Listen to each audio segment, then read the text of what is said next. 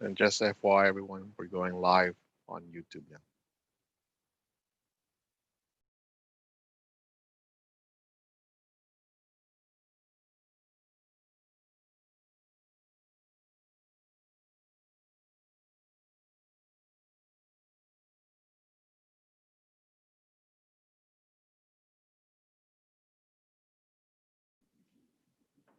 Hey Ed, so it isn't Zoom live now, it's YouTube live.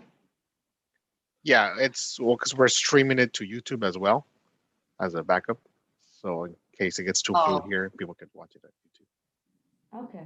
So it's much easier, right? Like if we have to look at the recording, you can look it on YouTube, right? YouTube. No, it's gonna be on our homepage on Skag. Morning.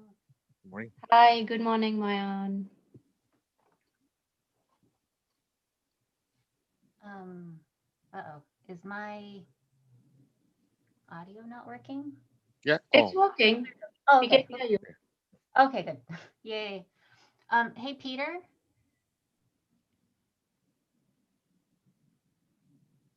Uh, Hey, oh, quick question. Chair Wong asked me to contact Deborah hmm to see if she can lead us in the pledge before our Zoom call, but I don't know how to get a hold of her. Maggie also emailed um, Mayor Robertson, but Okay. I don't see a response. As soon as we get her in the Zoom room, we can chat with her. I can give her a call as well if you want me to right now. Okay. Maybe we could wait till the chat. I mean, it's not, this isn't I like an think, action item. yeah. As You know. long as she gets here on time, it shouldn't be a problem. I'm sure she's Okay. most of the time. Obviously, as you know, that occurs on the fly. Oh, yeah, yeah. That's why I was like, oh, she's really planning ahead today. Okay. Thank you.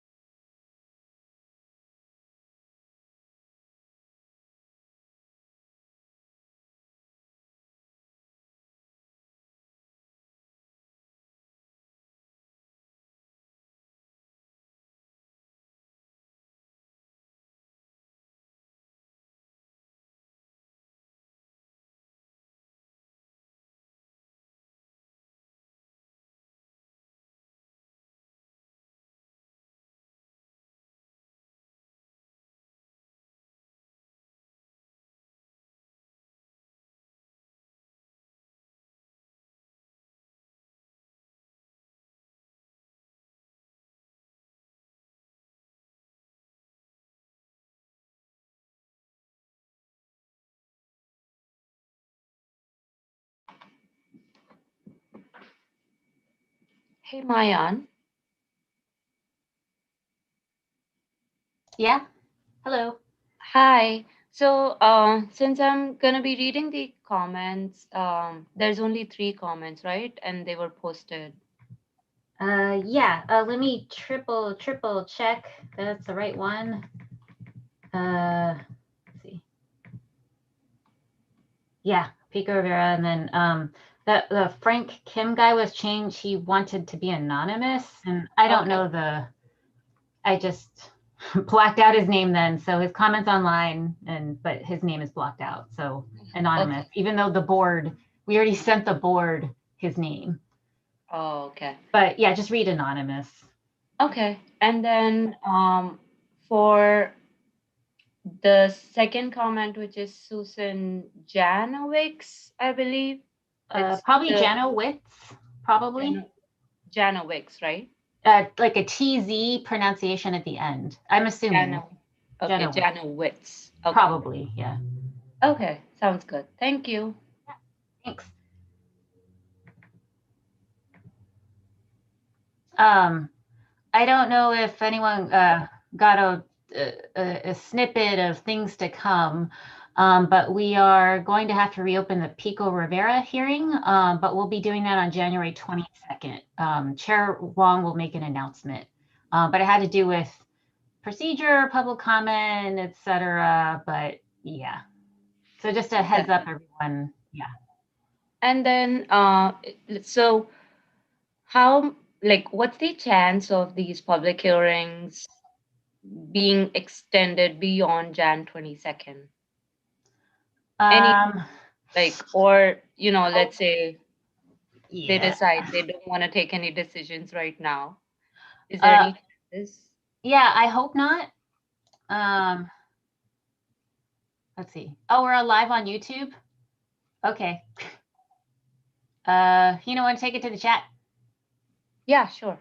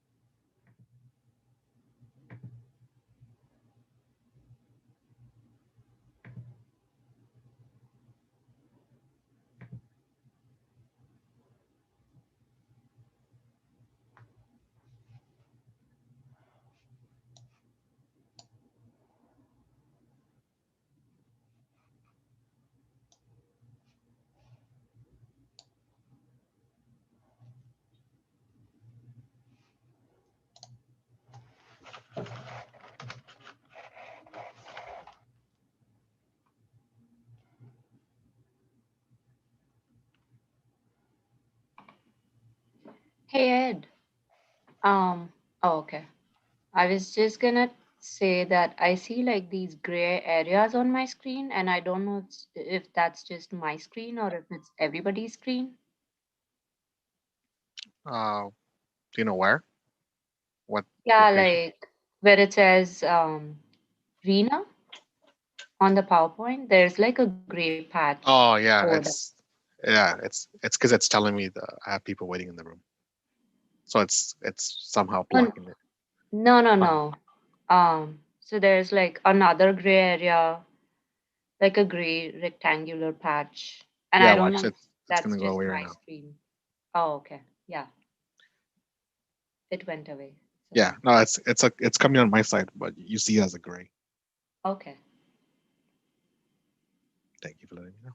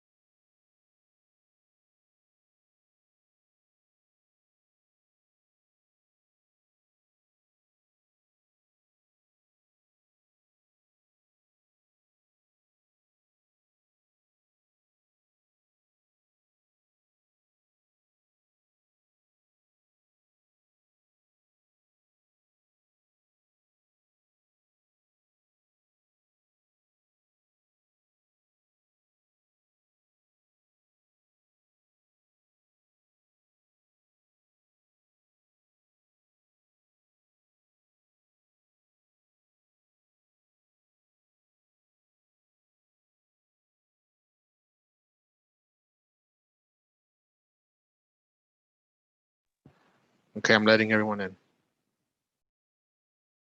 Sounds good.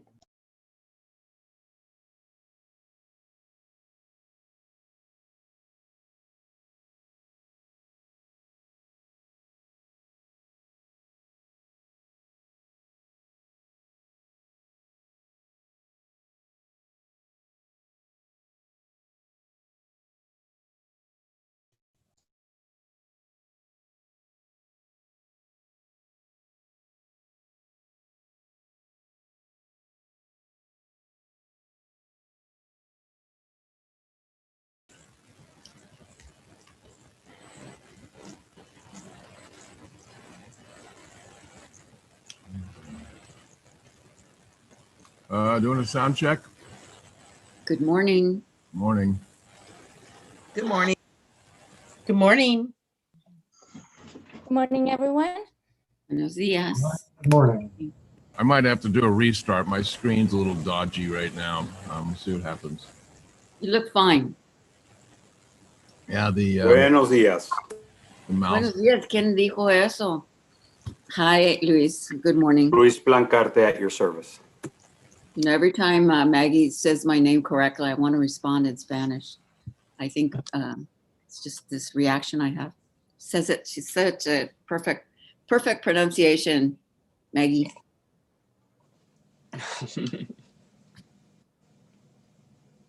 And in Chinese, we can say 早上好. Wonderful. Ni hao. Magnifico. Qué bueno. Well, since Russell greeted everyone in Chinese, I'll greet everybody in Taiwanese. 大家早上. Love Okay. it. There you go. Love it. For the Now- record, I'm not officially Chinese, but I speak it. So That's Great. So in Taiwanese, could I say Saoan? 早安 is Mandarin. Mandarin. Okay. Mhm. Yeah, How many languages do you speak, Peggy? 3. So I speak English? English, Mandarin, and Taiwanese. That is awesome. Yeah, and before the age of 2, apparently everybody spoke to me in Japanese, but I have no recollection of that. My babysitter was Japanese, and so she spoke to me in Japanese. Apparently, I knew something in Japanese when I was It's little. still back there. Too It's bad. back I there. wish, I wish my I wish I took advantage of my grandparents because they spoke Japanese, and so I didn't keep up with it when I got older. Too bad. Everybody has such interesting backstories. Well, just to let you know, I only speak one language, but other than English, there are 6 languages spoken in our house. Oh. Spanish, let's see, Spanish, Norwegian, Portuguese, Italian, Samoan, and French. But I only speak one language. Awesome.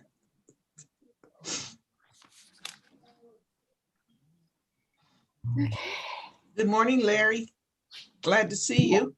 Good morning. I'm glad to be My here. alternate, thank you. It's always good to be seen. I know, rather than being viewed. All right, it's 9:03. Do we have quorum? Believe so. We do have I a quorum. believe we do, right? Yes. Great. All right, Deborah. Good morning, everyone. So Deborah, can you lead us in the pledge?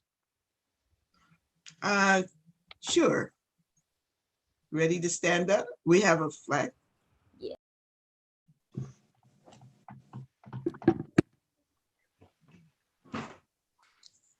Ready, begin. I pledge allegiance to the flag of the United States of America and to the republic for which it stands, one nation, under God, indivisible, with liberty and justice for all. Thank you. So we called our RHNA subcommittee appeal board meeting to order at 9:03 a.m. So welcome to everyone. I hope you had a good weekend. We had a full agenda. We have a full agenda ahead of us today, and I wanted to make sure we're on track and at a respectable hour. So first, Maggie, if you can do a roll call, I'd really appreciate that.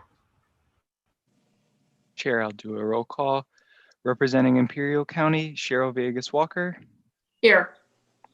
Luis Plancarte. Good morning here. Thank you. Representing Los Angeles County, Primary Member Margaret Finlay. Present. Rex Richardson. Representing Orange County, Primary Member Wendy Bucknam. Present. Alternate Peggy Kwong. I am here. Representing Riverside County, Primary Member Russell Betts. Present. Alternate Member Ray Santos. Ray Santos. Representing San Bernardino County, Deborah Robertson. Present. Alternate Member Larry McAllen. I'm here. Representing Ventura County, Primary Member Carmen Ramirez. I'm here. Alternate Member Mike Judge. Mike Judge. Ray Santos here. Alternate. Thank you. Chair, we do have a quorum. Great.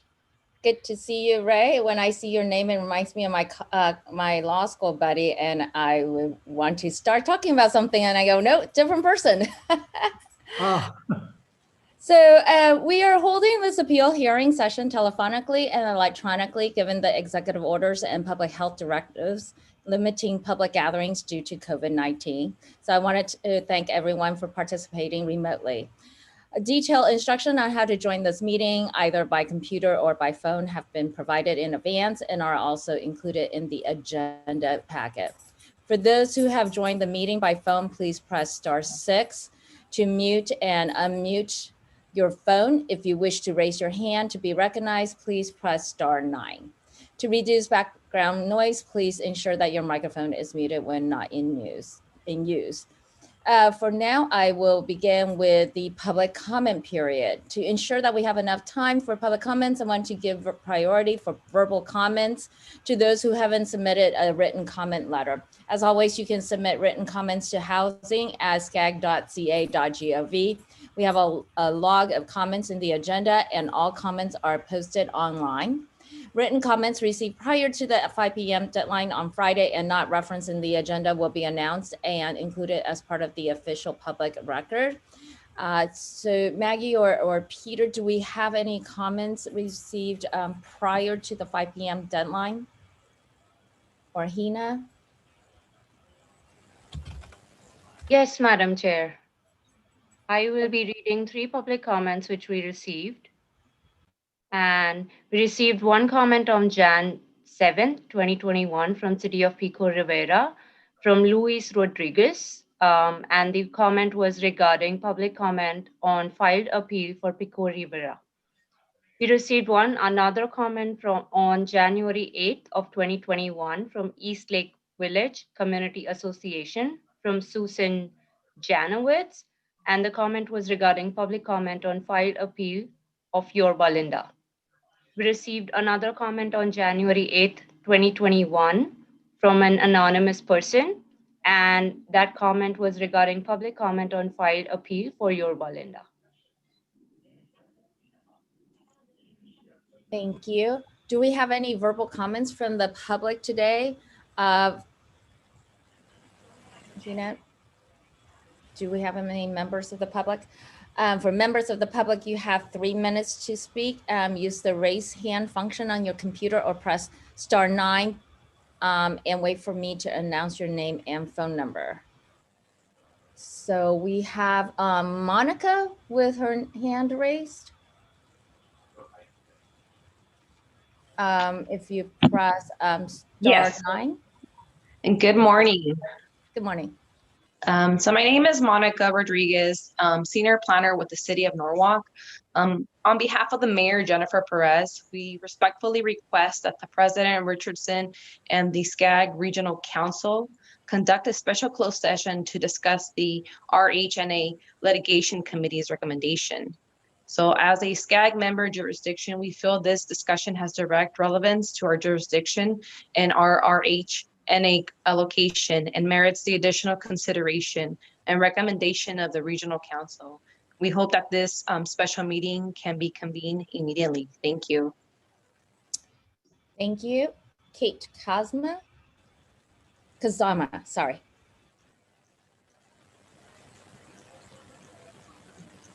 Thank you. I'm also with the City of Norwalk. My name is Kate Kazama, Assistant Planner. And also on behalf of Mayor Jennifer Perez, we respectfully request that President Richardson and the SCAG Regional Council conduct a special closed meeting to discuss the RHNA Litigation Committee's recommendation. As a SCAG member jurisdiction, we feel this discussion has direct relevance to our jurisdiction and our RHNA allocation and merits the additional consideration and recommendation of the Regional Council. We hope that this special meeting can be convened immediately. Thank you very much. Thank you. Beth Chow.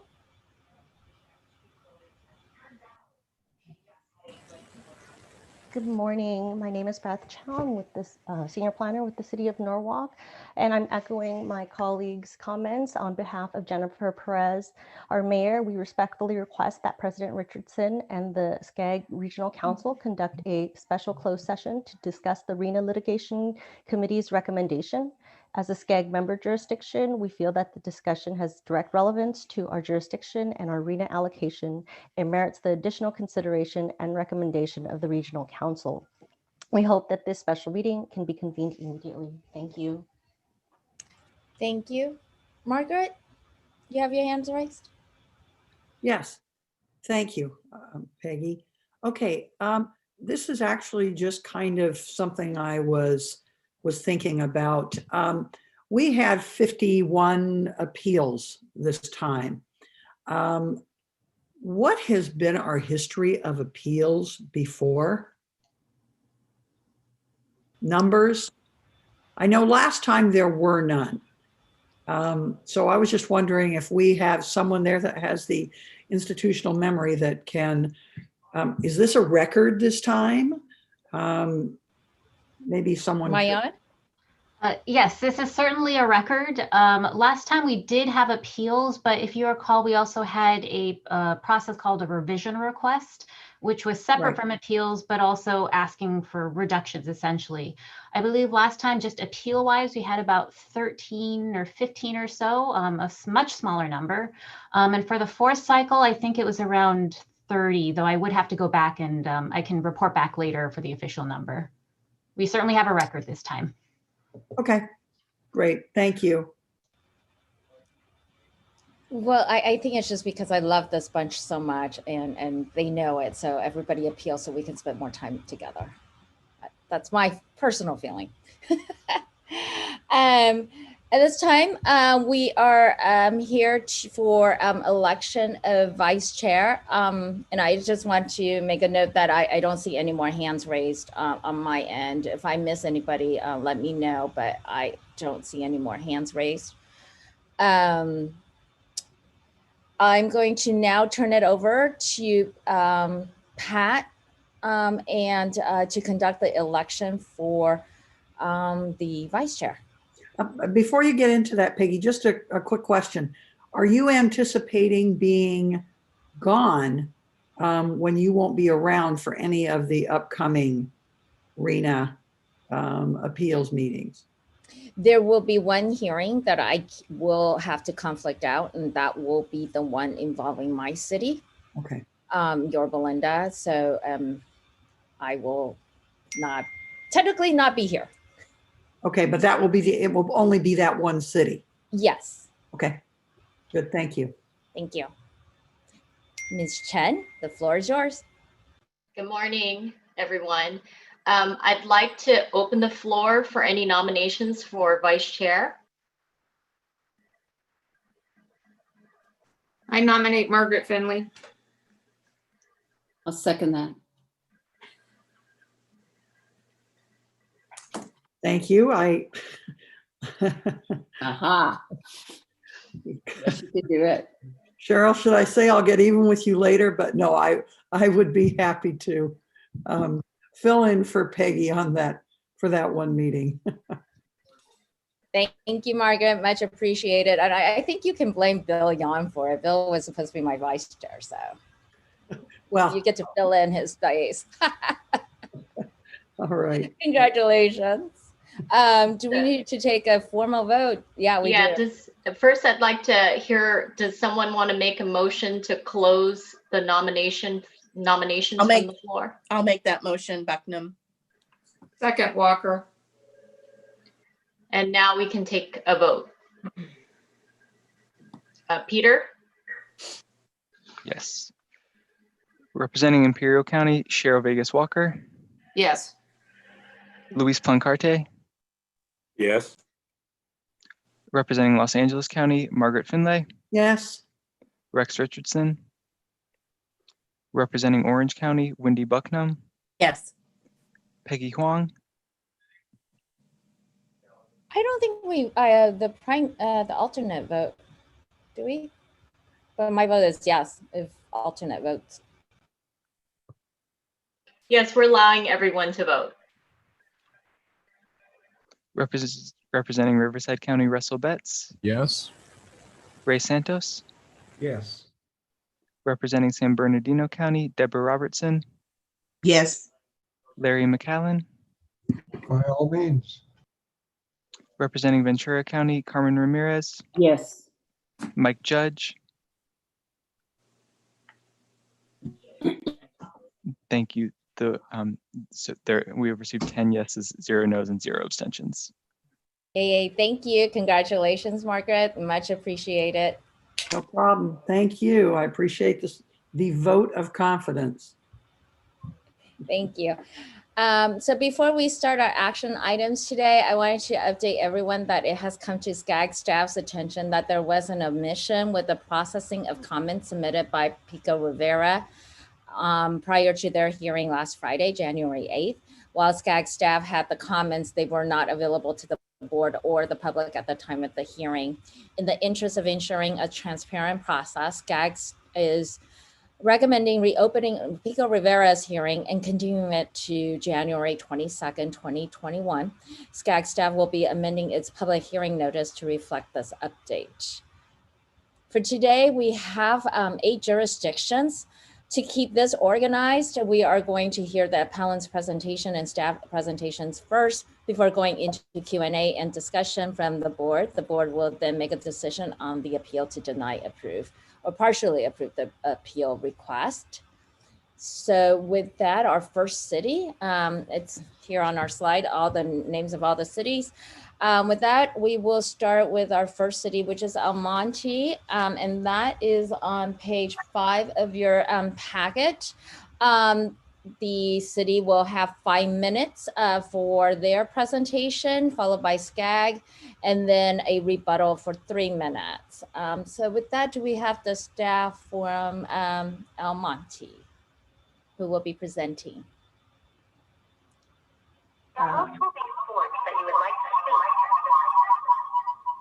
Let's see.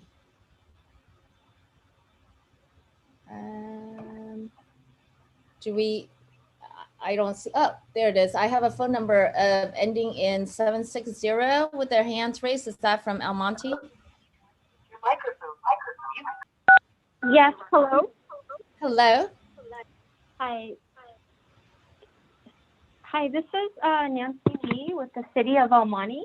We were having technical difficulties, so we're calling in and we have a laptop with our camera. So I'm the senior planner with the City of El Monte. I'm here with Tony Boo, who's also a senior planner with the City of El Monte, Jason McKellian, who's the Deputy Director of Community Development, and Betty Donovanik. So I'll be providing the presentation for the City of El Monte. Do I need to share my screen or will the presentation pop up? I think you can share your screen. Yes. Okay.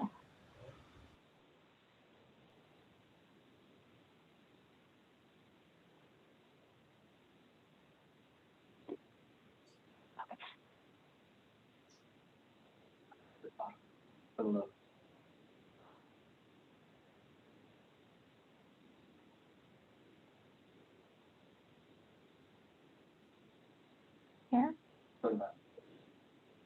Go back to the icon and then the left.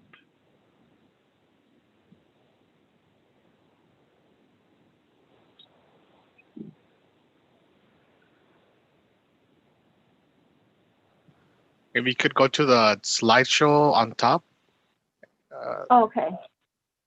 Thank you. Yeah. Okay, thank you.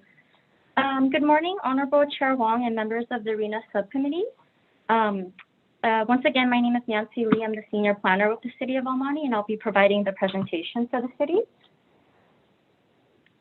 In the City of El Monte's sixth cycle RHNA housing allocation, we were provided with the number of 8,481 units. The city is requesting that the number be reduced from 8,481 units to 5,345 units. The total reduction would be 3,136 units. The reason that we're requesting this reduction is due to the lack of availability of land suitable for urban development or conversion to residential use. The City of El Monte is built out and availability of land is limited. Staff has prepared a 20-year projection in areas that would allow for higher densities and additional residential units within the city. Those areas are the El Monte Gateway, downtown Main Street, mixed-use zones, ADUs, and infill development. First, the El Monte Gateway is about a 60-acre site located around the MTA station. A transit-oriented specific plan plans for about 1,850 new residential units, 1,700 of which would be constructed in the next 20 years. Staff projects that 680 units would be constructed within the sixth RHNA cycle. The second area is the downtown Main Street, which is 115 acres in size, located around the Metrolink station. A transit-oriented specific plan plans for 2,200 residential units, 2,000 of which are estimated to be constructed within the next 20 years. Staff projects that 800 of these units would be constructed within the sixth RHNA cycle. Within the city's mixed-use zones, which allow for higher densities, a total of 1,470 new units total are projected to be constructed along Garvey Avenue, Peck Road, and Durfee Avenue. As for accessory dwelling units and infill development, which would be throughout all residential and mixed-use zones throughout the city, staff projects that a total of 2,395 units could be constructed within the sixth RHNA housing cycle. As such, staff projects that 5,345 units for the sixth RHNA cycle would be what would be achievable. In comparing the fifth cycle with the current sixth cycle, the City of Almonte's RHNA allocation is 6,339 additional units, which is 4 times as many units as what was required within the fifth cycle. In conclusion, the city has been active in considering high density or land suitable for development in locations that are within close proximity to transit. Growth is anticipated within the sixth RHNA cycle. However, 8,481 units within a 6-year period is simply not realistic. Therefore, the city requests the reduction of 3,136 units from our RHNA allocation. That concludes my presentation. Thank you. Thank you. Michael, do you have the staff rebuttal today? Hi, Cheryl. Yes, I do. Shall I proceed? Yes, please. Okay. Thank you, everyone. Again, my name is Mike Gaynor. I'm the SCAG staff person who will be summarizing SCAG's responses to the appeals for the cities, for the first 6 cities that are on the agenda for today. First of all, I would like to extend our great appreciation for the work that the City of El Monte has been doing for in its pursuit of transit accessible housing opportunities near its major transit centers, including the Metrolink station and the El Monte Transit Station, the MTA center. Before the crisis began, I commuted each day to work from Covina to downtown LA on the Metrolink, and it's very evident what the work the city is doing to develop housing and other centers near its transit system. However, even though the city is actively pursuing these opportunities near the transit, SCAG is not able to reduce the city's allocated RHNA units based on its status as a built-out community. The city will be required to seek alternative strategies to accommodate its housing need. RHNA doesn't allow the consideration of suitable housing sites or land available for urban residential development to be limited only to the jurisdiction's existing vacant lands or its existing zoning or land use restrictions, specifically indicating that underutilized land, as well as opportunities for infill development and increased residential densities also need to be explored further. To accommodate the jurisdiction's RHNA needs.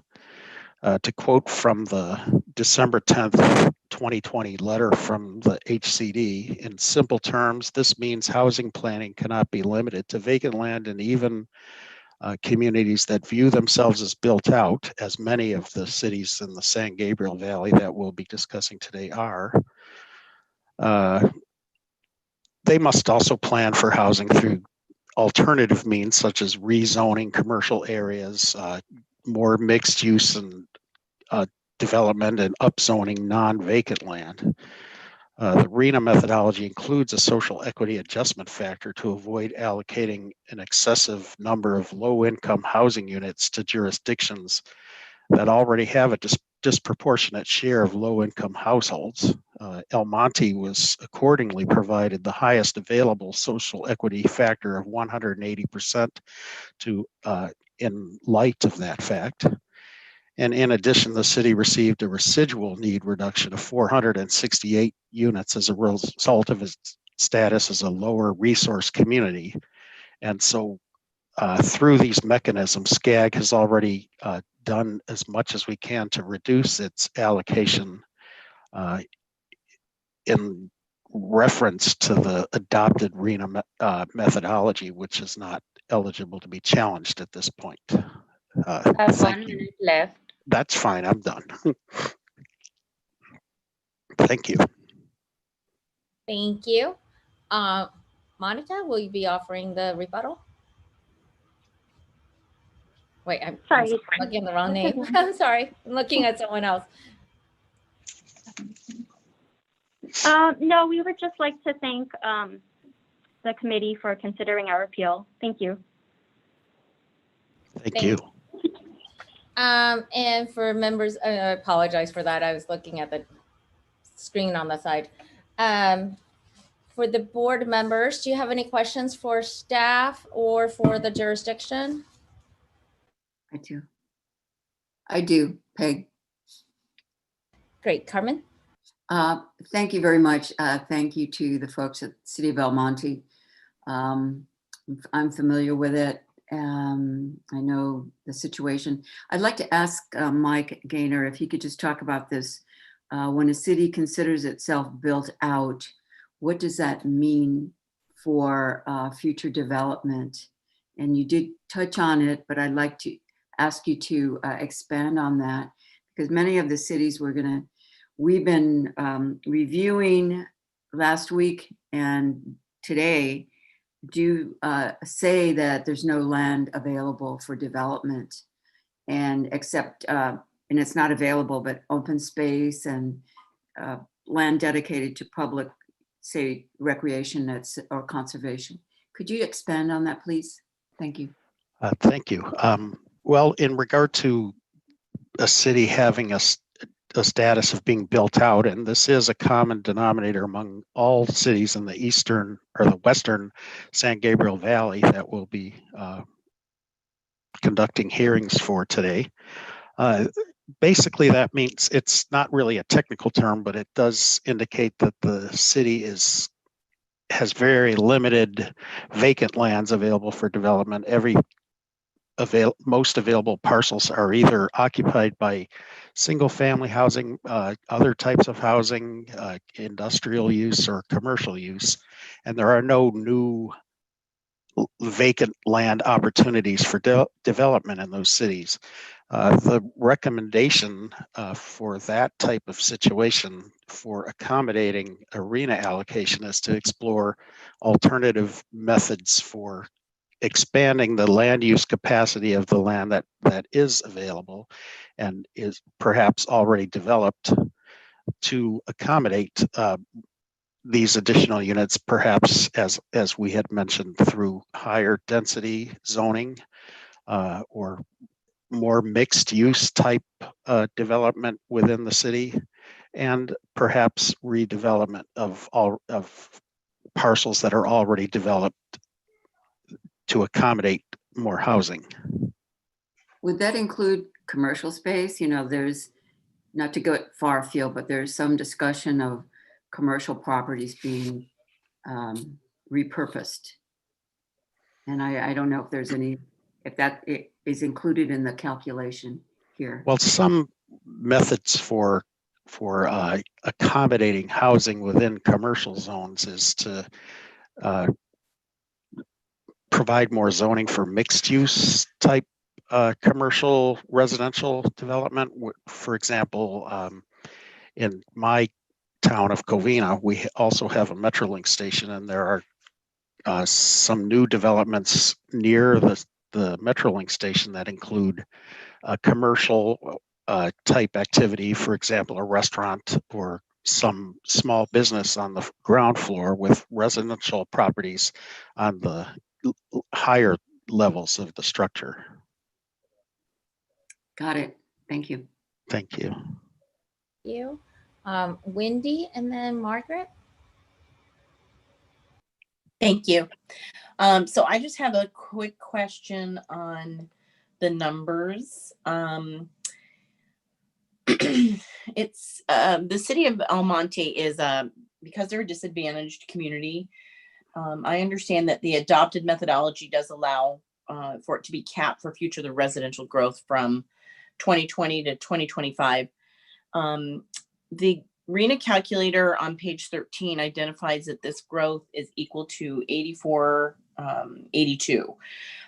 However, if I look at the city's signed off revised growth projections, which staff provided on page 25 of the agenda packet, it looks like the future growth should be 7,978, not what it's noted. And I don't know if I'm calculating it correctly, but should El Monte's draft RHNA be lowered to that? And have we assigned, it looks like almost 500 too many units to El Monte? Or did the household growth forecast get further adjusted from what was signed off by the city? And this question was raised to staff, and I don't know if they've had an opportunity to look into it. So if you could just, yeah, there you go. Yeah, I'm wondering if Mayan might be able to provide some background information on the technological factors of affecting those calculations. I think Kevin Kane is on the line, and he'd be able to good. address. Hi guys, this is Kevin from SCAG staff. If you can't hear me, let me know. I apologize, I'm not on video right now. As you know, I do have the kid here to take care of, as Wendy knows. We hear you.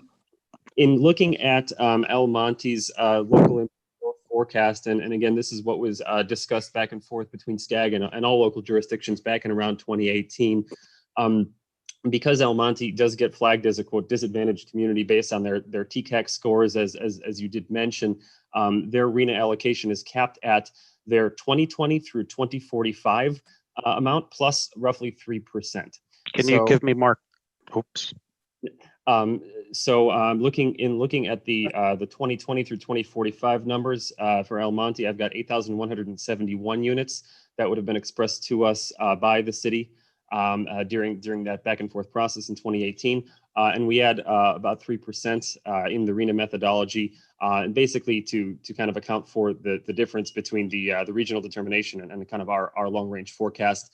But the bottom line is that's really the only input for El Monte. As Mike had expressed earlier, were El Monte not to have been considered a disadvantaged community, its RHNA allocation would have been 468 units higher than currently. That would have been based on the job and transit accessibility factors that the methodology takes into account. However, ultimately, it is based on those local input numbers, 8,171 plus a few percent, as I had mentioned, to get that final of about 8,400. Okay, thank you for that explanation.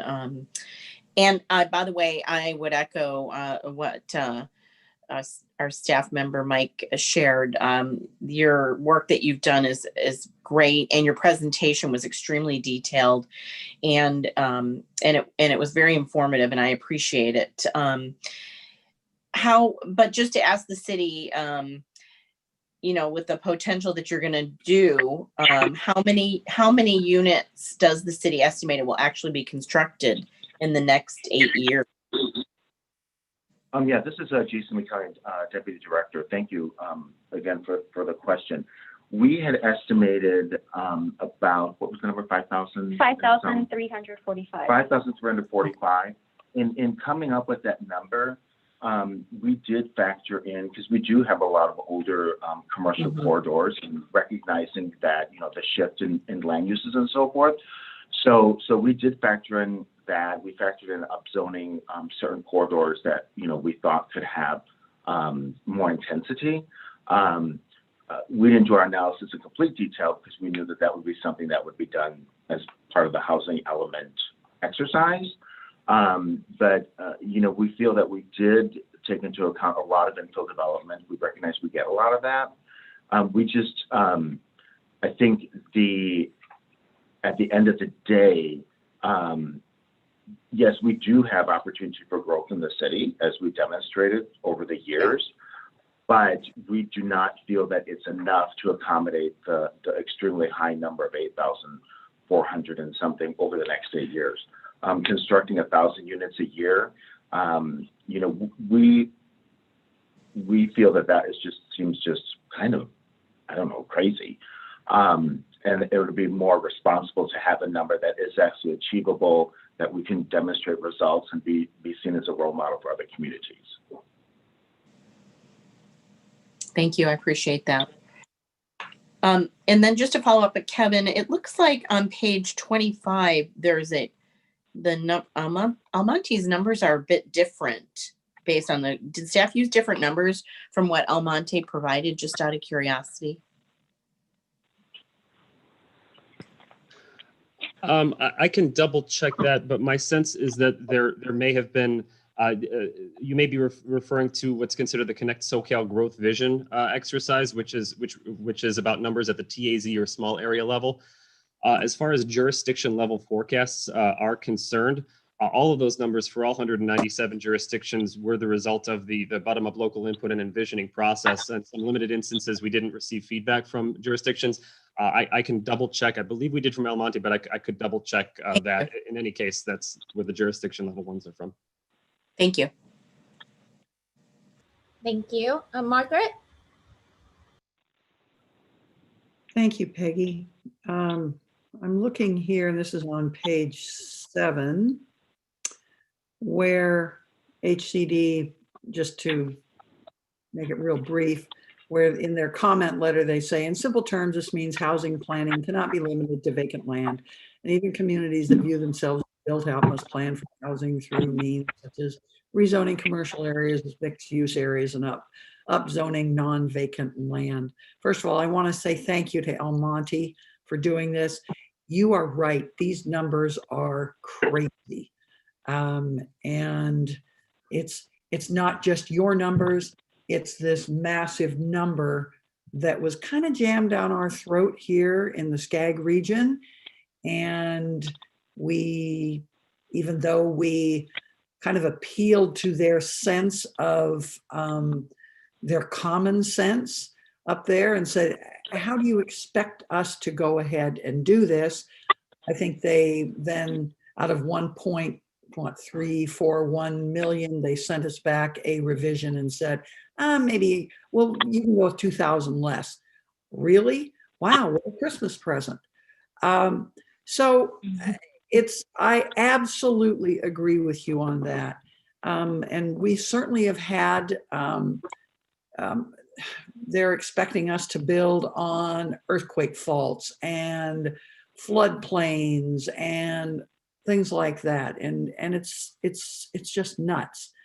I live in an area that's fairly close to El Monte, and you all have done an amazing job with your buildings so far. And it's one of those things that none of us are happy about, but nonetheless, it's kind of been our lot in our municipal lives now to have to deal with this.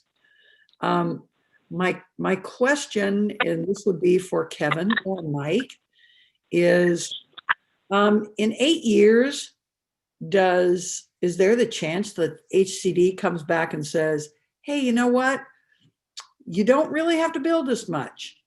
I mean, do they ever back off of what they have come up with and said, oh yeah, well, we might have made a mistake. Maybe it was the pandemic that made us go nuts. I mean, is there ever anything like this that happens? That might be a Mayan question. Okay, Mayan. Historically, I have not seen that. We have heard a lot of comments both here today and through all of our comment letters. And we went through a process of contesting that original regional determination number. But HCD did only reduced it by about 3,000 to update a data set. And so we have exhausted all avenues through the procedures outlined in state housing law. So anything that HC would do would be completely outside of what's prescribed right now. So right now, I don't have any indicators that they are going to reduce, but I can't comment on what would happen in the future. But historically, they have not. Okay. If I may, to add a little bit on top of that, this is Kevin again. as Mike had alluded to a little bit earlier, we mentioned some of HCD's kind of site inventory standards and guidelines and the housing element update process. I think there's some recognition certainly that this isn't, there's a difference between the targets in RHNA and reasonably foreseeable future growth in some instances, certainly, but certainly the number is quite high, but by prescribing all of these other kind of alternative potential options for local jurisdictions to explore as they do their site inventories is somewhat how we may, the intent is to reconcile the difference between those two things. Okay, thank you. I guess hope springs eternal. Thank you, Margaret. I actually don't have that much hope, mainly because of the fact that the governor included in his budget for $4 million for a housing watchdog to ensure that all jurisdictions will build to their RHNA numbers. Check it out. So I don't have much hope there. Larry, you have a question? Yeah, just a comment to Margaret. RHNA doesn't build any housing. It's just a planning exercise. Yep, you're right, Larry. Yes, but according to the budget, yes, on Friday, it is now going to be a building exercise apparently. So, Russell? I don't have any questions. I just wanted to compliment El Monte on a very excellent presentation. I had questions going in. They answered it in their presentation. Great job. And Carmen, thanks for your question. That's going to come up through all of these hearings today. And staff, thanks for your usual good job of explaining the points that have been raised. That's all I have. Thank you. Actually, I have a couple of questions, and similarly, I had the questions that are already raised and answered.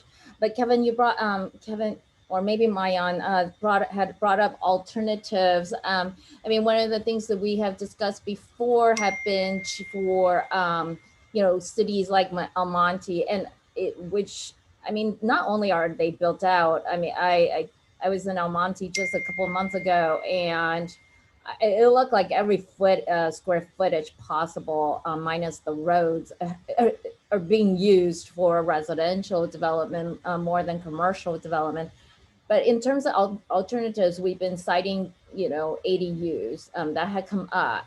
Have we ever gotten a firm answer from HCD how much of ADUs can be counted toward RHNA?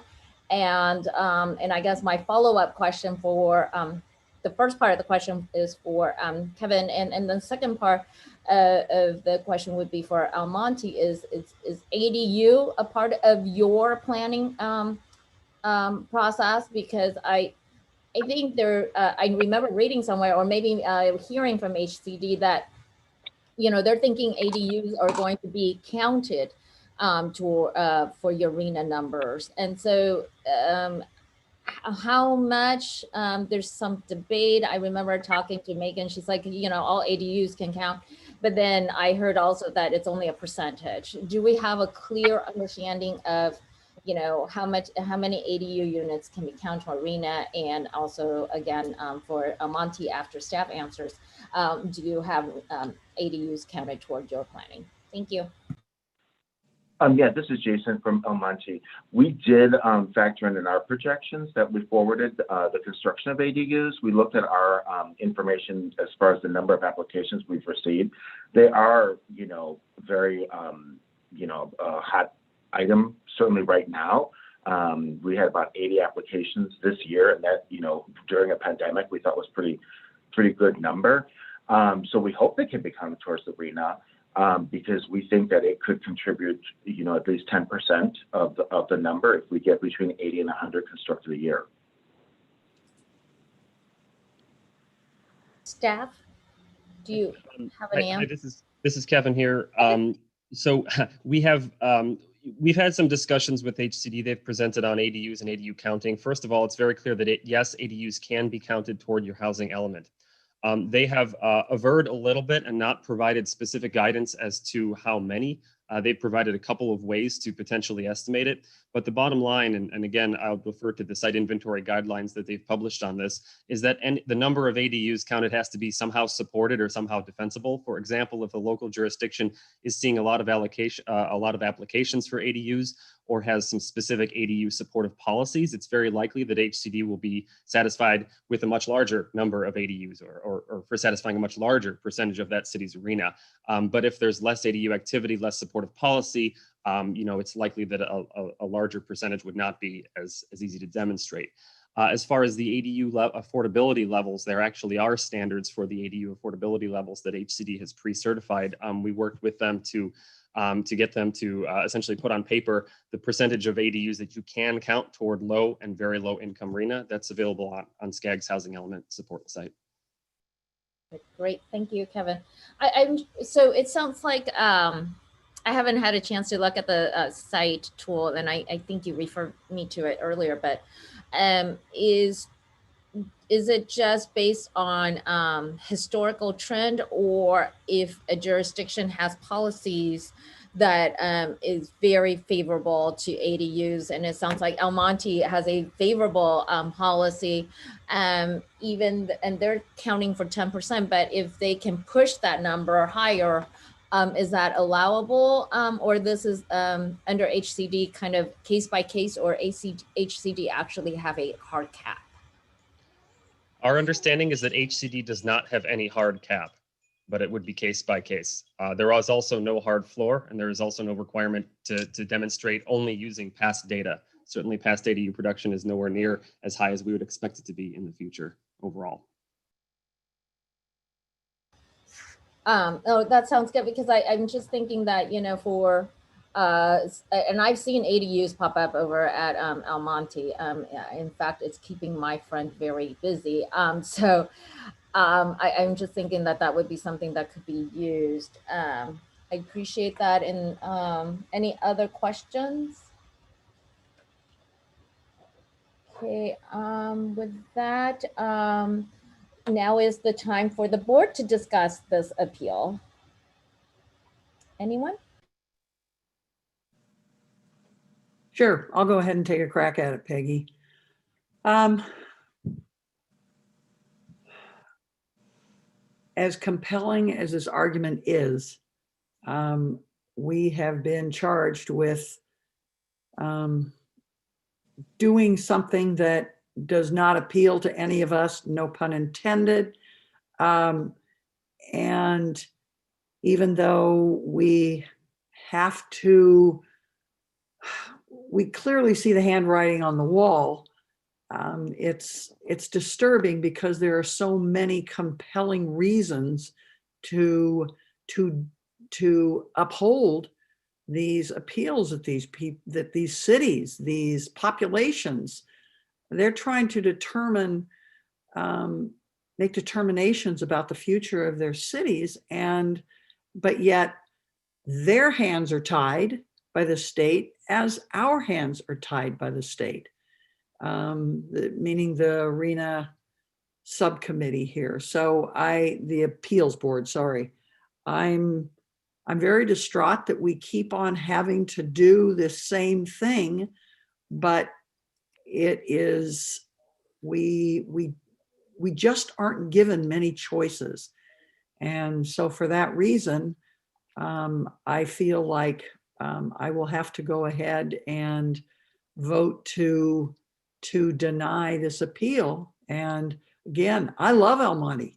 They're real close to, being my neighbor here in the San Gabriel Valley, but we just, our hands are tied by the state. And so much of this needs to be taken care of before it gets to us. And even though we've had hearing after hearing after hearing, it ultimately comes down to, hey, it's our legislators that have demanded this, our governor that has demanded this. And if that's the case, then we need to be talking to, and when I say we, meaning cities need to be talking to these people before it ever comes down to this point. So, and I apologize, and with much regret to the city of El Monte, because like I said, you're a great city and you've come such a long way, and I would love to be able to uphold your appeal on this. Thank you.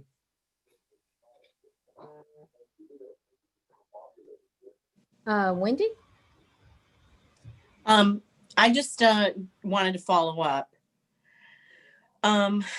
about the numbers. I know that even with the reduction, it doesn't get it down where El Monte is looking, but I know that Kevin said he was going to double check. I just wanted to find out, is this something we should consider or wait for his double checking, or what would be the appropriate process here? Sorry, I was having trouble getting to page 25 in a timely manner to respond earlier. What is provided in the data verification form, which is the page 25, does match the anticipated household growth trajectory that we're using for Connect SoCal. So the number that El Monte provided. Yes. Plus, as I had mentioned before, about 3% or so, which is what the RHNA methodology does to it. Okay. Thank you. You know, it serves me right for writing things on Scribble on the side. I can't read my own notes, but I wrote something. Maybe Kevin, you can make sense out of this, or Michael. I wrote somewhere on the side of my own notes that you know, why is the wait, let me go back. The projected population far exceeds the existing needs. So why are we adjusting for Connect SoCal? And I'm wondering if, you know, when I was making my own notes, if it's the whole idea RHNA and Connect SoCal have to be consistent. And so are those numbers consistent now with the adjustment? Is that what you're saying in terms of answering Wendy's question? This is a little bit of a different instance. There are only a couple of local jurisdictions who have appealed who are also flagged as a DAC or disadvantaged community per the RHNA methodology, and those do get treated a little bit differently. You know, ultimately, when we're developing this, we're having to balance a lot of objectives. You know, kind of some infill and housing production goals with affirmatively furthering fair housing. I'm referring that as to the 5 statutory objectives of RHNA. You know, the bulk of our methodology, which is based on household growth during that time period, a job accessibility measure, and a transit accessibility measure. Those job and transit accessibility measures, if they're just taken on their own, do put a lot in a lot of the lower resourced areas, and that would generally not be consistent with the affirmatively furthering fair housing. So in those instances, which is a handful of jurisdictions region-wide, we do basically go all the way out to the 2045 growth. We wanted to kind of provide a lower number so that we don't over-concentrate units, and particularly lower income units in the DACs or the lower resourced areas. And the alternative to that is to basically look at the longest range growth that we have gotten from those local jurisdictions through the local input process. And that is the case here with El Monte. So that's the only reason in these instances it's being pinned to Connect SoCal's long range growth trend. Okay, thank you. Thank you for that explanation and making sure that we all understand these numbers and discrepancies. I see Deborah's hand and then followed by Russell. Yes, thank you, Peggy. I had one question for Kevin, and if he's still on, Kevin, let me put myself on screen too. During the presentation, you talked about the fact that they were, and forgive me if it's somewhere buried in all the reams of papers I've been reading. You talked about, you know, El Monte was identified as a disadvantaged community. Therefore, there was a formula that was added. And you said an additional 3%. And then I said, well, is that a formula who set that formula? Why is 3% so low in comparison to, you know, trying to meet a need, recognizing it's already a disadvantaged community, recognizing that some of the things the disadvantaged communities have as relates to HUD or whatever, basically HUD. Who's setting 3%? Why not 5%? Why not 10% of whatever the population is versus 3%? It seems like that would have been a different factor applied that I won't say would get to the number that they were trying to get to, but would at least seem to be a little bit more equitable. I can answer the 3% figure that we're referring to. It's a very in the weeds technical component. We're adding 3% to their 2045 forecast just because in order to true up the difference between a regional number and a long range regional forecast. So I wouldn't I would not suggest looking at the 3% as something that we're adding on top of Almonte or a real policy decision. It would be more in the realm of technical corrections. Ultimately, in the instances of these disadvantaged communities, as per the RHNA methodology, we're basically looking out as far as we can go to say, hey, we don't want to over concentrate in these particular areas. Let's look out toward what they had expressed to us as roughly their 2045 growth trend. For that purpose, to satisfy the affirmatively furthering fair housing objective. Okay, well, I guess I didn't see it as a 3% added growth. I saw it as a 3% opportunity correction. And when you're doing 2045, even if you tied it to something, the CPI or whatever, and you factor that out, 2045, I saw it as being an opportunity for some net reduction, recognizing that the ability to meet the number and whatever it was over 2045, something else would be added that could allow it to be further reduced. So if it's about only factoring that on top of what was already given, then I just wondered then where did that number, who made that decision? How does that get factored in? Is that a SCAG thing, or is that still part of HCD or and the RHNA process?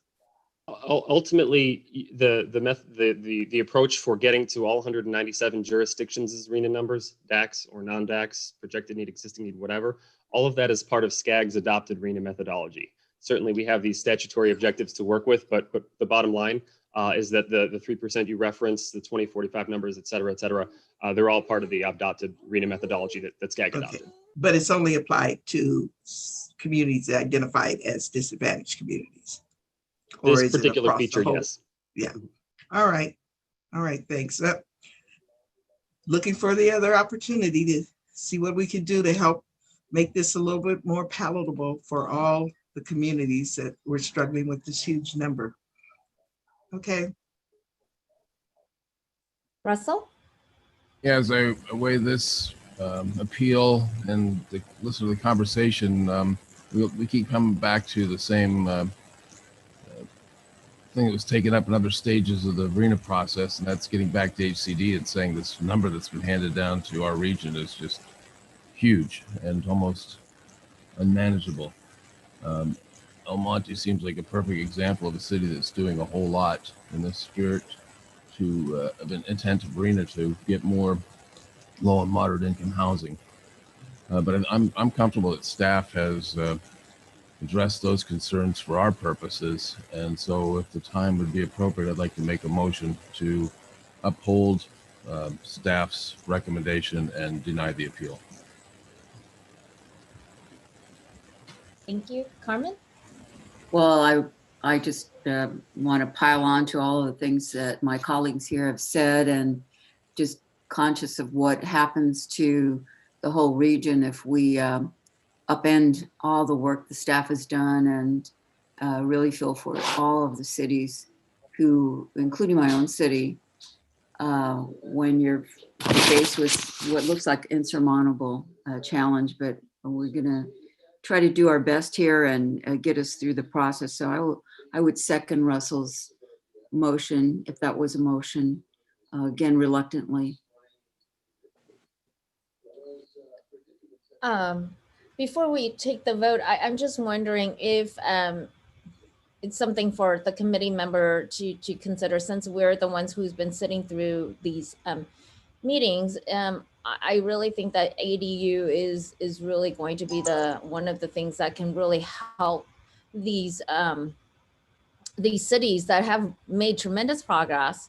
And really, if you drive through San Gabriel Valley, I mean, there's just very little opportunities for them to do anymore.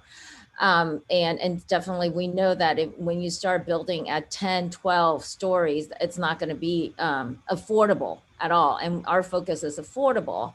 I wanted to put this out there, is whether or not as a committee, we could at some point make a recommendation to the SCAG Regional Council to ask HCD to not put any caps on ADUs, and to allow ADU to be part of the planning process, and if maximize the use of ADUs to the best of their abilities, rather than looking at whether historical trend or any type of cap, to just let the jurisdictions do that, just because I think that for cities in San Gabriel Valley, that might be the best solution for them, or most suitable.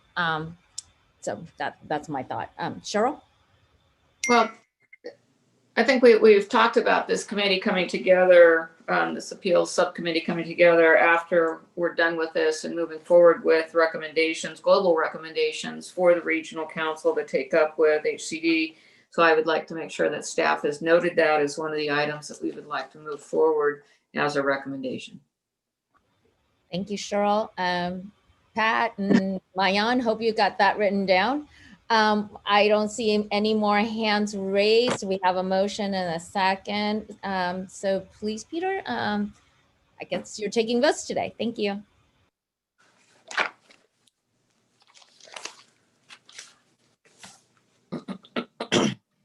Representing Imperial County, Cheryl Villegas Walker. Yes. Representing Los Angeles County, Margaret Finlay. With deep, deep, deep regret, and I really mean that, Almonte, because you've come so far. I have to vote yes on this. Representing Orange County, Wendy Bucknam. I'm going to abstain. Representing Riverside County, Russell Betts. Yes. Representing San Bernardino County, Deborah Robertson. Yes. Representing Ventura County, Carmen Ramirez. Yes. Chair, the motion for item 1.1 passes with 5 votes yes, 0 votes no, and 1 abstention. Thank you very much. Thank you, Almonte, for participating. As you heard from the comments, this is one that it was very difficult for the members of the appeals board. We want to commend you for what you've done in Almonte. I go out there quite a bit, and it's also next door to Margaret, and we all know how much progress you've made and what you are doing already. And so we hope that we could be your champions for policy changes to help cities like you. But thank you so much for your effort and great presentation today. I really appreciate it. Thank you. Thank you. For the next city, and that will be San Dimas, which is in your packet, page number 26. And will the city Almonte be presenting? Is that you, Mr. Who? Yes, Madam Yep. Chair, that's Henry now. Okay, great. Thank you, Henry. Great. Good morning, Honorable Chair and members of the board. Thank you for your time and consideration for hearing our appeal this morning. My name is Henry No, Director of Community Development with the City of San Dimas. For those who may not know, the City of San Dimas is located within the eastern San Gabriel Valley of Los Angeles County, and we understand and support the need to construct additional housing within our state, but strongly believe that local input is imperative in generating a successful plan. We feel the RHNA methodology lacks certain considerations that would have a devastating impact not only on our jurisdiction, but all jurisdictions within our region. The regional determination of providing approximately 1.3 million additional units within this upcoming RHNA cycle is setting up our jurisdictions for failure to comply with the state housing law. To provide an idea, the city of San Dimas within the previous fifth cycle was required to provide approximately 460 dwelling units.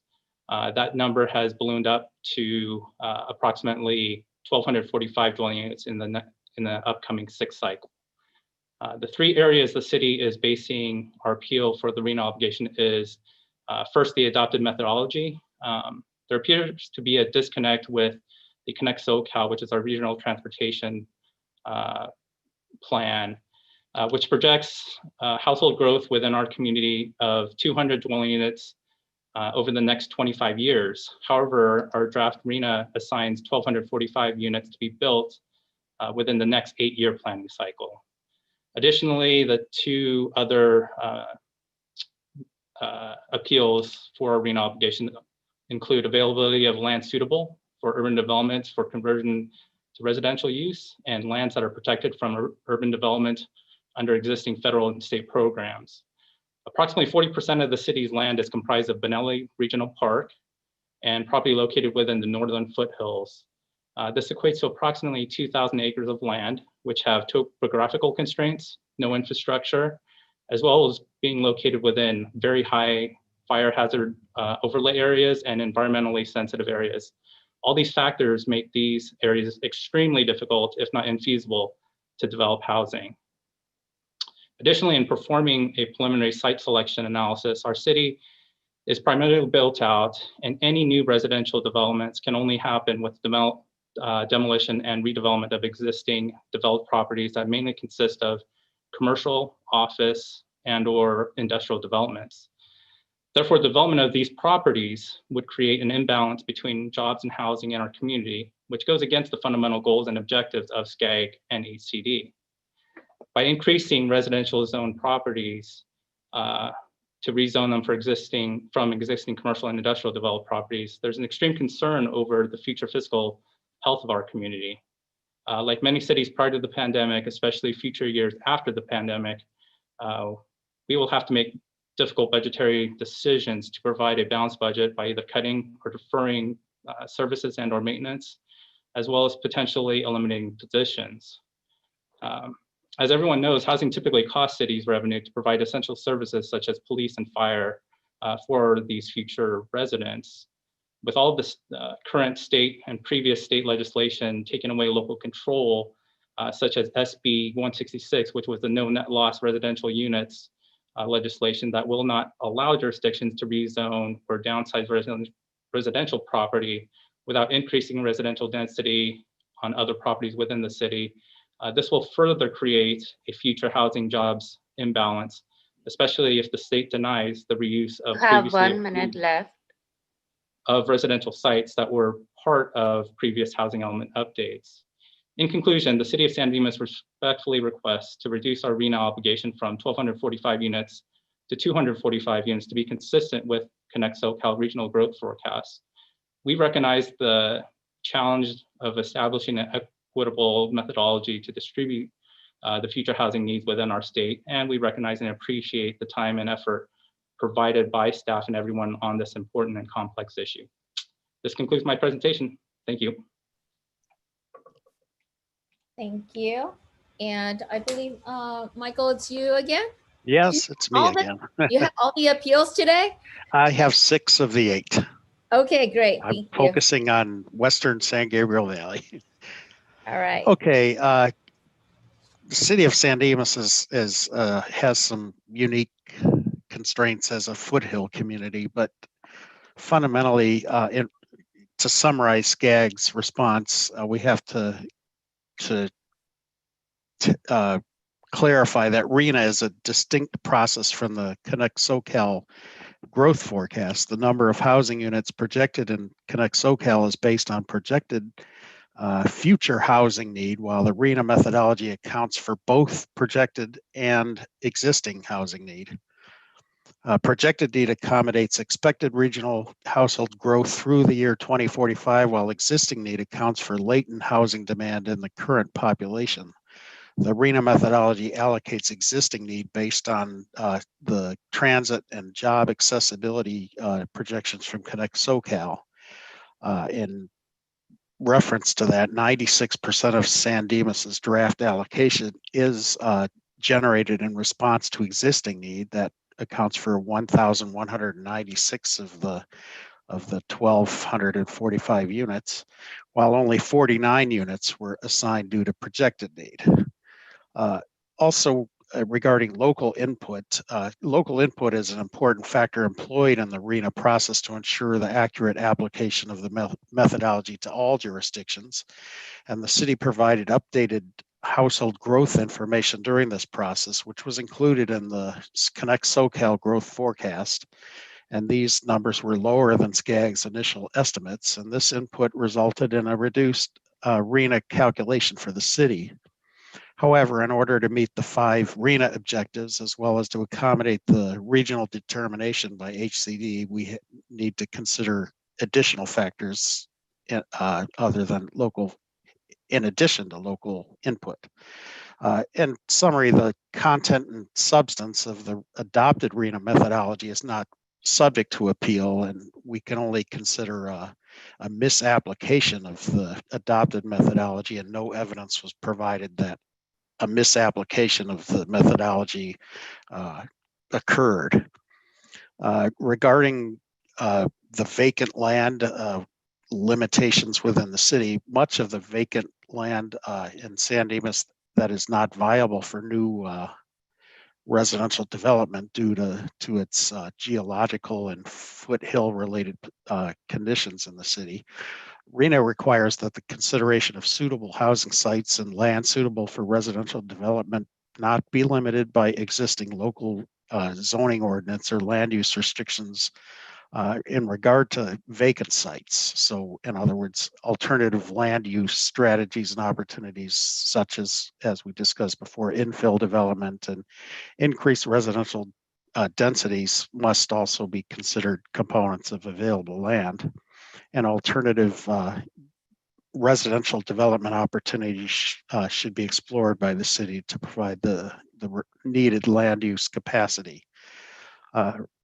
In regard to the federal and state preservation status of some areas in the city, much of the, specifically regarding the northern foothills area of the city, lands that are protected by state or federal programs have already been accounted for prior to the local input submitted to SCAG, since these factors are considered at the local level.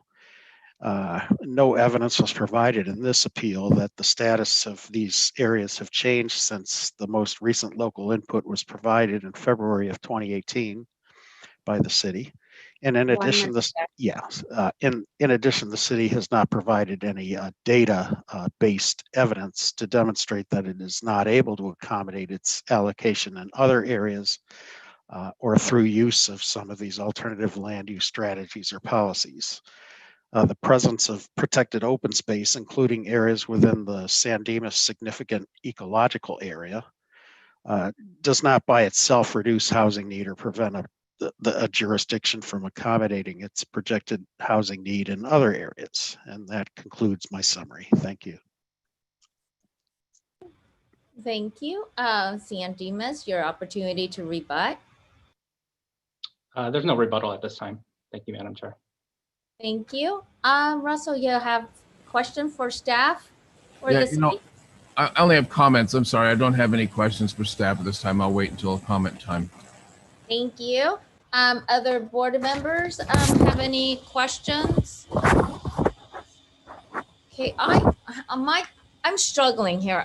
Because I thought that RHNA and Connect SoCal have to be consistent, and so I understand the existing need. I mean, existing need is what's really killing all our cities in this RHNA process. Is the number because apparently we have to make up for the past. But I'm having a hard time because of the fact that the number is so great in terms of the difference. And I thought the whole, idea was to make sure it's consistent because we're planning on the transportation side. At the same time, we're planning for the housing, and they should go hand in hand, even though, they're about like 10 years off in terms of projections. Could you explain that further for me, Mike? And that's one question. The other thing is I'm also struggling with the geological demands, because I know you stated that it's considered, and maybe that it's the city not providing additional evidence, but those conditions were there, and with the federal and state restrictions of these geological challenges, we simply can't build there.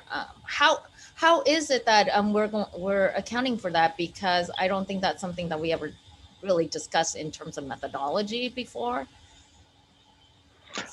Yeah, the situation in San Dimas and other foothill communities is unique in this process, in that there are areas that really are not developable for residential or other purposes, and for this reason, the RHNA process emphasizes the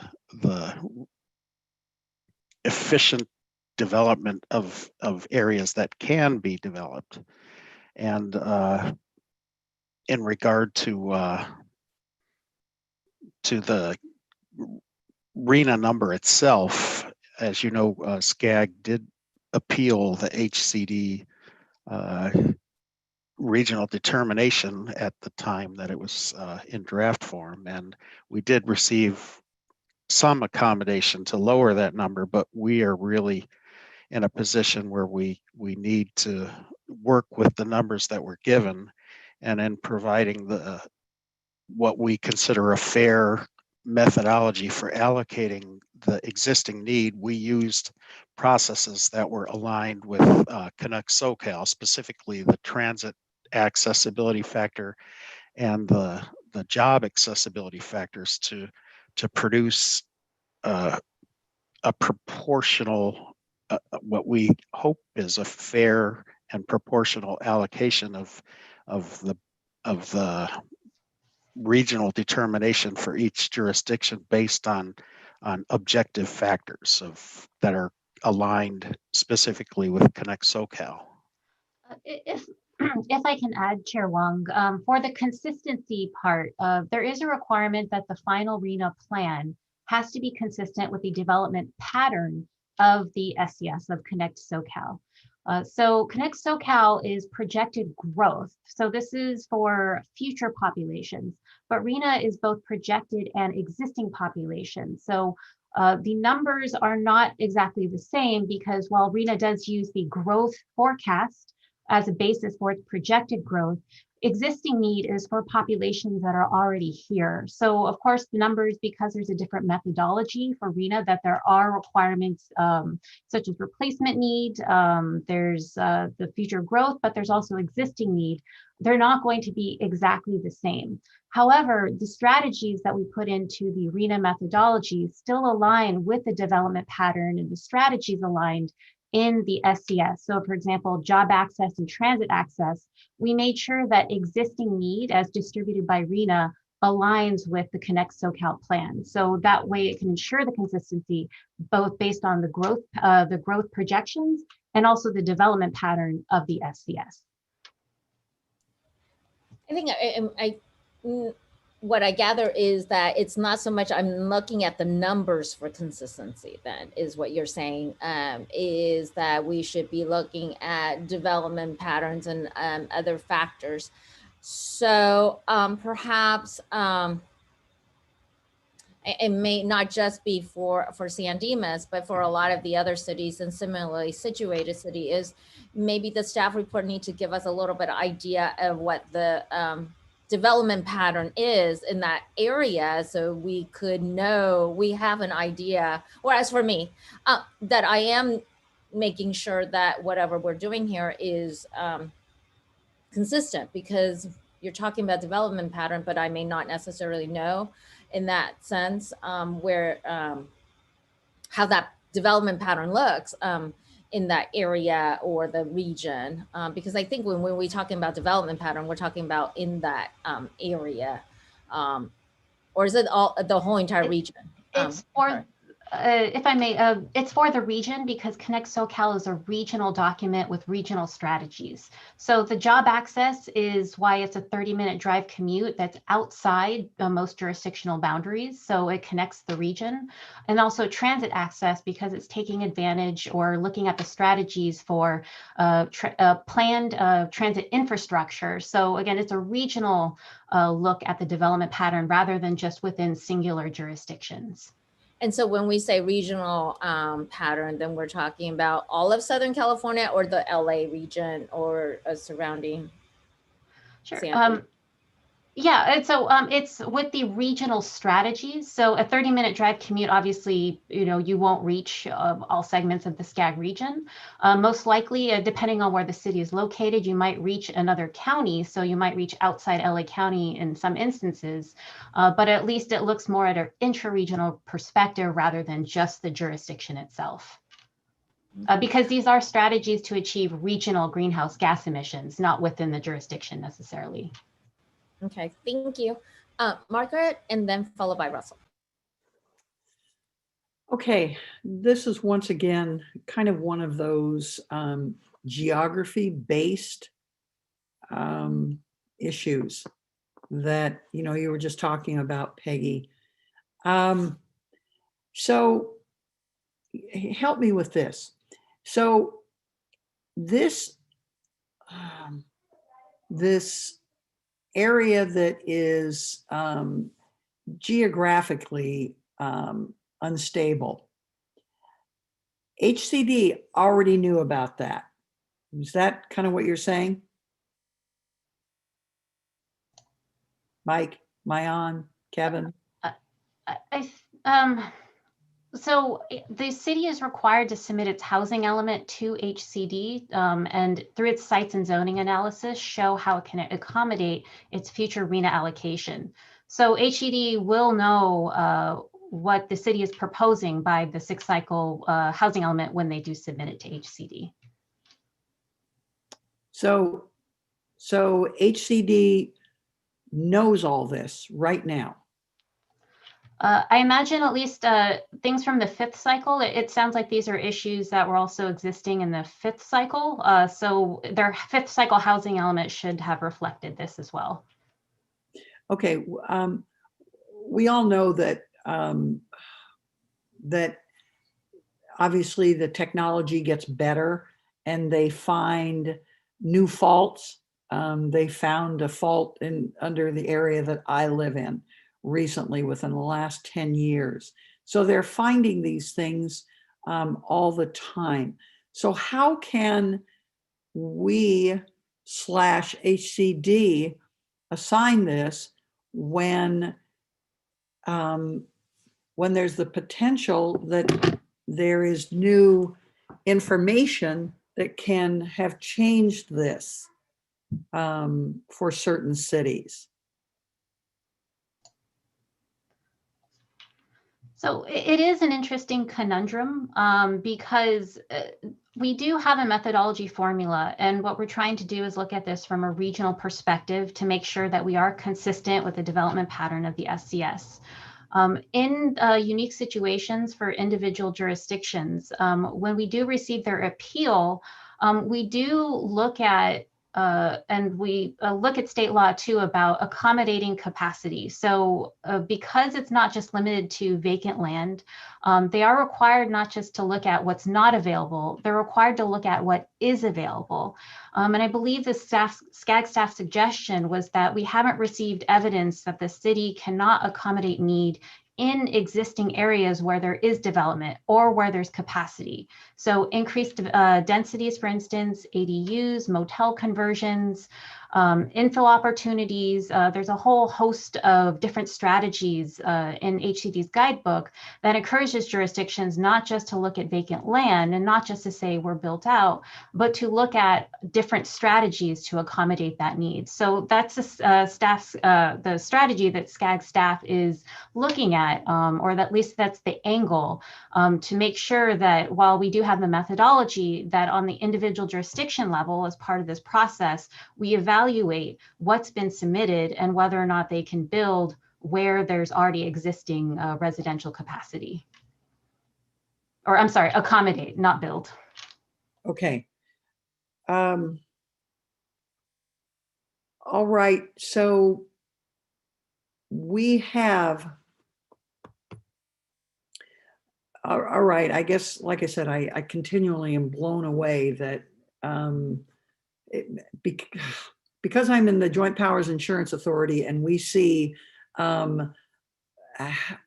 houses being built where there's land subsidence then eventually, and of course these cities get sued for allowing the building there. These are things that it's hard to believe that they encourage housing and cities have to go ahead and bear this burden.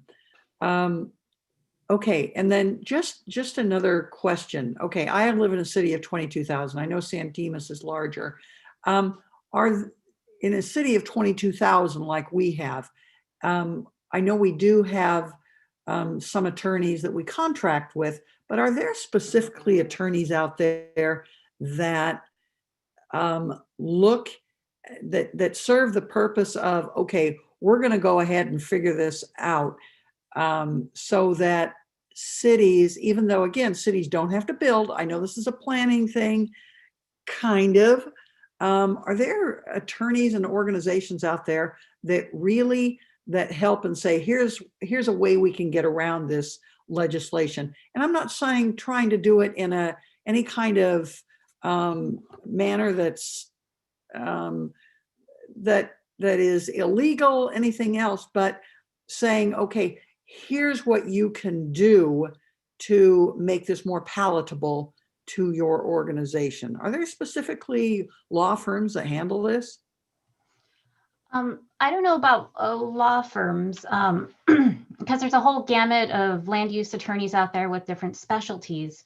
But there are housing element consultants who can help jurisdictions in their unique circumstances, and they understand the zoning issues, legislation that affects planning constraints and how they analyze capacity. There are a number available out there to help prepare housing elements to help jurisdictions accommodate need. And I imagine they are very familiar with law. They may consult attorneys occasionally, but I wouldn't be able to name off the top of my head any attorneys. Okay, all right, thank you. Thank you, Margaret. Russell? I don't have any comment at this time, thanks. Cheryl, do you have a question? But just to follow up with Margaret, I think that if the legislature or HCD kind of starts to go in that direction where jurisdictions are going to be held accountable for failing to come close to their RHNA numbers, or somehow fall in line, I would imagine that there's going to be plenty of specialties popping up to assist jurisdictions, because there will definitely be a need if we kind of go to the hammer approach rather than the carrot approach with regard to these numbers. I just kind of see that happening. Okay, reasonable to expect. All right, thanks, Cheryl. I have a follow-up question here. What, in terms of your answer, Mayan, is that you mentioned HCD already knows about these geological challenges. That's on the HCD housing element side, but for our purposes today, how did our numbers, our allocations, take those factors into consideration? Because I mean, when I look at this number, I look at the geological challenges that the city has. provided. And those are the things that, honestly, you don't need a professional letter from the insurance companies or, some earthquake, expert to tell us that, and, these challenges, because of these challenges, housing shouldn't be anywhere near it. I'm just wondering, how did our numbers take those things into account when that's one of the things that, it's in the statute that we take into consideration for physical constraints, certain constraints, wildfire, whatever they might be, in terms of our allocations. So I did want to point out the jurisdiction did not fill out a local planning factors survey form. However, we did include these factors as part of the survey during the local input process. So when the city did provide local input, these are considerations that they should have taken into account when considering local constraints and conditions. But procedurally, because we have 197 jurisdictions, we did review all of the survey results and looked at them as well as on a regional level to make sure that the methodology does achieve and further the 5 main objectives. But at least for the appeals process, what it comes down to is then we evaluate what the city has provided, and we're not finding evidence that they cannot provide where they already have development or where a development could be appropriate. They've only provided evidence where it's not appropriate, but we do need to see the flip side of that of, can you increase densities? Can you increase ADU capacity or look at alternative zoning or mixed use zoning? We haven't seen evidence of that to support a reduction. Kevin, you want to chime in? I can add just a small amount on top of it, and ultimately the bottom up local input and envisioning process, where we do talk about growth trajectories with the local jurisdiction, that does end up being, I believe it's about 38% of the entire RHNA methodology in total. And there are some jurisdictions, San Dimas, for example, has a fairly flat growth trajectory. I see in our attachment 1, 45 projected household unit growth during the RHNA period. This is on packet page 37. So during that opportunity, there's, that's where we really do a deep dive and take into account all of the various constraints, including the environmental constraints that we've mentioned here, whether it be, geologic, wildfire, flood, coastal inundation, et cetera. So that number is certainly reflective of that process in detail. As we very well know, there's this big existing need chunk that is based on job and transit access that does not explicitly add those elements to it. However, what we're discussing here, and as Mayan mentioned, we're in the appeal phase here. And we have not been provided with evidence saying that 100% of the local jurisdiction cannot accommodate additional units through these myriad other types of forms that can possibly be explored. So SCAG isn't saying go build in some hazardous area. We're saying, well, certainly 100% of the city isn't hazardous.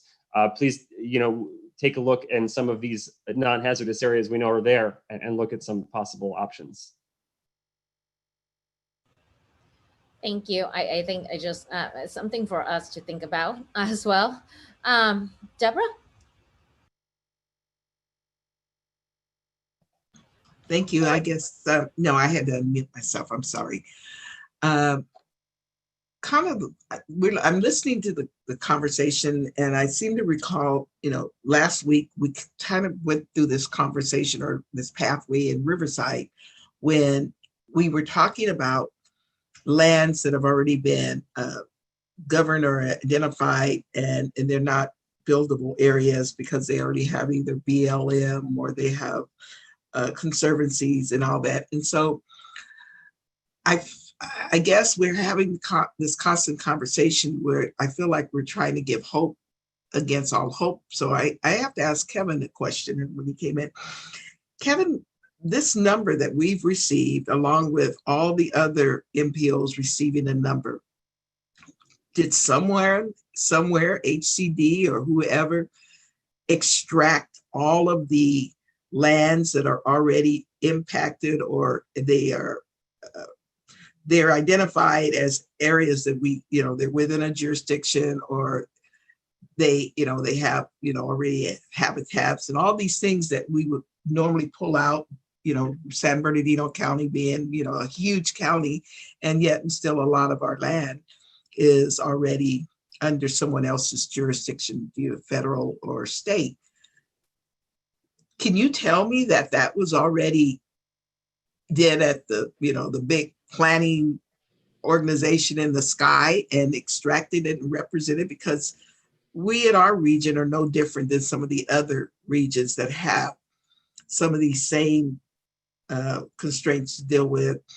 And we have this long conversation and trying to wrestle with something that it was like the dams and things that are already given. They're already physical things that are in place.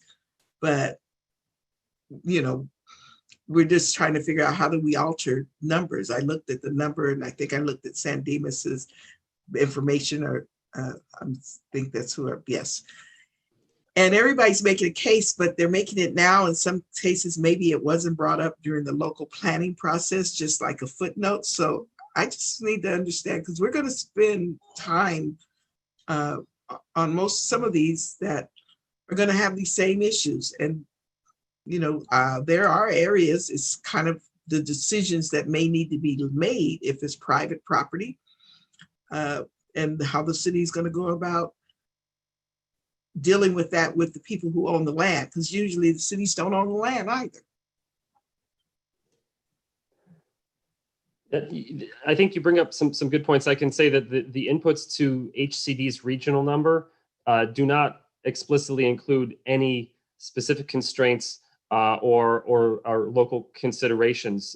The way that RHNA is structured, having basically 3 levels involved: the state with the regional determination, the MPO with an allocation methodology, and the local jurisdiction with examining its unique characteristics and finding what works for them as far as types and locations of units to satisfy. It does kind of segment those responsibilities to a certain extent.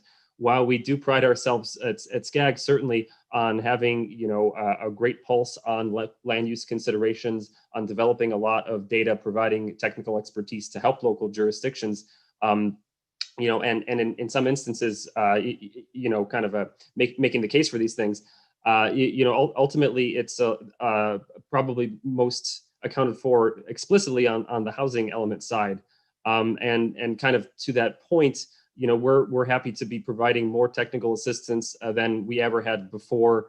We're also aware of and helping to administer some of the state's additional funding to help local jurisdictions kind of navigate this landscape and find out what types of housing units and where work for them, given their unique circumstances. Thank you for that answer. I just would like to say that here again, this is one more, and I don't know who's taking the notes and keeping the notes, but this seems like this is one more of these conversations that we need to add to our list of things that we need to take to a legislative body to address, because this is the 6th cycle, and there'll be a 7th cycle. And so if it seems like things are not connected, or there hasn't been a full holistic approach for the whole state of California. So I would just ask, as we debrief, please have this on there as something we need to talk about going forward in the future. Thanks. Thank you. Very good discussion, but I'm sorry I have to move on. Even though we usually we try to allocate 40 minutes for this. So with that, I don't see any more hands raised for questions. I guess, we kind of started on the comment period. If there are no additional comments, discussions, then I will entertain a motion at this point. Deborah? Yes, I have my hand up in that, just for that. I know we all feel the pain as we go through this process, but if there's nothing else, I move to deny the appeal and go with the staff's recommendation. Do we have a motion? Do I have a second? Second, Imperial County. Second by Imperial County. Deborah, do you have further comments to make? No. Okay.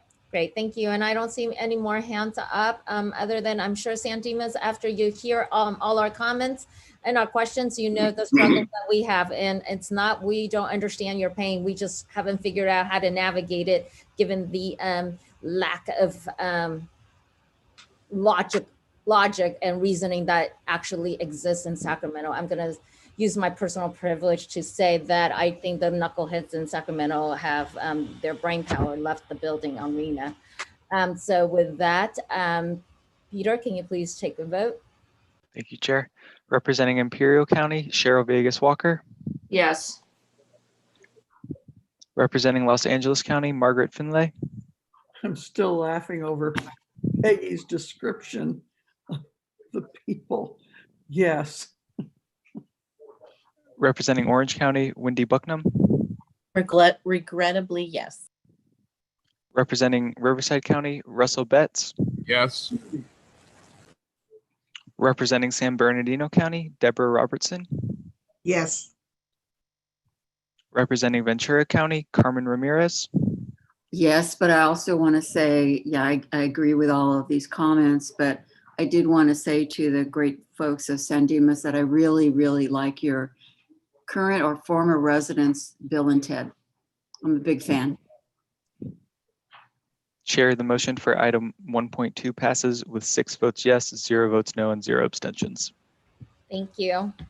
With that, we move on to the city of Alhambra, which is page.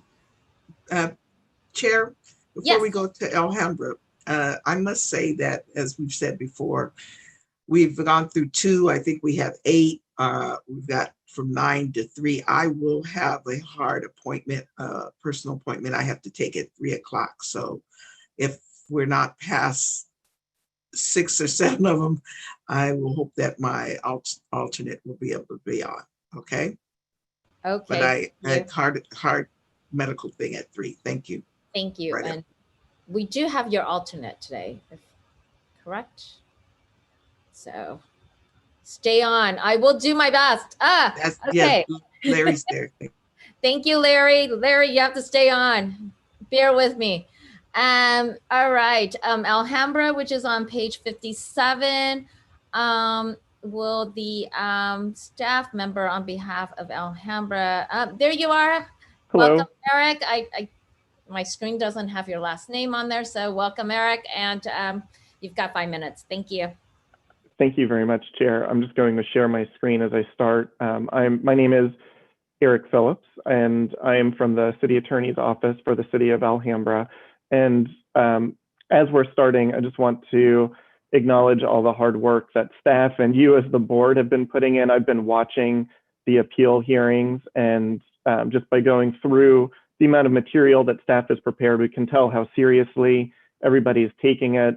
And I appreciate all of the thoughtful comments that the board have been making. I'm going to try and focus our points on just a very high level summary, since it's clear that you all have already been grappling with these issues and considered the material in detail already. But with that, I do want to highlight the basis of the city's request. As you are likely familiar, in the 5th cycle for RHNA, the city was allocated just below 1,500 units. In the 6th cycle now, we're looking at an allocation of just a little bit shy of 7,000 units.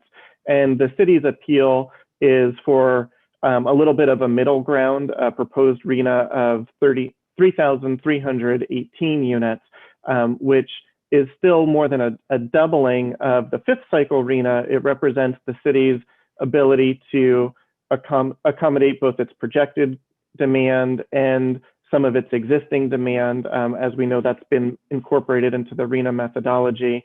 However, the reduction would account for what we view as errors in the distribution methodology, which I'll highlight very quickly here. But I also want to highlight that we believe that the reduction better serves the RHNA methodology and statutory goals as defined in the government code, and I'll explain why in just one moment. As you've already been discussing in connection with some of the other appeals, the Connect SoCal numbers and the city's RHNA numbers are extremely different. According to Connect SoCal, the city would be accommodating an increase in 2,100 units by 2045, whereas the 6-cycle allocation adds 6,800 units just by 2029. So there's a huge difference, and I understand that the RHNA numbers are not simply for projected household growth, they also represent existing household demand.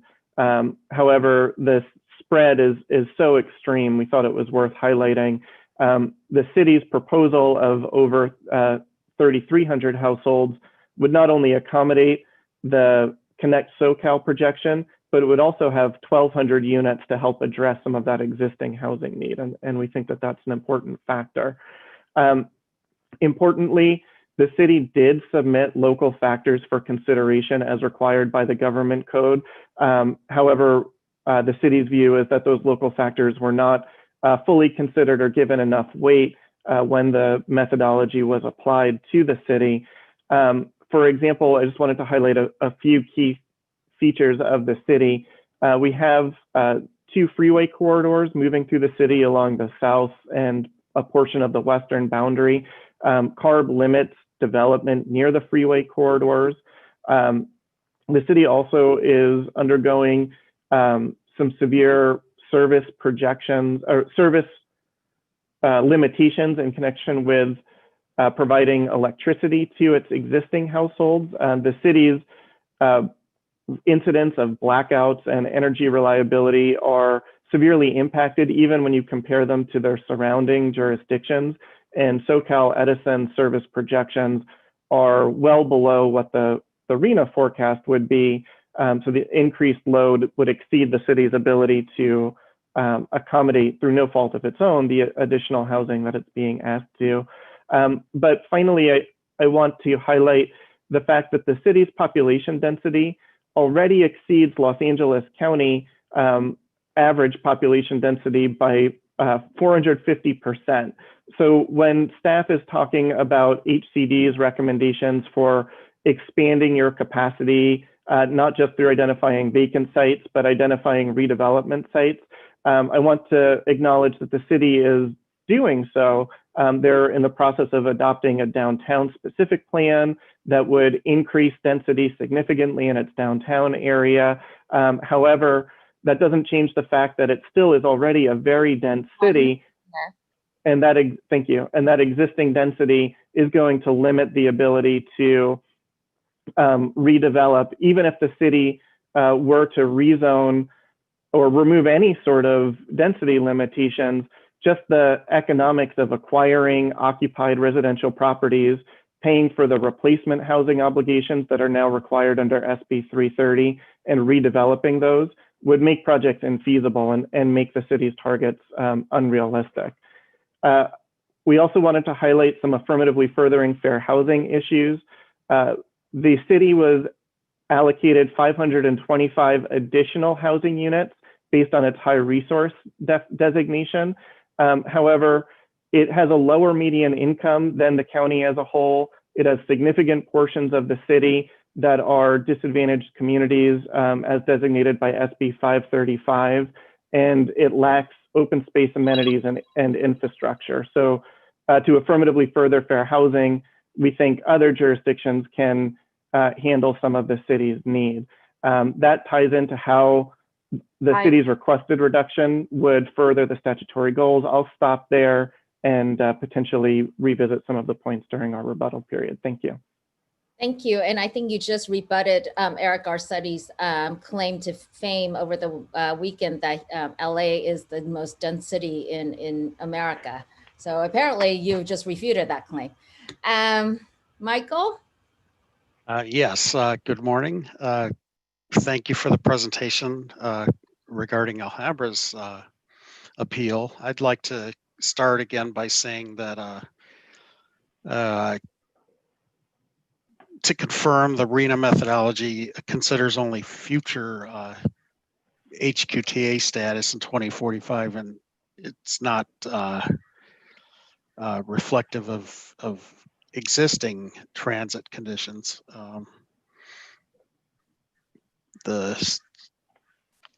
Regarding the argument about the lack of suitable housing sites within the city. Again, we have to assert that SCAG is not permitted to limit our consideration of suitable housing sites to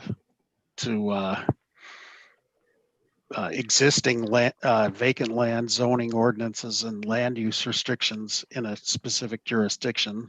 We need to consider alternative land use opportunities in order to accommodate the city's projected growth. This includes underutilized lands, opportunities for development and increased densities, alternative zoning, and accessory dwelling units. In regard to the city's appeal based on affirmatively furthering fair housing, one of the statutory objectives of RHNA is to ensure that the process allocates a lower proportion of housing need to a specific income category when a jurisdiction already has a disproportionately high share of households in that category. The RHNA methodology addresses these disparities through its employment of a social equity adjustment factor. To address the objectives of affirmatively furthering fair housing, the RHNA methodology includes a minimum of a 150% social equity adjustment to ensure that jurisdictions are able to accommodate their fair share for each of those designated income categories. Through this mechanism, jurisdictions with higher concentrations of lower income households than the county distribution receive lower percentages of RHNA for the lower income groups. The city of Alhambra is not designated as a disadvantaged community based on the criteria that is included in the methodology. Let's see. Some of these other topics weren't specifically addressed in the city's presentation, but I would like to use the balance of my time to talk more about jobs housing relationships.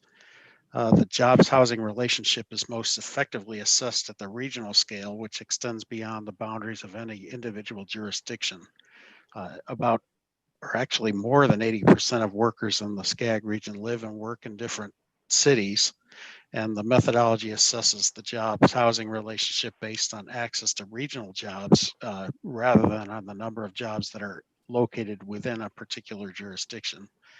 The allocation methodology, as I mentioned earlier, includes a job accessibility factor, and in this regard, Alhambra scores very highly, and for that reason, the city received a commensurate proportion of existing need based on the job access factor.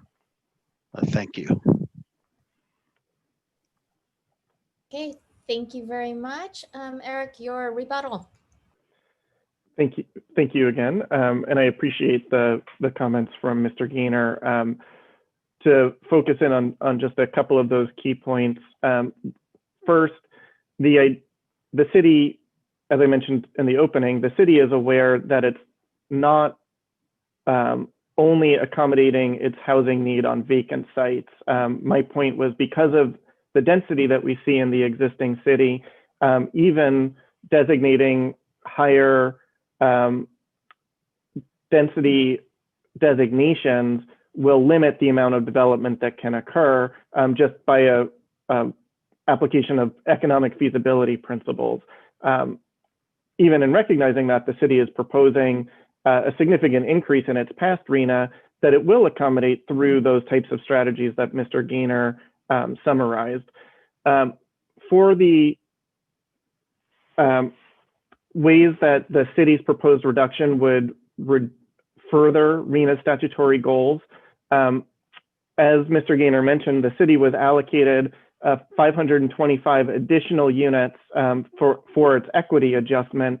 And I know that the city is not a disadvantaged community as identified by TCAC. However, it does have 12% lower average income compared to the county as a whole. So designating it as a high resource community that allocates this additional 525 unit doesn't equitably distribute the RHNA. With respect to high quality transit and the ability for RHNA to accomplish the state's carbon emissions and VMT reduction goals. It is true that the city people who live in the city can access jobs within 30 minutes. However, the city relies on a much higher than average single occupancy vehicle ratio than other portions of the county. So those jobs are being accessed by people driving alone. Further densifying housing in the city will exacerbate that trend of single occupancy vehicle drivers and make it harder for the state to accomplish its GHG and VMT reduction goals. That's why we think that higher housing share towards places where there are legitimate high quality transit options in place would further RHNA statutory goals in that way. And again, just to sum up, the city is requesting a reduction from the draft allocation, but still a significant increase in RHNA compared to what it's been asked to accommodate in the past. The 3,318 units were estimated based on an assessment of where there are both vacant and underutilized sites that could be reasonably upzoned. And again, as was mentioned, we think at least those 525 high resource housing units were inappropriately allocated to the city. And I know that's my time, so I will end there. And thank you very much for your consideration. Thank you very much for that. Russell, I see your hands up. Do you have a Yeah, question for the staff?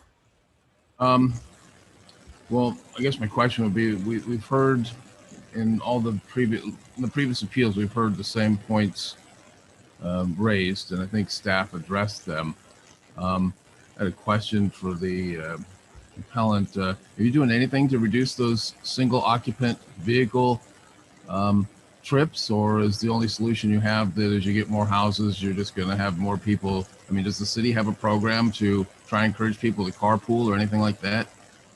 Well, those sorts of carpooling programs and VMT reduction strategies, I think, are often best implemented by individual employers. Certainly, the city is open to working and encouraging those types of solutions.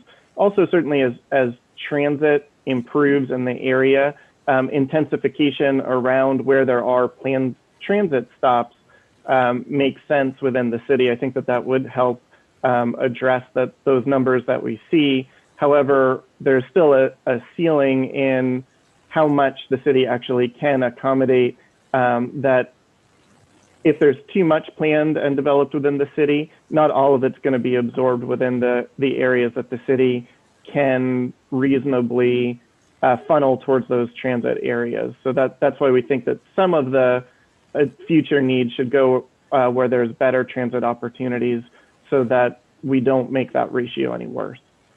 Okay, I can't see that single vehicle occupancy is a really good reason not to deny staff's recommendation to go with the appeal. That's something we're all having to deal with, I guess.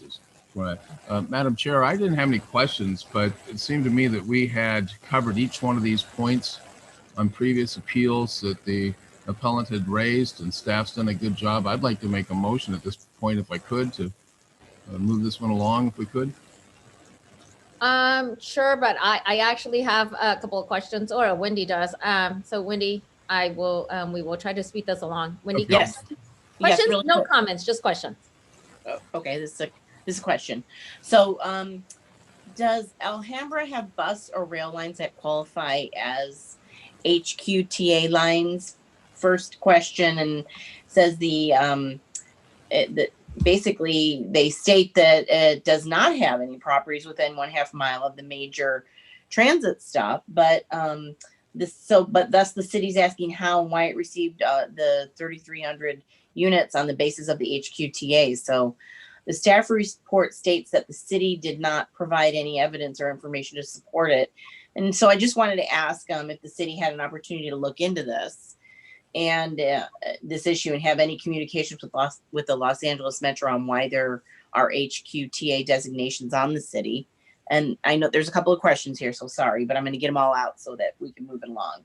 And does SCAG's staff, so that's for the Alhambra. And then does SCAG staff have any information on existing and planned transit routes in the city of Alhambra that would have contributed to the designation of the HQ or the HQTA zones in the city?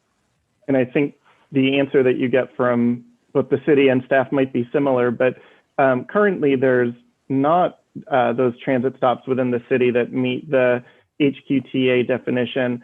By the year 2045, there are bus stops planned within the city that would bring a large portion of the city within the HQTA definition.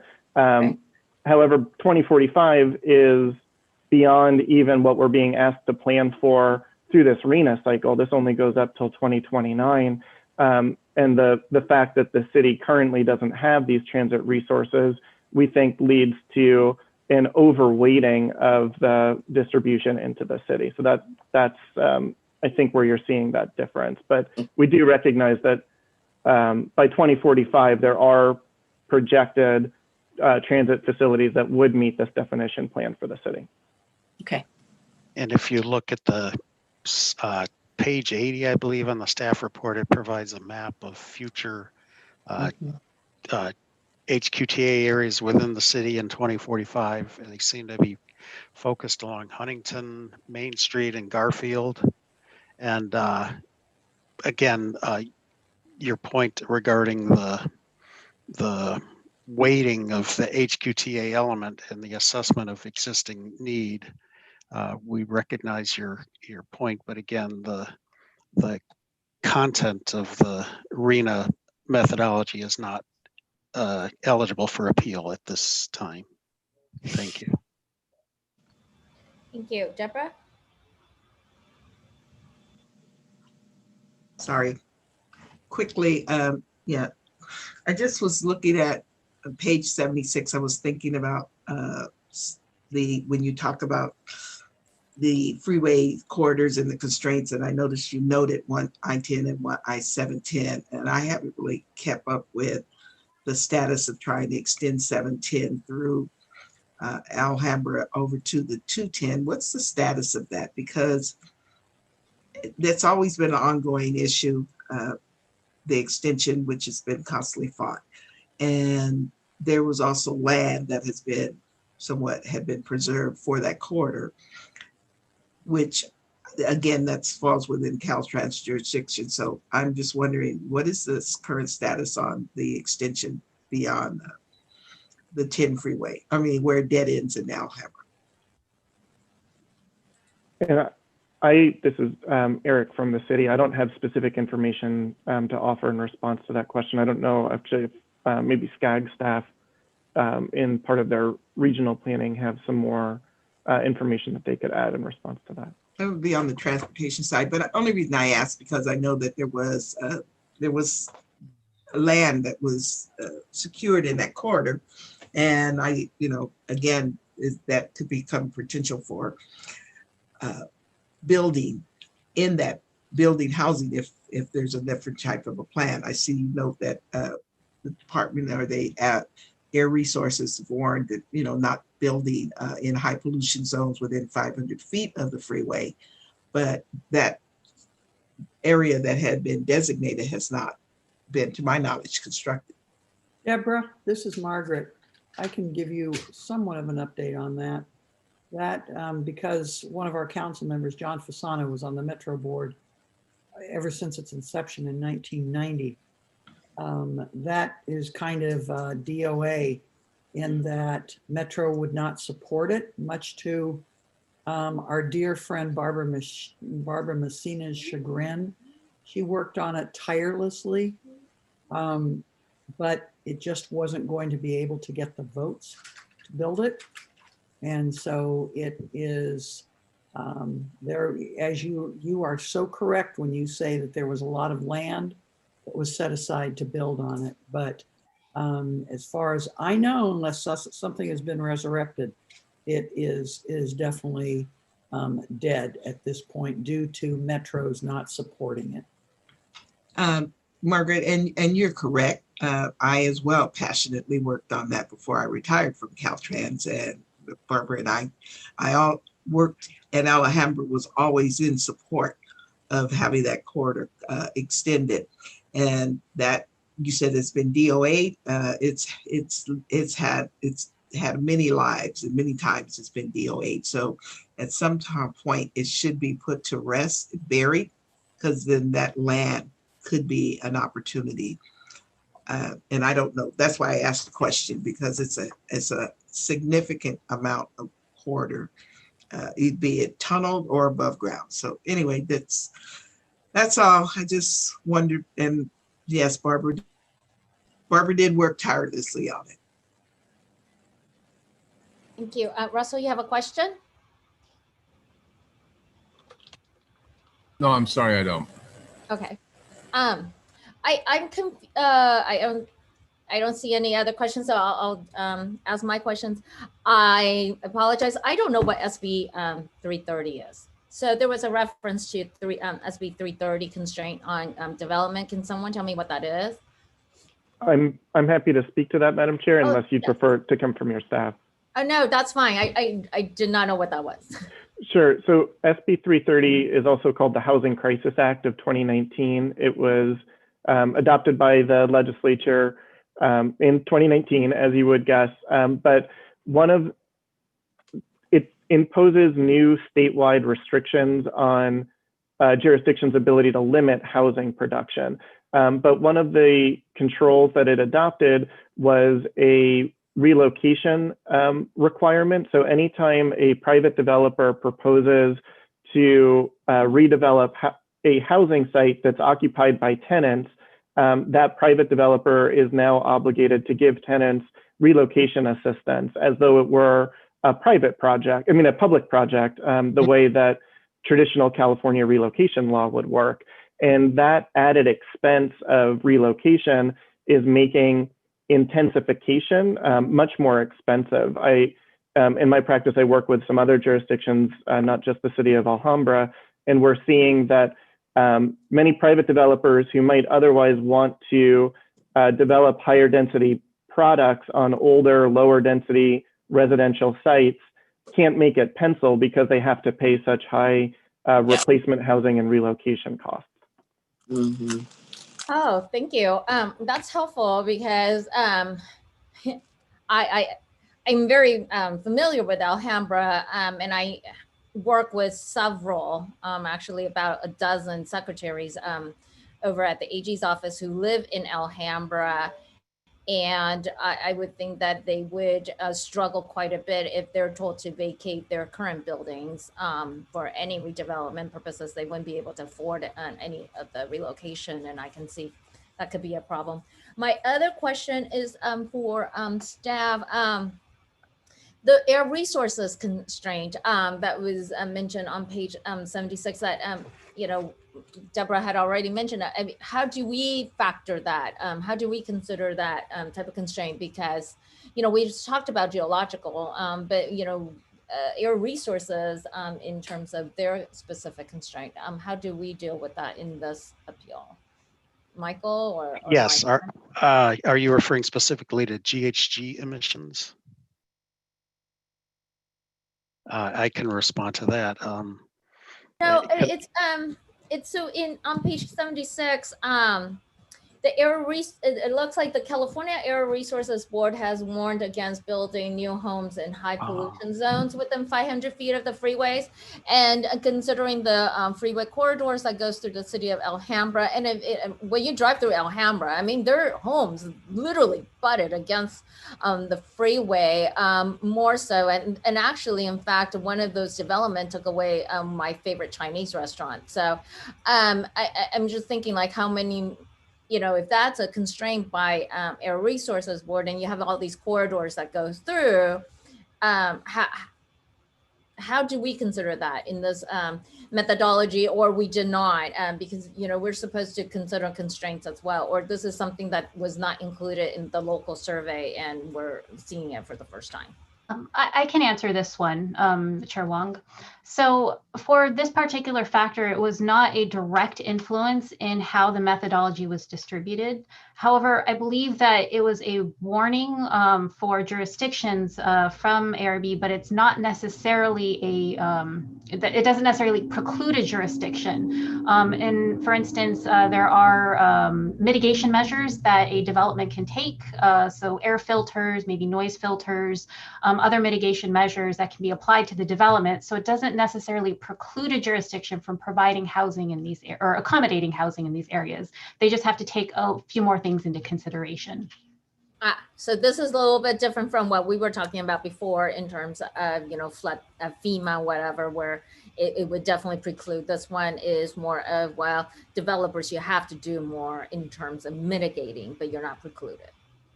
Is that correct? I believe so. Thank you. I appreciate that. I don't see any other hands up.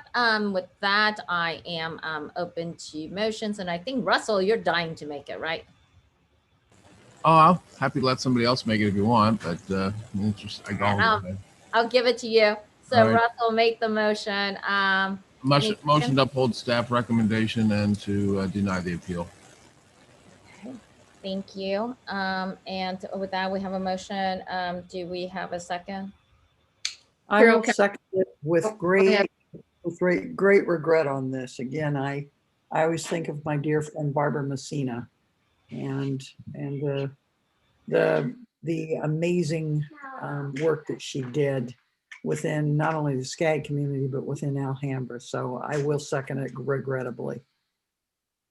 Okay, and you're gonna hear that over and over again. We all deeply regret a lot of these decisions we have to make. Any further discussions or comments in regards to the motion? I don't see any hands raised. With that, Peter, please take roll. Representing Imperial County, Cheryl Vegas Walker. Yes. Representing Los Angeles County, Margaret Finlay. Yes. Representing Orange County, Wendy Bucknam. Yes. Representing Riverside County, Russell Betts. Yes. Representing San Bernardino County, Deborah Robertson. Yes. Representing Ventura County, Carmen Ramirez. Yes. Chair, the motion for item 1.3 passes with 6 votes yes, 0 votes no, and 0 abstentions. Thank you very much. And thank you, Mr. Phillips. That was a great presentation, like all the other cities, and regrettably, we have to deny the appeal at this time. And next on item 1.4, City of Temple City's appeal, which is on page 82 of your agenda. Who is here to present? Trying to see us, Mr. Reimers. Yes, thank you. Thank you. I did have a presentation I was going to, oh, here we go. Looks like I can share my screen. Here we go.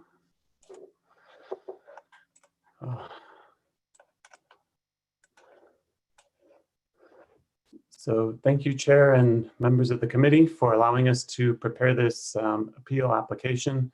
I do a lot of presentations, but I don't think I've been so nervous for one. So please bear with me and be patient.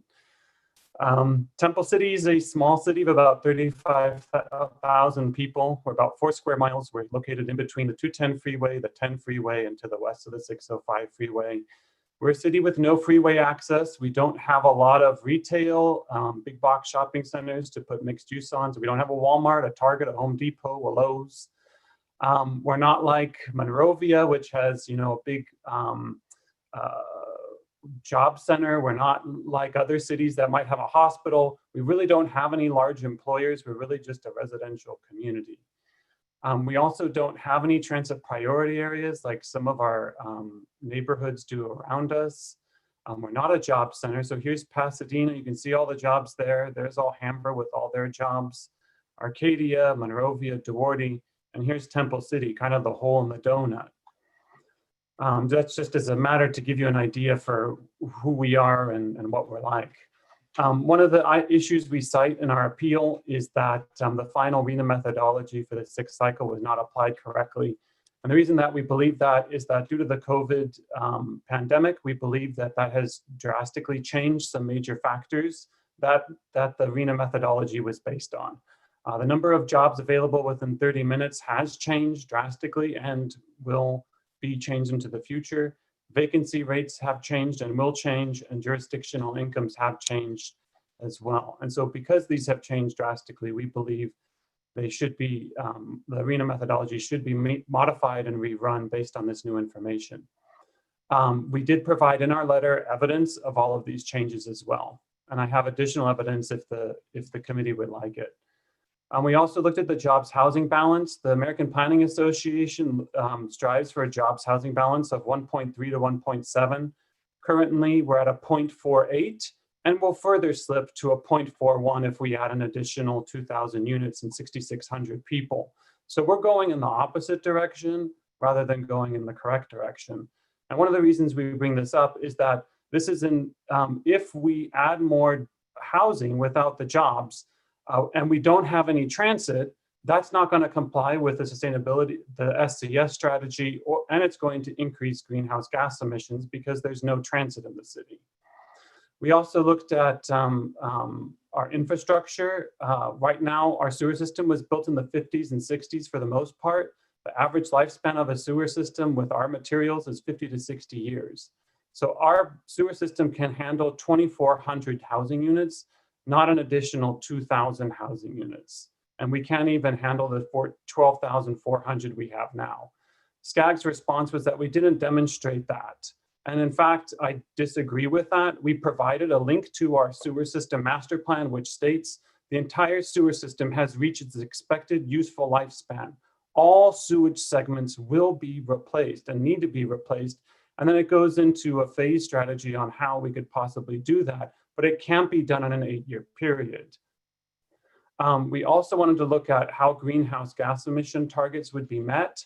And what we found in looking at some of the cities that have TPAs is that the average increase of these cities in terms of housing units was 15%, while other cities such as Temple City, Rosemead, and San Gabriel were seeing a 24% increase in housing. That doesn't seem to support greenhouse gas emission reductions, and it doesn't seem to support the SCS.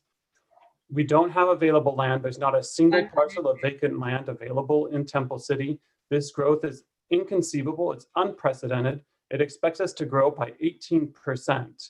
From 1990 to 2020, the city grew by 1,000 units or 35 units per year. This would take 61 years of growth and push it into an 8-year period in a place that has no infrastructure deficiencies or does have significant infrastructure deficiencies.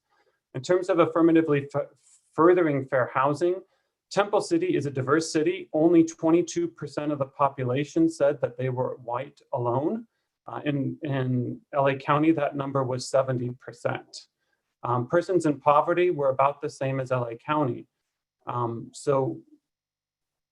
We believe that there has been some changed circumstances due to COVID. Where people work has changed, where people want to live has changed, the use of transit and commute times has changed. San Francisco hit its highest vacancy rate in a decade. CBRE found that leasing activity has fallen by 44%. Google has had to completely change how it predicts traffic. LA Metro has a report on how transit's dropped by 68%. The NBER showed that 50% of people are working from home, and it doesn't seem like any of this is being considered. And HCD's response— Can you wrap up in 30 seconds? Thank you. HCD's response to this didn't even address the fact that things have changed. All they said is, yeah, but we really need housing. They didn't even address their own law. And SCAG's response is, yeah, but a significant and unforeseen change, you didn't show us how it particularly affected Temple City. Well, that wasn't the request, and so we didn't provide that information. In conclusion, this is not realistic. It's not good planning. It's not based on the best and most recent information. It doesn't prove jobs housing balance. It's not in line with SCAG's SCS. It's not reflective of lack of suitable land. It's not supportive of affirmatively fair housing, and the city doesn't have the sewer capacity to provide it. Therefore, in conclusion, we would request that Temple City's allocation be reduced from 2,820 units to 987 dwelling units. Thank you. Yeah, thank you. Michael, your response? Okay, that covered a lot of ground, so I'll try to be as succinct as possible. Again, regarding the the RHNA methodology itself is not eligible for appeal. Only a misapplication of the methodology is, and we don't feel that a misapplication of the methodology was demonstrated through the appeal. Regarding jobs housing balance, as we had noted before, most workers in the SCAG region live and work in different jurisdictions, so we use an approach on evaluating jobs housing relationships at a regional level through the RHNA methodology, which includes a job accessibility factor within a regional context rather than a specifically to conditions within a specific local jurisdiction. Temple City scores quite highly in this factor with just over 11% of regional jobs in 2045 will be available to Temple City residents within a 30-minute commute time. And in fact, more than 70% of Temple City's existing need allocation is based on this job accessibility factor. Regarding the sewer system, a successful appeal based on the factor of sewer system limitations must provide evidence that the city is prevented from providing the necessary infrastructure to accommodate additional residential development due to decisions made by service providers other than the local jurisdiction itself.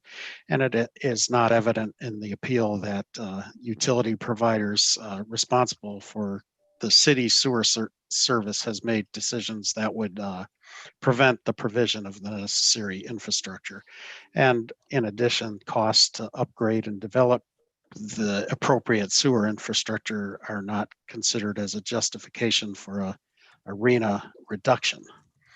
Regarding GHG emissions, RHNA does not change the Connect SoCal population forecast for any of the years during its planning period for its growth forecast, including the year 2035, where we have where we're required to meet one of the ARB targets for GHG emissions. Since the RHNA methodology is based on transit and job access, it is specifically designed to promote a more efficient regional development pattern and will thereby contribute to, rather than impede, achievement of regional GHG reductions. Let's see, suitable land, we've discussed this previously. We're not allowed to limit our consideration of land suitable for residential development to vacant land or existing local jurisdictional zoning ordinance or land use restrictions.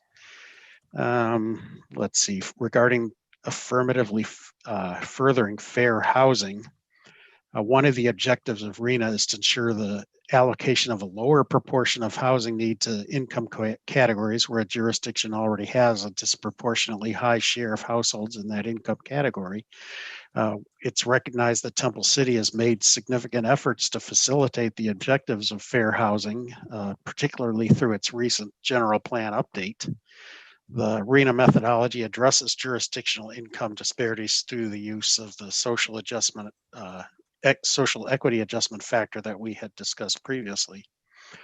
And based on the data that is used in the RHNA methodology, 23% of Temple City households are considered very low income, 14% low income, 15% moderate, and 48% are above moderate income. And the distribution of very low and low income households in the city are lower than the county distribution. Therefore, the city received a social equity adjustment of 150%.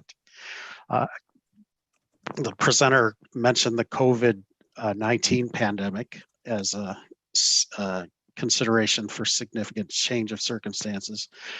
SCAG delayed adoption of Connect SoCal by 4 months to provide adequate time to assess the extent to which its long-range calculations for population, household, and employment might be affected by the pandemic. However, the forecasts were unchanged after this analysis. Short-term economic forecasts on COVID-19 impacts have not offered reasonable justification for changing the region's long-range economic outlook through 2045, nor has it resulted in a slowdown in construction or decrease in regional housing demand. as quantified by the RHNA allocation, the housing need is 5 minutes. covers an 8-year planning period and is not unduly influenced by near-term impacts. Pandemic-related impacts are not unique to any single jurisdiction, and no evidence was provided to indicate that the city has been disproportionately impacted relative to the rest of the SCAG region. Thank you. Thank you, Michael. Rebuttal by the city. Scott? Yes, if you could turn my, I have my screen shared, I think. I was hoping to continue. Let me see. There we go. Just want to let you know that I think we're being penalized for responsible planning. We did approve a specific plan and a general plan that provided for a 4 to 6 story mixed use project at a major power center site. That's the only developable land we have. So that's already in our plan. We already did a general plan that looked at increasing the number of housing units from 30 to 36 dwelling units per acre in our multi-family zones. That's why we thought we could provide another 1,000 units over the next 8 years, but our number was doubled to 2,000 housing units, which doesn't seem fair, especially since we are doing the right thing. If you look at the high quality transit area maps, it shows one bus line that comes down Santa Anita.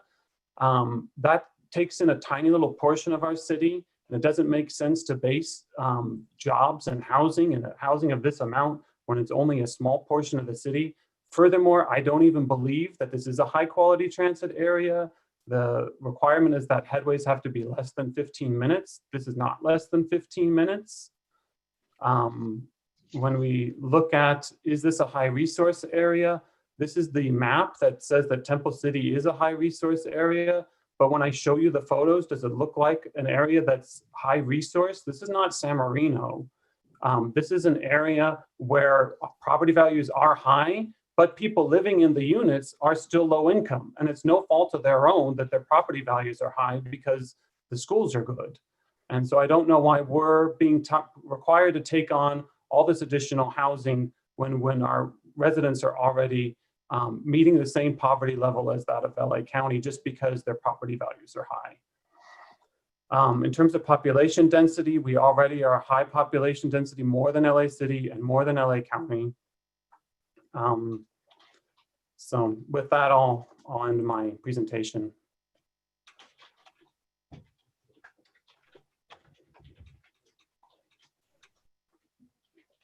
Congratulations to me. My dog just ate my pen.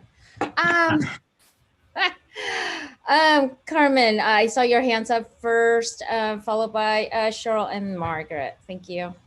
Well, thank you. And my dogs regularly eat my pens. It's not very good for them. Certainly not good for my pens. I know Temple City. I grew up just down Rosemead Boulevard from Temple City in Pico Rivera, and I know it's very small. And I wanted to tell Mr. Rimmers that you did an excellent job presenting your city's case. You should not be nervous. We're the ones who should be nervous because we have to do some hard things here that I don't think any of us are very comfortable with. But if we, I wanted to ask you about the upzoning, and I saw that there was a changing a commercial space to housing. I really applaud that. I think that's the way to go for a lot of our cities, the unused big box, giant store, parking lot, mall, etc. But I wanted to ask you, or really recommend to you, to be in touch with your elected representatives. I see that Susan Rubio and Ed Chow represent you. And you may have, your city council people may have already communicated with them and about what the bind that we're in. And SCAG, you can't, it's more of a comment than a question, apologize.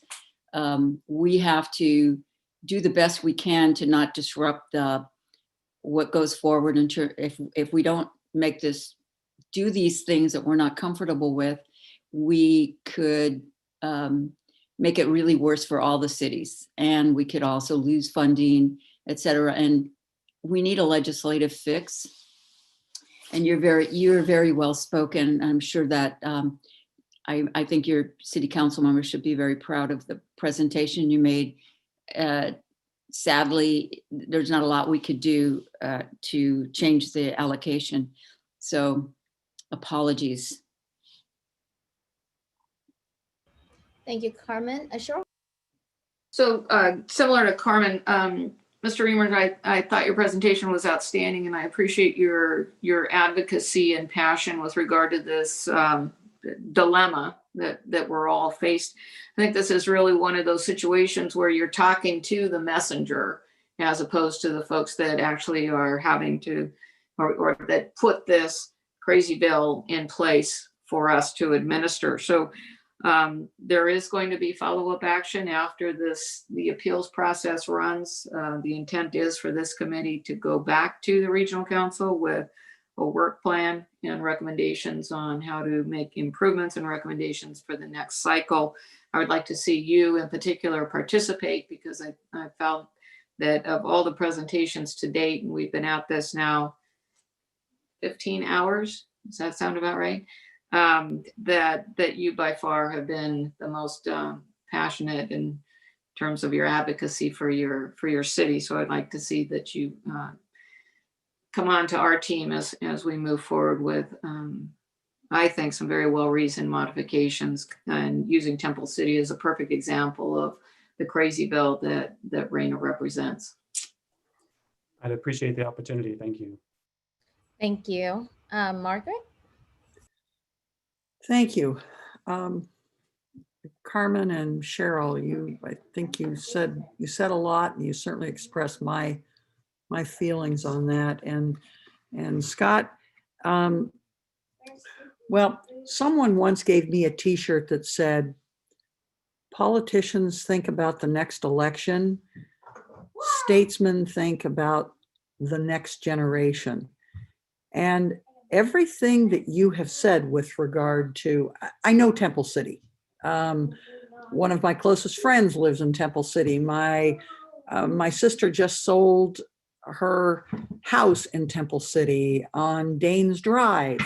I know Temple City. I know about your Camellia Festival. You have a wonderful city, and it's one of those things that I know your schools are amazing, and that's why your housing prices are so high, is because you have amazing schools. And when you said we have been penalized for responsible planning, I absolutely agree with that. I absolutely agree with that. And what happens is, and again, talking about the politicians versus the statesmen, we're being forced to do things here, cities are, we're being forced to do things that we know is not responsible planning. That's the long and the short of it. We know that we don't have the infrastructure that is going to be able to sustain this. But yet this is being jammed down our throats by people that, you know what, I can guarantee you, they've never been to Temple City, and they haven't been to Duarte, and they probably haven't been to Oxnard, and they certainly haven't been to El Centro. So I don't quite know what we need to do to jam this thing home, or Yorba Linda, to go ahead and jam this thing home to these people that we can't do this. I understand that you have homeless and you have all of this, you know, well, we have corporations leaving the state because we can't go ahead and they can't find housing for them that's reasonable. I get all that. I get all that. But there has to be a better way to do it than what you've come up with. And if it's not politically popular, you know what? Then do what's right. Don't do what is most expedient. So again, you have really driven it home. I agree with Cheryl. You know, you need to be put on the committee where we're going to go up to Sacramento and pound on those doors. And I don't want to say pound too loud because of course, what everything has been transpiring, but I know Temple City. I know what's going on with you guys, and you have done well. And anyway, so I am sorry that we're probably going to have to go ahead and do to Temple City what we're having to do to all of our cities as a region. But the thing that it's like my head, I'm just beating it up against a wall. And I just want you to know, I feel your pain. I really do. And I think everybody on this committee does. And we're not taking this lightly. We will not let this thing sit. We will be up in Sacramento as soon as we can be to talk with them. So anyway, thank you again for your presentation. It was outstanding. Thank you, Ms. Finley. It seems sometimes that we've stopped planning and all HCD's motto should just change to building the slums of tomorrow today. And Scott, I rarely hear Margaret this passionate, so she shares your passion as well. I want to say this before I forget, is that you definitely represented your city very well. Your council members have to be really proud of you for that and the passion that you have. I'm just gonna say that you and really push you to pass the message to your city council members that they really need to talk to their legislator about RHNA, specifically the state senator, because just due to past comments, I don't think she completely understands Temple City. I don't know where she's from, but based on your presentation and being a little bit inconsistent with her remarks, I don't think she understands Temple City and the votes that she has taken, and as well as the legislation she has supported. It's not helping Temple City too much. I do have a question, and I'm throwing this out to the committee because I don't get to vote on this, so I'm throwing it out there, is that I'm really concerned when we are talking about disadvantaged community here and residual needs. This is one where I think that the city has made a pretty good, statement and definitely passionate advocacy that, property value is inconsistent with income level. And to some extent, the residual need allocation is 90, when I really think that based on what we've always talked about in terms of affirmative fair housing, we were talking about reduction. Instead, we're giving them addition. 90 to me seems like a reasonable number to consider for partial reduction. I'm just throwing that out there. Wendy, do you have a question? Thank you. Just a little follow up on the HQTA that was determined as shown. I'm just wanting to follow up if Scott, do you feel that was adequately addressed by SCAG staff as the way that it's shown on the HQTA map on page 173? I just want to make sure that these points that are raised we're addressing one way or another. There may not be anything we can do about it, but I know that you're pointing out that there just seems to be anyways, was your question answered adequately? No, I think it would be helpful for us to understand why that small intersection is considered a HQTA when the headway times is not 15 minutes. And I think it would also be helpful to understand from the SCAG staff, if a small portion of a city is in a HQTA, does that mean the entire city is considered in the HQTA? Okay, I sense that maybe didn't get quite addressed, and it would be helpful for me to understand that as well. If I can chime in, so HQTAs, the station stops are based on 2045 HQTAs, so it doesn't necessarily include, if there aren't existing HQTAs or stops, ones in the future can still be included. So for the city of Temple City, those were included for 2045 based on our CTC, the submitted information. They were calculated, I believe, based on transportation analysis zones. So the population provided by transportation analysis zones, TAZs from the city itself, and then SCAG did a analysis combining the CTC submitted stops for 2045 for HQTAs and combine that by TAZ from information from the city. Thank you, Mayan, for explaining the process that was followed there. And no, the entire city is not considered an HQTA. Just in the case of Temple City, it appears to be approximately 10%. The areas to the far east and the very southern tip that adjoin the city of El Monte. Okay, thank you. Russell? Yeah, I see that Temple City here, when I'm looking over the staff report, they're requesting a reduction in their draft allocation from 2,182 units to 987 units, which is a 54.8% reduction. And I don't see how we can go with that, as much as our sentiments might, as much as we recognize some of the difficulties they're having. If it's appropriate at this time, I'd like to make a motion to uphold the staff recommendation, deny the appeal. Okay, I have a motion by Russell to deny. I'll second that. And second by Carmen. Any further discussion?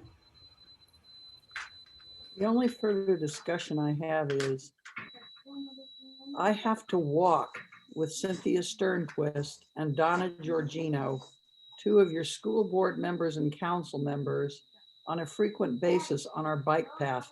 This is really hard to vote on this and not have my ear bent when I go out walking with them. But I will still vote on it. Okay, with that, I don't see any more hands. Peter, please take roll. Representing Imperial County, Cheryl Vegas Walker. Yes. Representing Los Angeles County, Margaret Finlay. I will vote yes, but just to let you know, this is the one that is going to spur me on when I'm in Sacramento, because this is ridiculous. So thank you. Representing Orange County, Wendy Bucknam. Yes, Scott, I ditto what Margaret just said. This is a regrettable yes once again today. Representing Riverside County, Russell Betts. Yes. Representing San Bernardino County, Deborah Robertson. Yes. Representing Ventura County, Carmen Ramirez. Yes. Chair, the motion for item 1.4 passes with 6 votes yes, 0 votes no, and 0 abstentions. Okay, thank you. Thank you again, Scott. And I just wanted to let Mayan and Pat know that to please remember to reach out to Scott when we convene for our work plan so that he's part of the conversation. And I think it's worthwhile to have other cities as well that have, especially the ones that we have met today in El Monte and San Gabriel and all these challenges they have, that I really think this is where we see RHNA is not working, really blown up. And so definitely, but we really like the passion, and apparently, I'm going to guess you probably live in the city too, because you're so passionate. So please take note and invite Scott back. My next question for the committee is, do you want to plow through for a 5th city, or would you like to take your 20-minute lunch break right now? So Peggy, just in terms of Imperial County, I have a hard stop at 1 o'clock for a half hour. So if we could get through one more and then take the lunch break and then transition to Supervisor Plancarte, so if we could get through San Gabriel and then maybe South Pasadena, Supervisor Plancarte could handle that, and then I will be back after 1:30. Okay, sounds good then. The next up is San Gabriel, and it is on page 180 of your agenda. And who will be presenting for San Gabriel? Oh, hi, Samantha. Thank you so much for waiting. Please go ahead. Hi, good morning, Honorable Chair and members of the Appeals Board. Thank you for this opportunity to present before the committee. My name is Samantha Tiwasart, Planning Manager, presenting on behalf of the City of San Gabriel. After following along with the appeals hearing, it has been made clear that the authority of the Appeals Committee is quite limited by state legislation. Being the 20th city to be heard by the committee, The City of San Gabriel at this time would like to just highlight 2 points identified in its appeals letter, acknowledging that although the authority of the community is limited, that there are important factors to be considered for future RHNA cycles, if not for this cycle. And similar to the points constraints highlighted by Temple City and by Scott, the City of San Gabriel being a neighboring city shares in many of those concerns. First, like most cities, San Gabriel is still trying to grasp and understand the overall 1.3 housing units mandated by the state, and also how it makes sense to plan for 8 years of housing production based on a 25-year transit plan. As indicated in our letter, census data included in the city's current and prior housing elements show that population growth and household growth has been relatively slower in the city of San Gabriel for the past 30 years. The city has seen a growth of approximately 3,000 residents for 30 years. However, the city's assigned RHNA number for the next 8 years is 3,017 units. The city maintains a consistent vacancy rates and has no issues with overcrowding. As a point of reference, in the 4th cycle, the city was assigned 827 units, and in the 5th cycle, 930. The number of actual constructed units in the past 8 years has been 372, and not because the planning tools are not in place or that projects are being denied, but the market dictates development. Understanding that population growth is a factor that cannot be considered for an appeal, the city has concerns that the larger percentage of the assigned number is determined by distance to high quality transit areas and employment centers. And although the city does not dispute these factors and also understands that all cities have to plan for their share of overall housing units, the one unique feature about the city of San Gabriel, which is similar to Temple City, is its size. The city is approximately 4 square miles, rectangular shape in a north and south direction. It is one of the smaller cities in the San Gabriel region. And similar to trying to fit size 7 feet into a size 6 pair of shoes, the amount of available land for development is quite limited. And not because of flood zones, fire zones, coastal zones, although all very important factors, but because the land is just not there. And without space for such extreme growth, the limited option to the city is to go vertical. And this can potentially mean that within the next couple of decades, zoning and development in San Gabriel will look quite different from adjacent cities that may have available land and more development options. The effects of this type of development may have long-term impacts to sewer and water capacity, and also on the condition of the aging infrastructure, which was installed more than 100 years ago. So 3,000 units within 4 square miles can look very different from 3,000 units within 10 square miles, 19 square miles, or even 21 square miles. San Gabriel finds it interesting that when it comes to state grant applications, smaller cities are limited to half the amount of what larger cities can apply for, but when it comes to housing production, there is no differentiation. Secondly, as already mentioned by the City of Chino, state legislation can assist local jurisdictions with housing production by looking at CEQA reform, dedicated resource streams, and considering local housing programs that do aim at encouraging more affordable housing production, such as inclusionary housing and density bonus policies, when distributing the affordability percentages. The City of San Gabriel would like to conclude by stating that there continues to be grave concerns with such high leaps in unit numbers in this housing cycle, and what will the numbers look like in the next cycle? And is there anything that can be done to get more accurate numbers at the state level before the numbers are assigned to the local jurisdictions?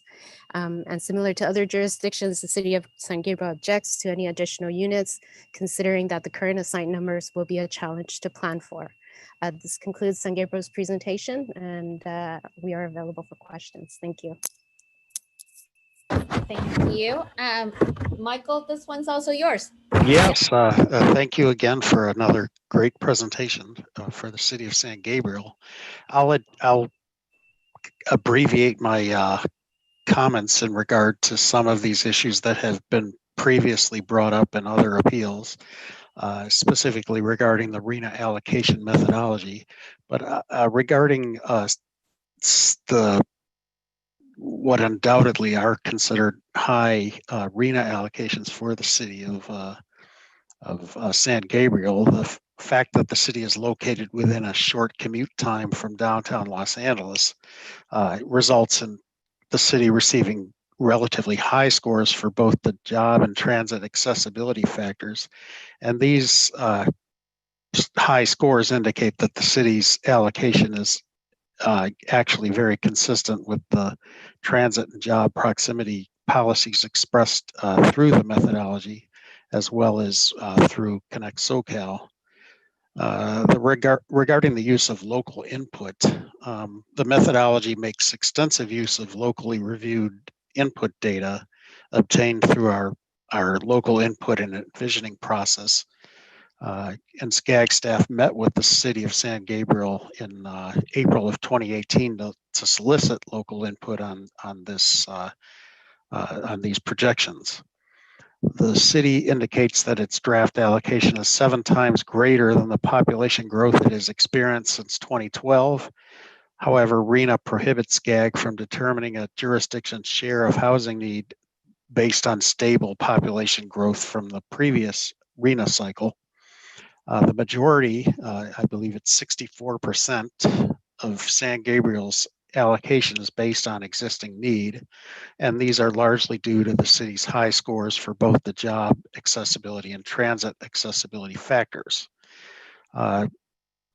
Regarding sewer infrastructure limitations, the city, again, has not provided evidence that it would be unable to provide the needed infrastructure due to decisions made by external utility providing agencies other than the local jurisdiction.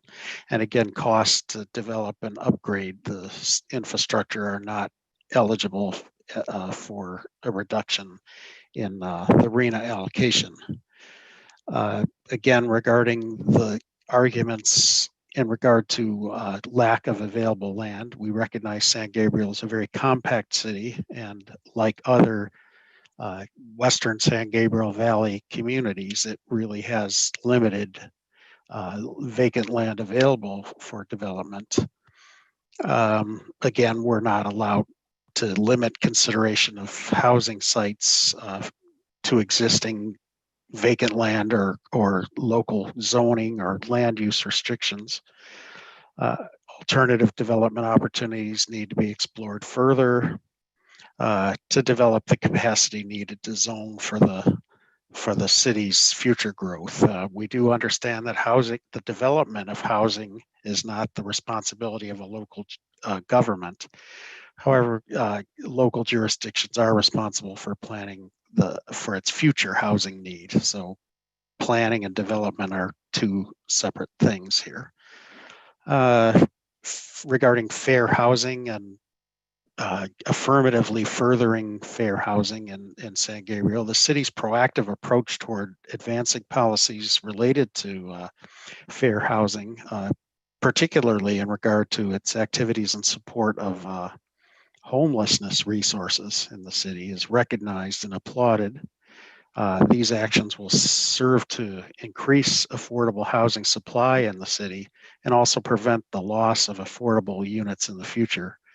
However, these laudable actions do not comprise justification to reduce the city's allocation based on the AFFH considerations.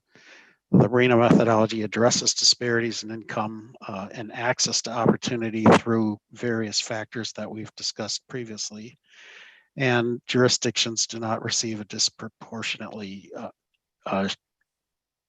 higher share of low income housing if they're already demonstrated to be have an over concentration of that particular income level.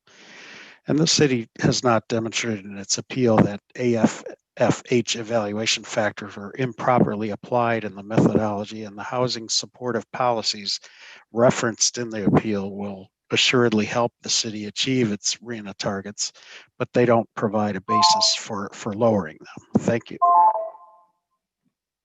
5 minutes. Thank you. City's rebuttal. No rebuttal. Thank you for this opportunity to appeal. Thank you so much for your presentation. Any questions from members of the committee? No, okay. I do have one question, is on the commute time, because I was trying to figure this out. And it's really from my own personal experience that I'm trying to get it squared away logically, is that we're talking about 30-minute commute time. And here there was, how do we figure that commute time? Because I have driven from San Gabriel from downtown LA, and I don't think I've ever done it in less than 30 minutes. Except I think only at 10 o'clock at night.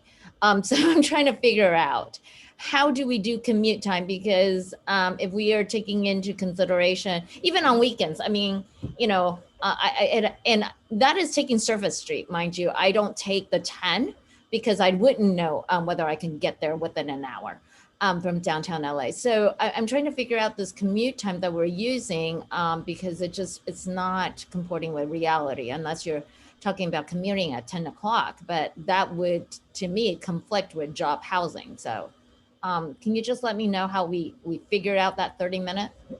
I can try to answer this as best I can. So I am not the data person, and unfortunately our data guru, Kevin, had to step off. But from my understanding, that the 30-minute drive commute comes from one of the major surveys on transportation behavior. So that is a standard benchmark for commute times. And so we use this data in our methodology, and we use that as the benchmark. I believe it's 30-minute drive commute time based on peak commute hours. So it's not necessarily a Saturday commute, if that's is for an individual. So the 30-minute is a benchmark from surveys that that a standard industry survey that we used, and then that was folded into the methodology. And I should also mention that the 30-minute commute time doesn't refer specifically to jobs located in downtown Los Angeles. It's all regional jobs in the SCAG region. Okay, So Temple Orange City's County, it would be about an hour and 15. to downtown, yeah. I'm just saying, I'm trying to figure out how that 30-minute, because I've gone to San Gabriel a lot. My brother's business is actually out there. And so I'm just trying to figure out, I can't make it there from downtown LA. Definitely can't do it from Orange County in less than 30 minutes. Where are we coming up with this time? It's just kind of not working in my head about it. Is this a jurisdiction where someone mentioned a 15-minute non-commute time? Is that this jurisdiction or another city? I've got that stuck in my head that was being used. Maybe not this one. Russell, you have a question?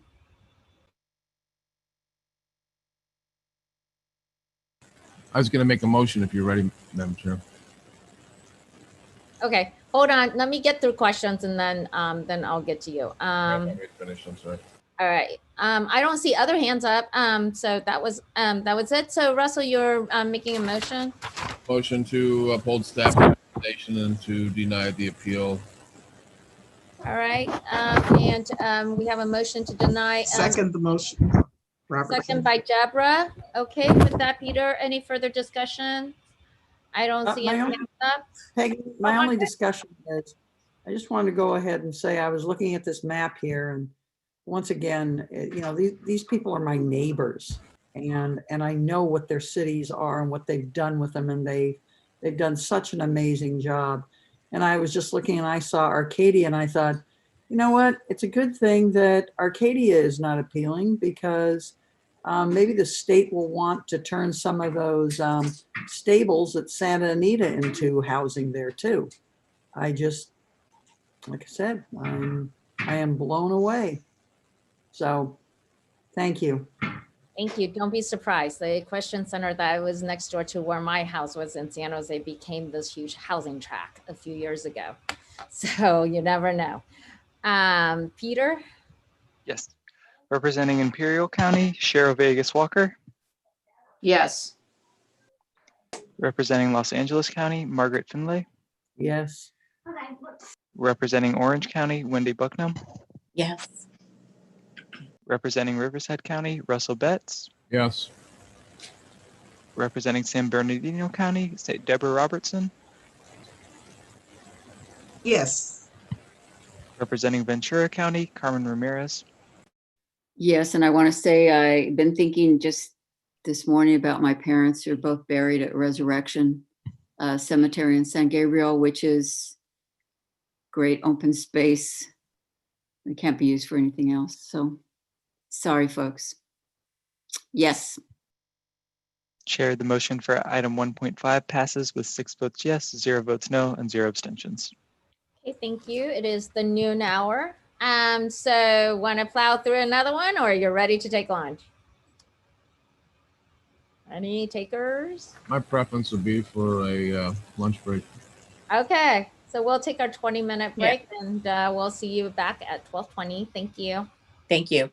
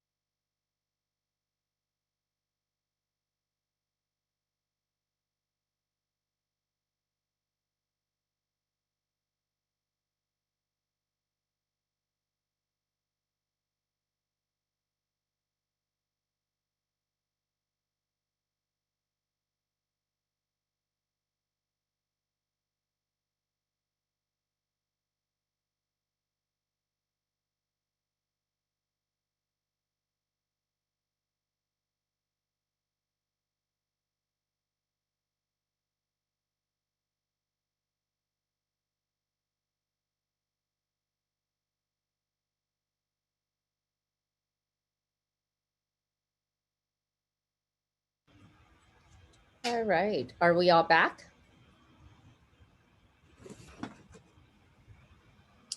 I'm here. Great, thank you.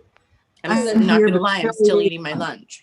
Yeah, I okay, said the exact same thing, Wendy. Still eating lunch. Hey, And okay. here, just a minute. All right, Cheetos. Hello, hello. Oh, hey, hi. Joey's eating lunch with me. Oh, great. My daughter made me lemon bars. Awesome. My I'm favorite. coming over to your house for the rest of the meeting. Hey, come on over. You know what? I was happy that she picked up the hobby of cooking, but I realized the downside is I managed to gain weight during COVID. I'm trying out all her recipes. She says making things from a box is just for, you know, people like mom who can't bake. She does everything from scratch. So now I have been put to shame. Well, remember, they don't call it the COVID-19 for nothing. And these There you go. Cheetos prove it. Yeah, I just need to gain nine more pounds and I'll definitely have hit that COVID-19.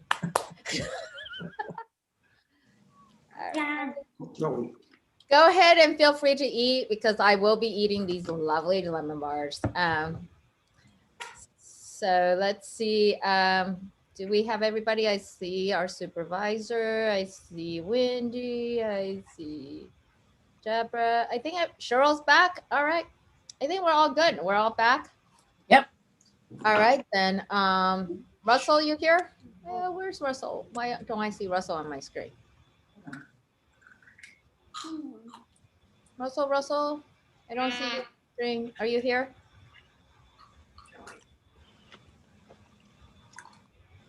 Russell may not be back yet. I don't see him on my screen. Shall we begin without Russell? Yeah. I hear yes. Yes.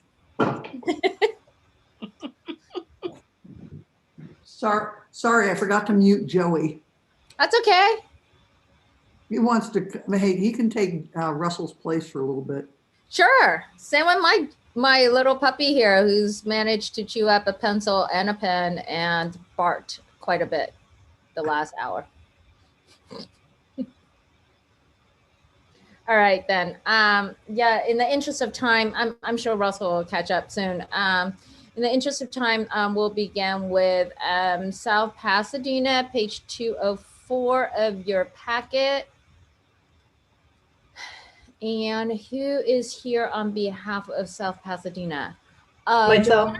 Yes, and then I have for the rebuttal, I'll have our Planning Commission Chair, Janet Braun, and our Cultural Heritage Commission Chair, Mark Gallatin, joining us as well. Thank you. Thank you. Chair Huang? Yes. I think we need a quorum before we can start. So you don't have one? Is there someone here in place of oh, here he is. Russell's here. Never mind. He's here. Okay. Go ahead. Sorry, that was a quick sandwich. Go ahead and eat if you haven't. Ms. Hancomer? Yeah, so can I share my screen? Yes. Can she do that? Yes. Yeah.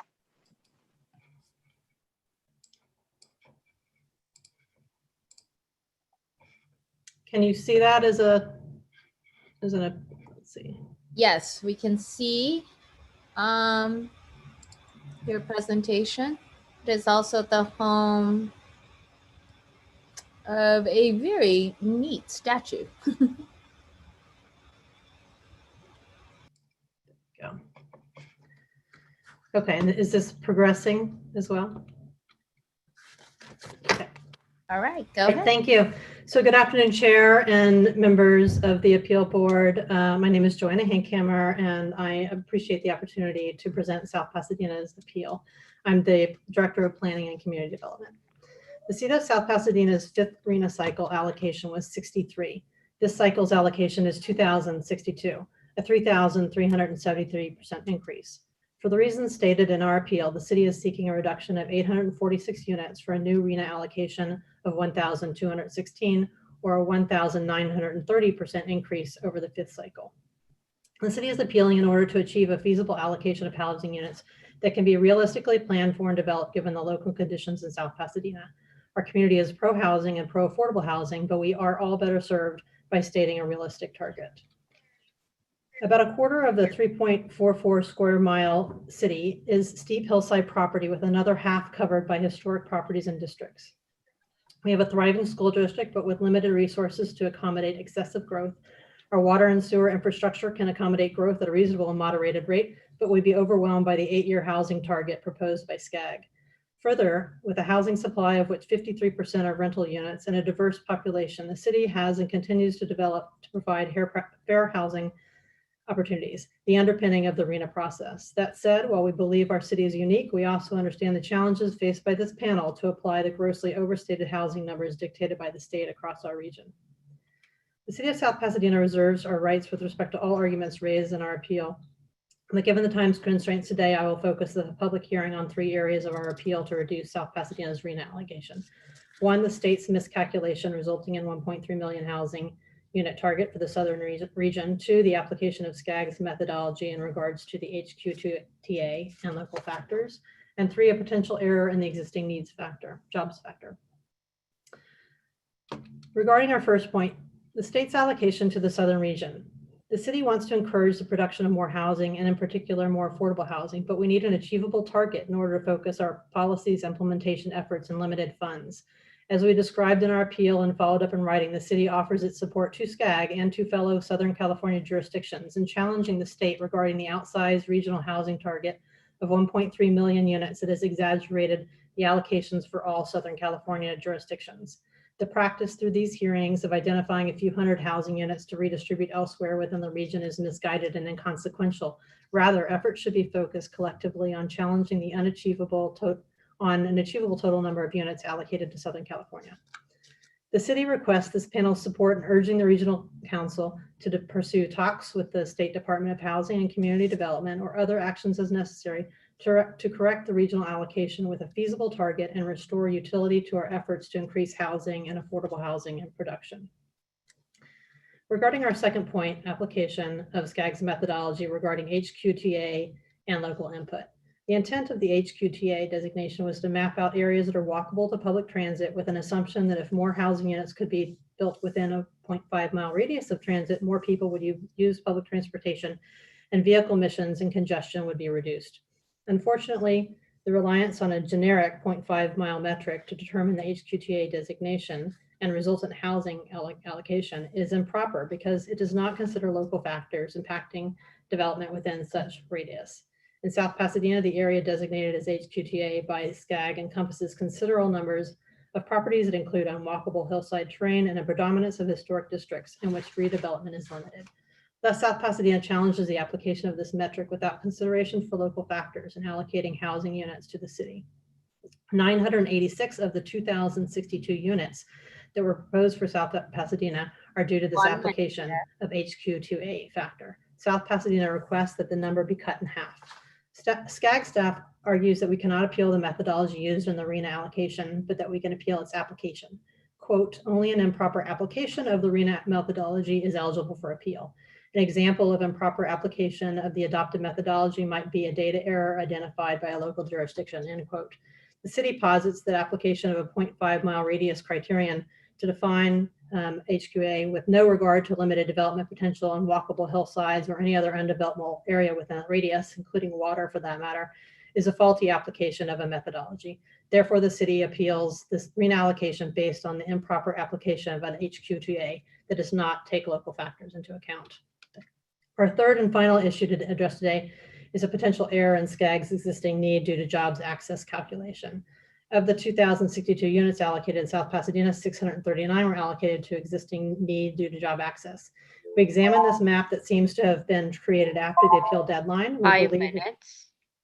Okay, we just would like the SCAG staff perhaps to address this map that seems to appear to show a higher allocation, higher job access. However, everyone surrounding the city has the same access, but a lower job access rating.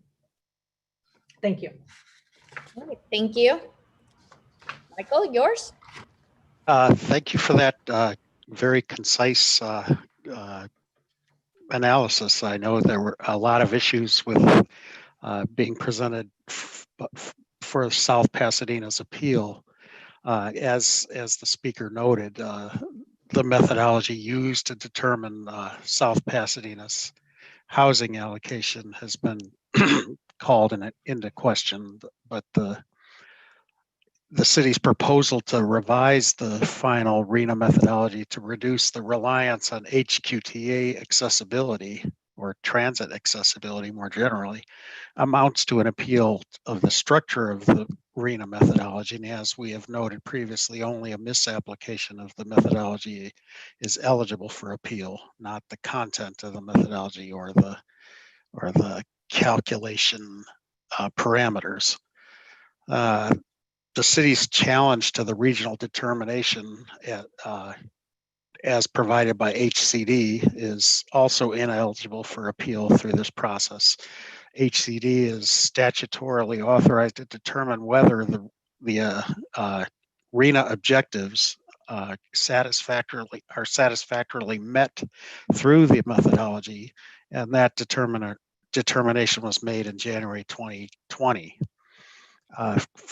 Well, I would like to address some of the comments regarding the existing need allocation for the city of South Pasadena.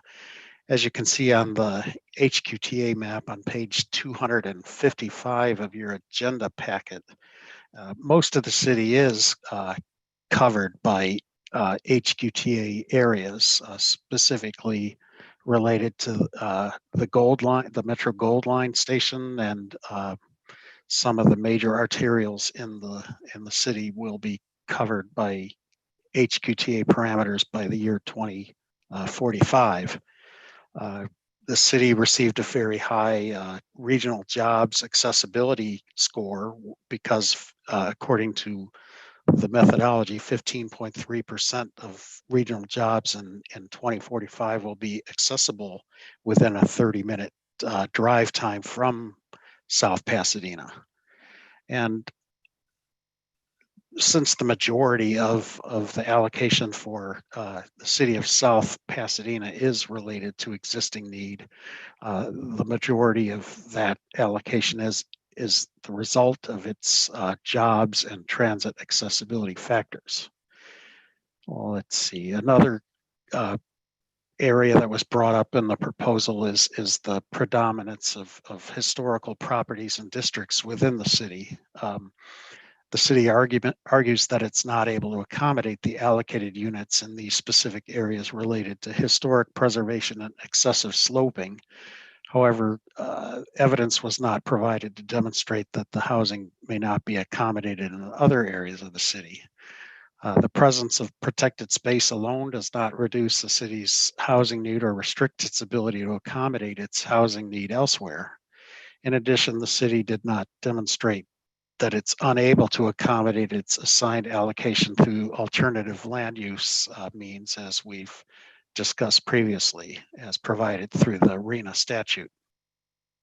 And it's presumed that lands protected from urban development under existing state or federal preservation programs have already been accounted for prior to the local input submitted to SCAG, since these factors are considered at the local level. And no evidence was submitted that the status of these areas had changed since the most recent input was provided in February of 2018. Let's see. In its appeal, the city emphasized the impact that the draft RHNA allocation might have on its public school district by increasing enrollment by an estimated 58%, I believe. However, in accordance with RHNA statute, potential impacts on school districts are also not an eligible basis for an appeal during this process. Thank you.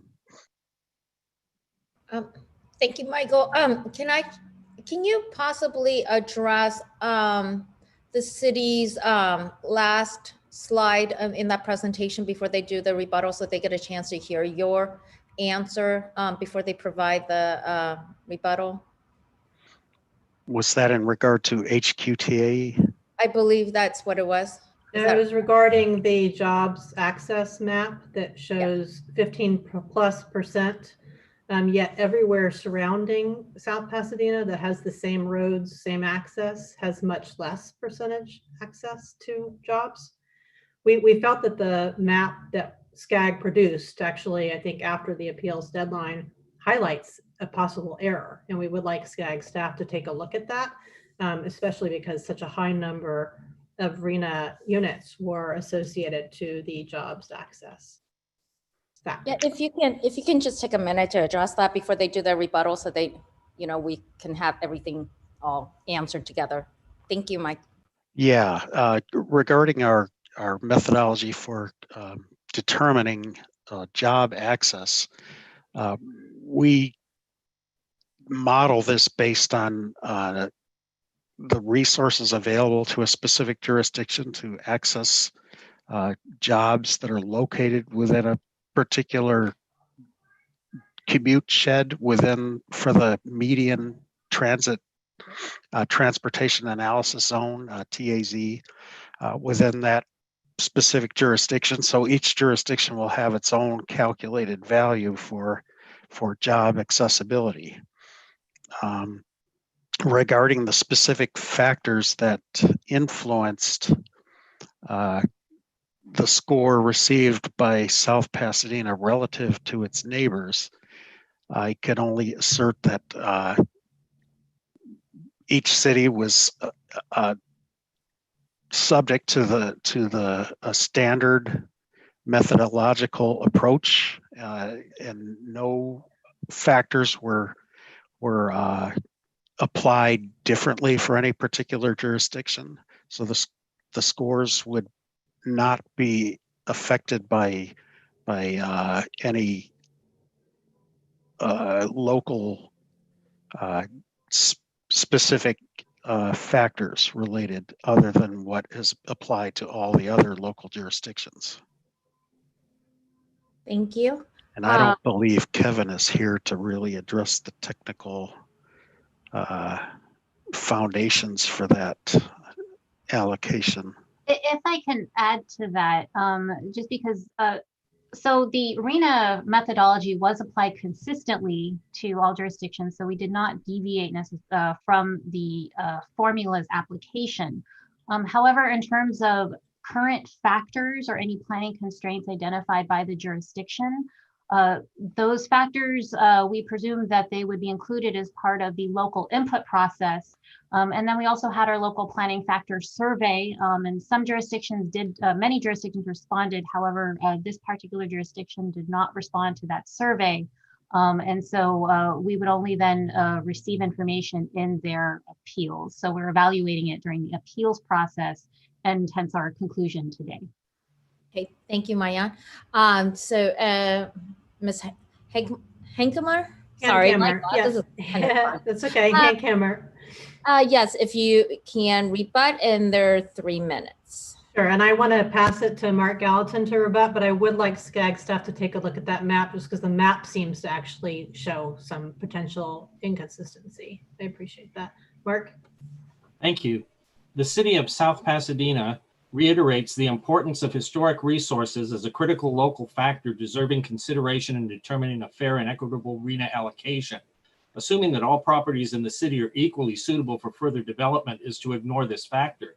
One look at a map of historic resources dispels the notion that a one-size-fits-all approach to RHNA calculation is either fair or equitable. More importantly, history shows us that the regulatory agency that fails to consider the impact of its mandates on South Pasadena's historic resources does so at its own peril.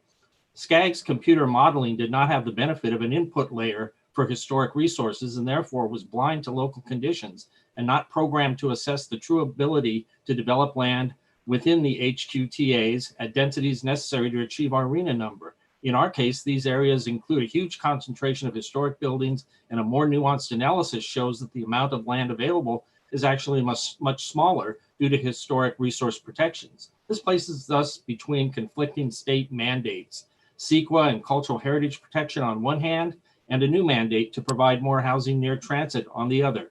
Our appeal reflects the city's commitment to finding all possible suitable sites to develop housing, but with a reasonable reduction that accounts for historic preservation constraints. Fully 38% of all properties in the city are listed on our inventory of cultural resources, including 11 designated historic districts and 61 others identified as eligible for designation. Each of these 72 districts and each of the 2,566 individually listed properties on the city's inventory is considered a historic resource for purposes of CEQA. While this does not preclude further intensification of these properties, proposed developments that would demolish or have significant adverse impacts on a historic resource would require preparation of an EIR, representing a formidable constraint to the provision of new housing. The goals of affordable housing production and historic preservation are not mutually exclusive. Witness our exponential increase in affordable ADUs approved in single-family residential neighborhoods in the past year, a number of them on properties with an existing historic home. South Pasadena is on a course to be the first California city to develop design standards for ADUs on historic properties, adding to the community's long tradition of vigilance and determination to protect its historic treasures, which culminated in the final defeat of the 710 freeway extension 2 years ago, following a 7-decade fight, including multiple injunctions and lawsuits. As Governor Newsom has said concerning the state's response to the COVID pandemic, localism is determinative. So too is this principle foundational to meeting the housing crisis effectively and efficiently. Just as we recognize that listing in an inventory of cultural resources is not a de facto downzoning, so must we realize that a detached 30,000-foot view of the city is not sufficiently nuanced to capture the factors which make South Pasadena such a special place. 3 minutes. Thank you. We urge you to consider the decade-long dispute our city and others had with Caltrans, and we ask that you not find yourself on the wrong side of history. Thank you very much. Just equally passionate. Russell, you have questions for staff or the city? I have a question for the city. Staff had indicated that they had sent out at my end, maybe you can help me, a survey to each different city, and cities responded. Did the city of South Pasadena respond to that initial survey from staff? Is that correct that they did not? That's correct. Okay, so the city of Pasadena, did you think that had you responded and maybe it got lost in the mail or something? Are you talking about in 2018? Ma'am, what was the terminology used for that survey? It was the official methodology planning factor survey that was conducted in spring 2019. And that was the city's opportunity to drill down into anything that might be unique for their city and weigh that into the consideration of methodology, correct? Yes, that would be the time for the city to bring up local constraints. Okay, so, I mean, I heard you sound a little fiery there in your presentation, that maybe, you know, somebody else is at fault, and I'm just maybe suggesting that you guys should have turned in that survey to take into consideration some of this stuff. So, and for staff, my question on the methodology is that we developed this methodology through a long process of public input, city input, and that whole process we went through for 2 years or whatever it was. And then you crunch the numbers, like as in putting them into a machine, and they all came out and they distributed across the cities as, you know, according to the methodology. There's no alteration based on that. So now we got some disparity that's being pointed out between South Pasadena and the surrounding cities. Did the calculations come out in error for those cities, or did the calculations come out exactly according to the methodology that was developed? It was applied consistently to all jurisdictions, so that would include, of course, surrounding cities. Okay, so anything that South Pasadena is pointing out as a disparity with other cities might just be an unfamiliarity with how the methodology was developed. There's a complicated process in determining that, and that might be what's resulting in that. Would that be reasonable?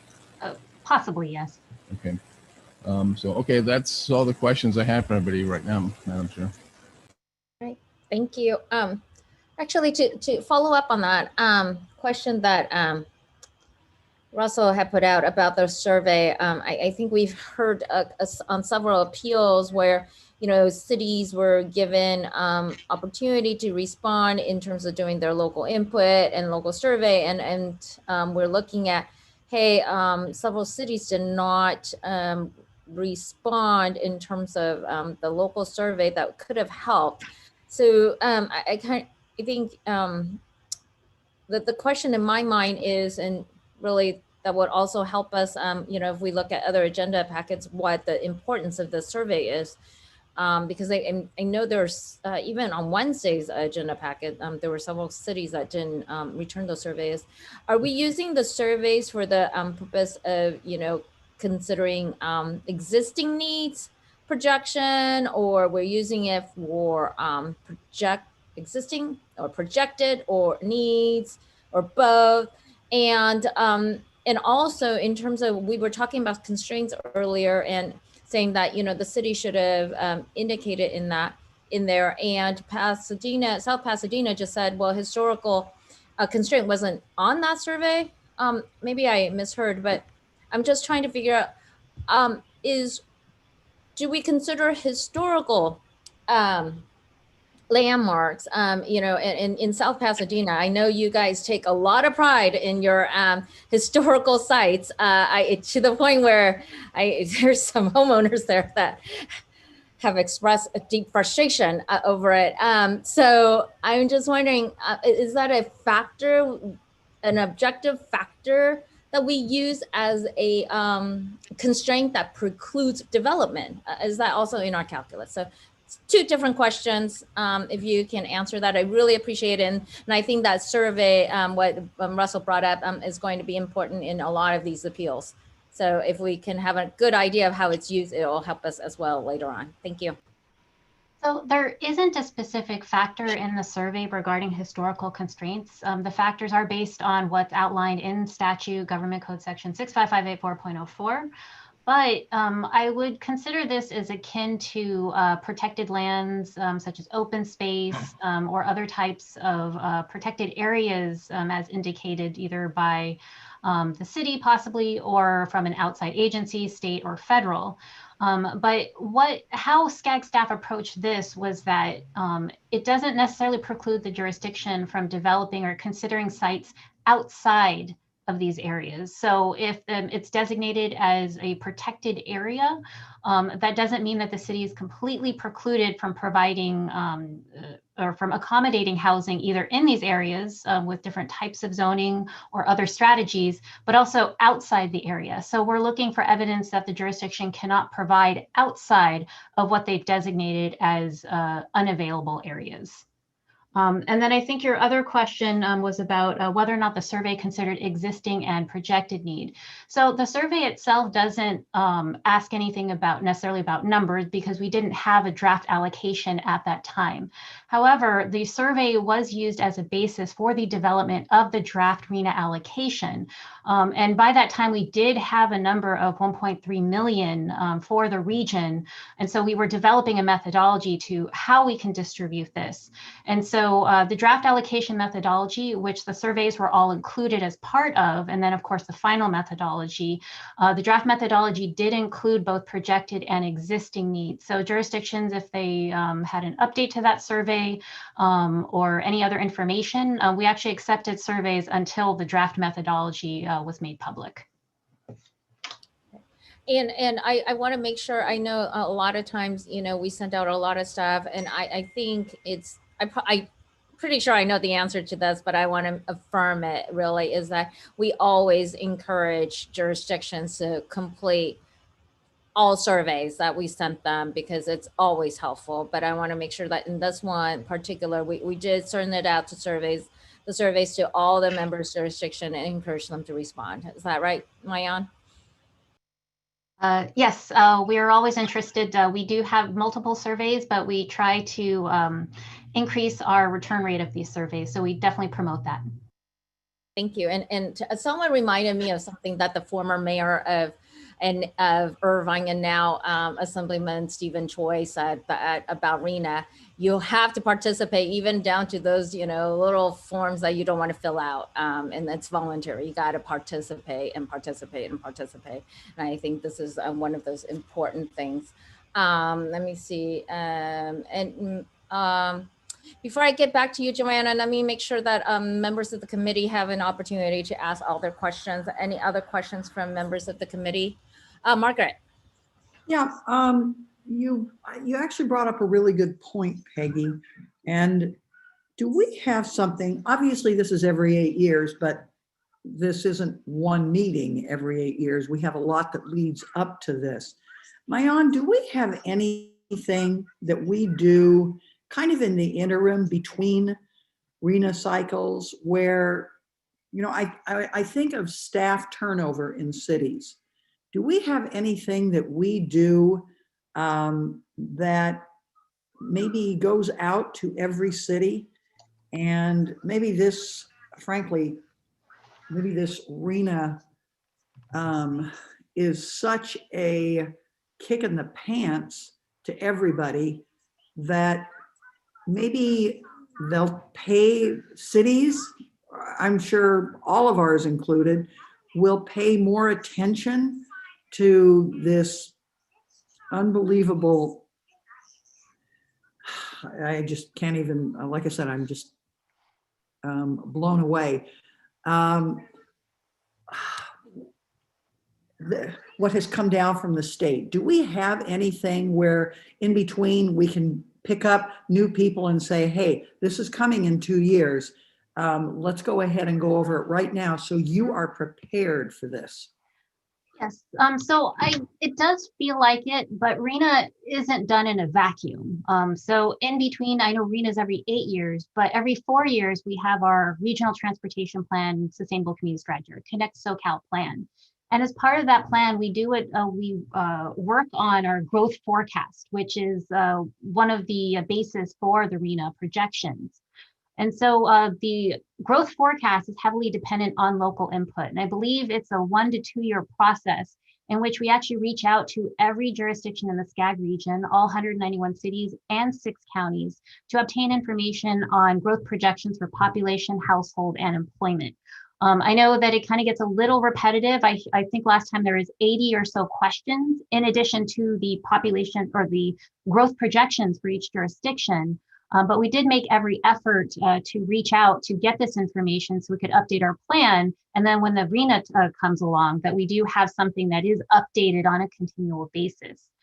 In addition to that, SCAG has also provided, I believe it was some assistance. So we would send out, I believe, a staff member to the jurisdiction if they needed help with some data or other related work, especially as it related to the growth forecast, because we do understand that there are some resource issues with internally. So we do want to make efforts to assist jurisdictions since this is a continual process.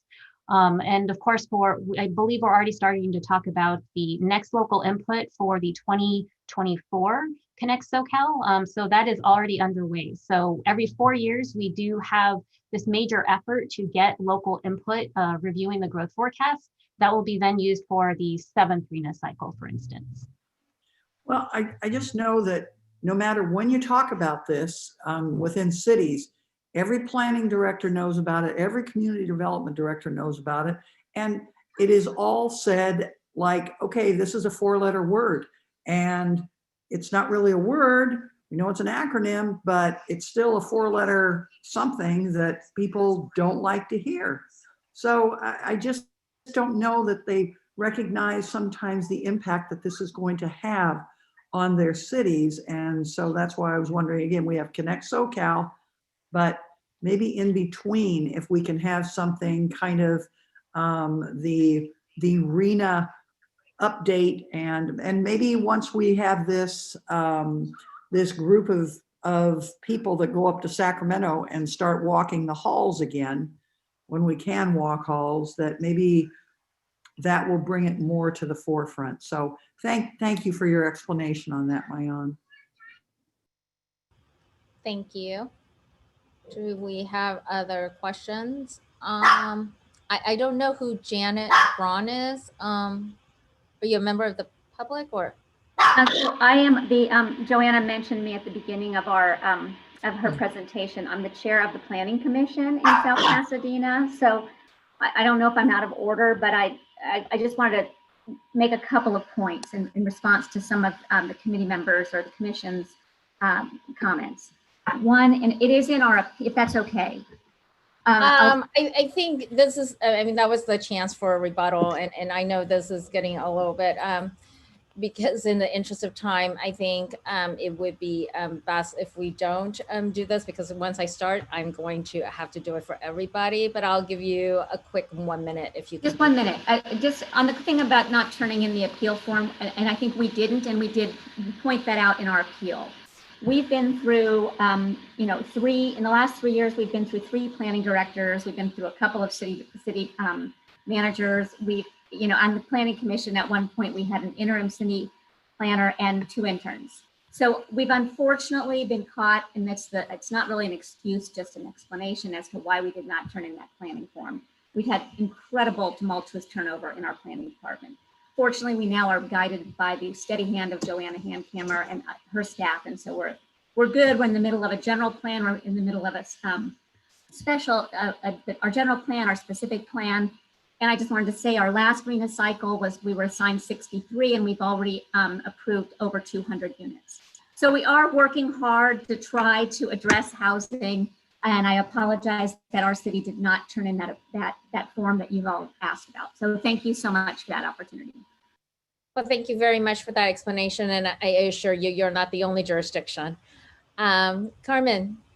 Well, I wanted to commiserate with the planning chair, because my city of Oxnard, in the 10 years I was on council, now I'm a county supervisor, went through 4 city managers, and every department head changing at least once, including 3 chiefs of police and 4 fire chiefs. And I can relate to the difficulty it caused. I wish more people in the public understood that being a public servant and a volunteer, as you are, is no easy thing. And there's a lot of cynicism about all of us. And I hope that we can, you know, speak up in favor of the work we have to do to protect the public. So you know, I think that South Pasadena is a lovely town. I've been there many times. I used to live very close by.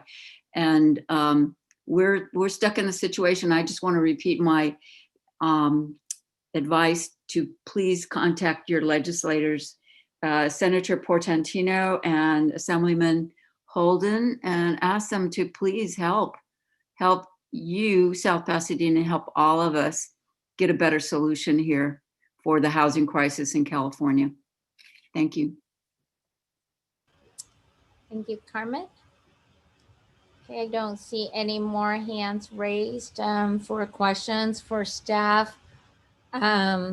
So with that, the chair will entertain a motion on this matter. I'll make that motion, sadly.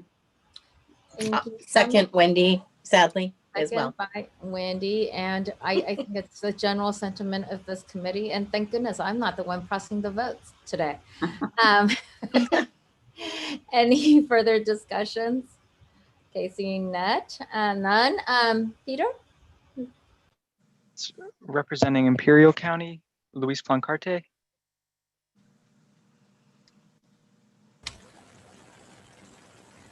Luis Plancarte, sorry.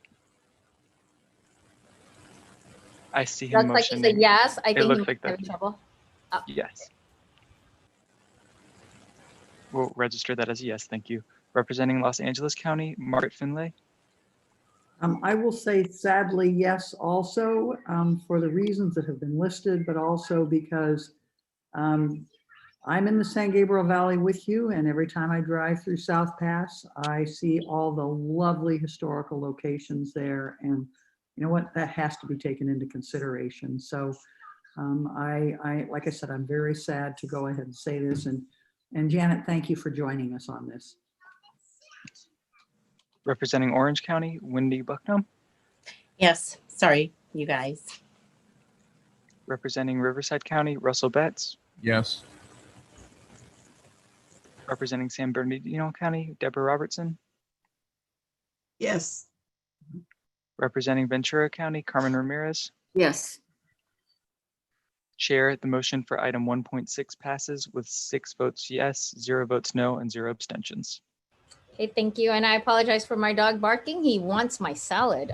He's a vegetarian. But I want to thank you so much. And I actually lived in South Pasadena for a few months, and I know the constraints you have there, and I completely sympathize. So thank you so much, both of you, for your passion and as well as your service to your city. You represent them well. Thank you. And next is City of Pasadena, which is on page 257 of your packet. And Mr. Reyes. Thank you so much, Chair and board members. I think your staff does a fantastic job.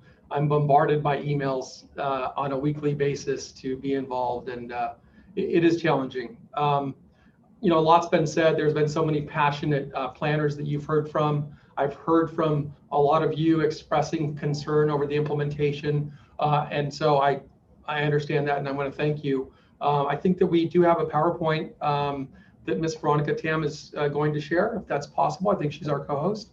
And while that's coming up, I do want to say that I have been involved in Sacramento. I actually was able to testify on SB 50 when it was before the Senate. And, you know, one of the concerns that I expressed there, and I'll express here, is that there is a housing crisis, there is a housing problem, but one solution doesn't fit all. And we've talked and we've heard about the methodology. I won't get into that. I understand the methodology. Look, Pasadena is great. It's got houses, it's got jobs, it's got transit. But what I do want to share, if I can, I don't think this is the first slide. There we go. If we can get to the next slide, please. I'd like to share that I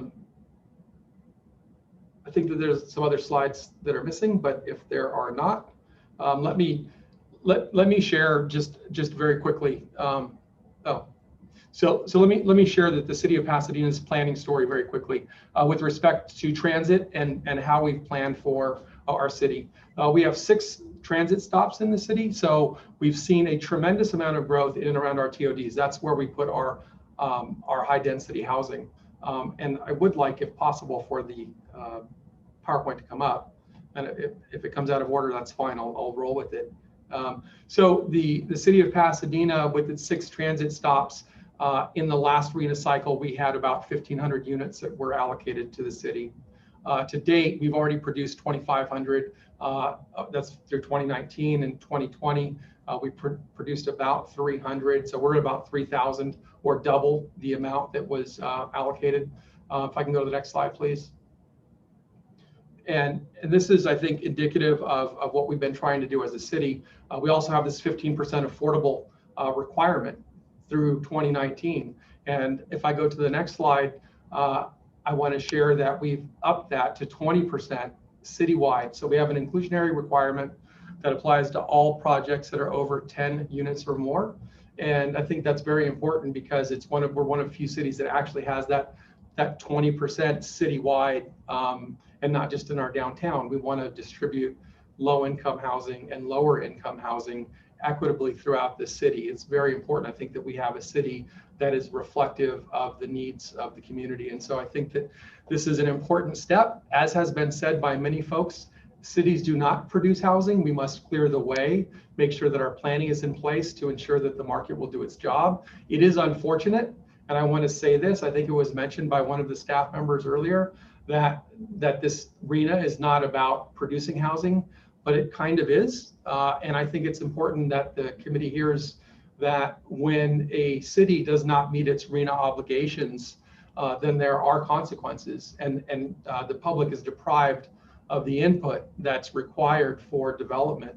And what happens is, if you are not in compliance with the affordable requirements in terms of actual production, not just the planning, then what happens is projects go forward on a ministerial basis, no CEQA, no public hearing. And so this whole process really speaks to a lack of understanding of how development in cities at the local level works. So that's a little spiel. I know that we're short on time. I want to jump right into our appeal if I could. The next slide. We are appealing so from 1,500 to 9,400 units is what's been allocated to us this cycle. We do feel like there's been two issues associated with not the methodology, because we do understand the methodology, but rather its application. And there's also been one changed circumstance with respect to one of our master plan properties. Veronica Tam is with us. We're very lucky and fortunate to have Veronica. And she's going to speak more specifically about items 1A and 1B. So with that, Ms. Tam, if you'd like to take over. Next slide. Yeah, for some reason it's not advancing, so I'm gonna, okay, there we go. Thank you for the opportunity, and I'm going to be quick and brief about our presentation.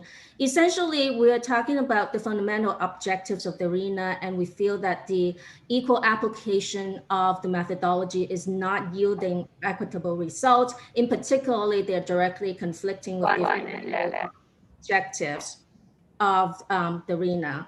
Specifically, the objectives of the RHNA is to increase the housing supply in an equitable manner, to promote and encourage efficient development patterns, and definitely to improve the inter-regional relationships between jobs and housing, and finally to further federal housing. We feel that the equal application of the methodology across the region does not yield equitable results. When you do that, you must look at outliers, you must look at exceptions, you must look at jurisdictions that are not fitting the norms. And the city of Pasadena is really that, that exception to the region. It's responding very slowly, unfortunately, across the internet. Specifically, when you look at city of Pasadena in the south, in the San Gabriel region. 5 minutes. We'll give you 30 seconds if you can wrap up. Thank you. Okay, well, I think that essentially, I think the problem that we are facing is the fact that the city of Pasadena is providing a lot of housing, is one of the most productive communities in the South San Gabriel Valley region, but we're not being treated fairly in terms of how the housing is being provided or allocation is distributed, particularly when it comes to the residual distribution. It's not responding in terms of the internet, and I don't think the PowerPoint is advancing on my end. I don't know what's the reason for that. But essentially what we're talking about is that when you reduce the residual value from communities that are disadvantaged, there are only about 2,600 units or so that are being eliminated from disadvantaged communities in San Gabriel Valley, but it's being redistributed for over 4,600 units. So we are actually importing housing needs from other subregions of the county into Pasadena, and therefore furthering this inequalities in terms of housing production. And lastly, we want to just focus on the change in circumstance. The Fulham master plan that we have talked about, the city has talked about earlier, it's actually the Fulham Seminary has submitted a master plan change to reduce the enrollment in the city by almost half, because they're all going to be online classes primarily. There'll be no housing. I'm gonna cut you off on that, but thank you. And I know your the staff report as well as your appeals packet does include Fuller Seminary, and so for in your appeals, Mayan.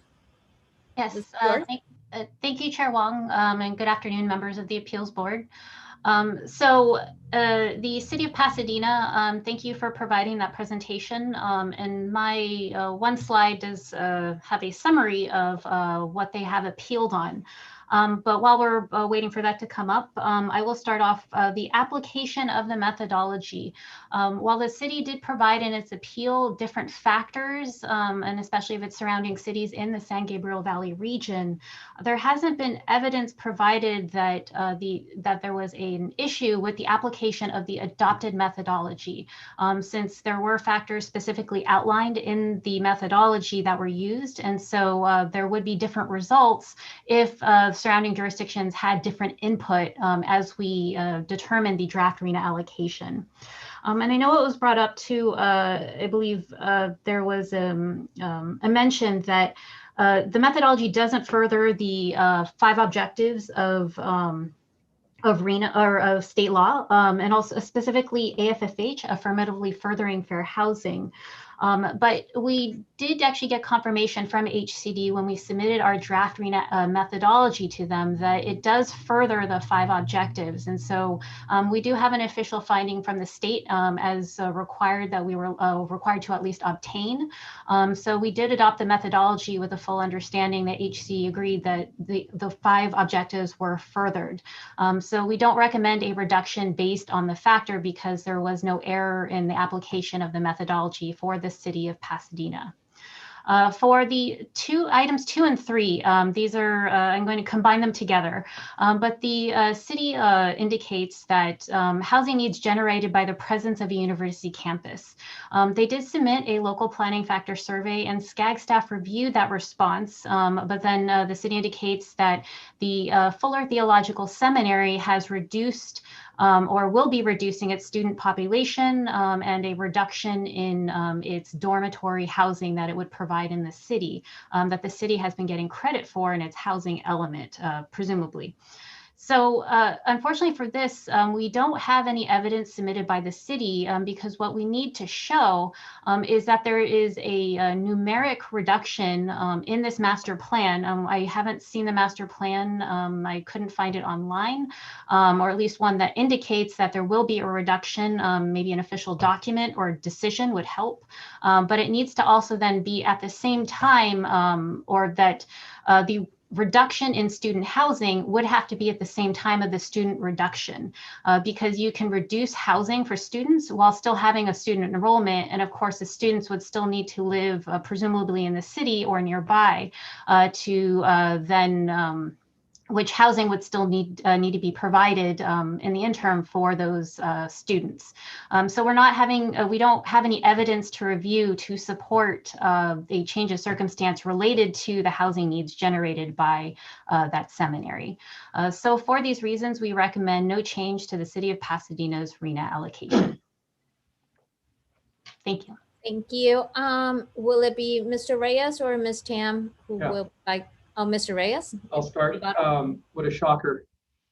You guys are in a tough position. I think based on the process, it's very difficult to come up with any other answer that Mayan just gave. So although I would like to disagree with it, there is a portion that I do want to just technically talk about. Is it possible that we very quickly pull up our conclusion slide? Because I think we have some numbers that may be very helpful.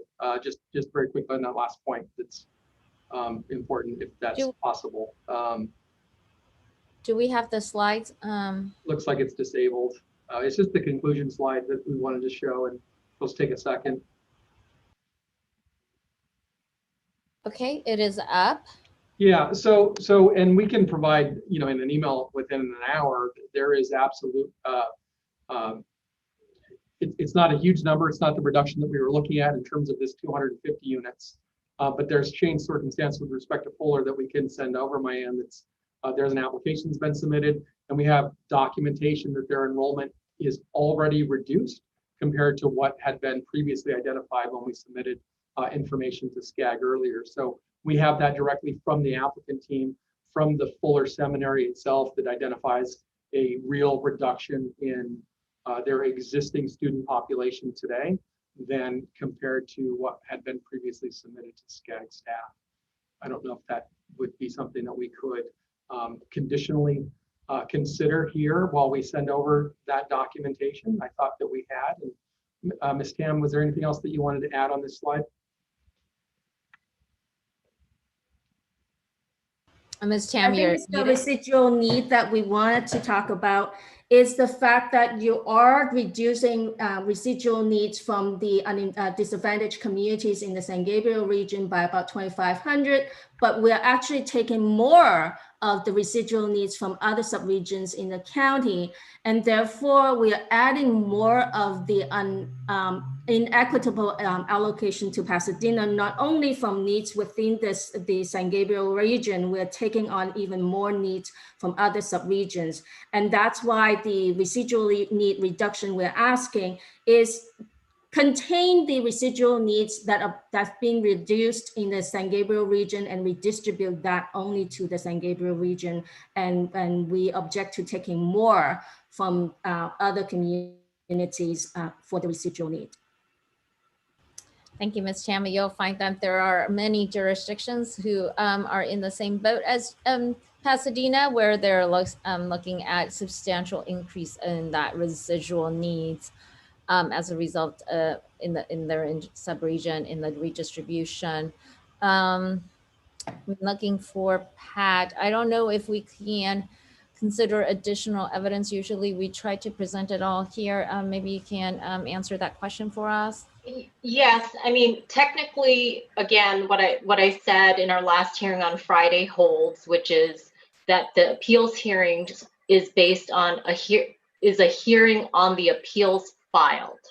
So here we are considering new information that they are trying to get. And we actually, in this particular staff report, we were really clear on what they needed to give us. And as Mayan kind of outlined, we needed to see documentation that would show the expected reduction in student enrollment would occur at exactly the same time as the anticipated reduction in the housing supply plan to support it. And so we certainly, you know, they had this staff report was out for a week. You know, if we wanted to look at it, they could have submitted it as part of the public comment prior to this hearing.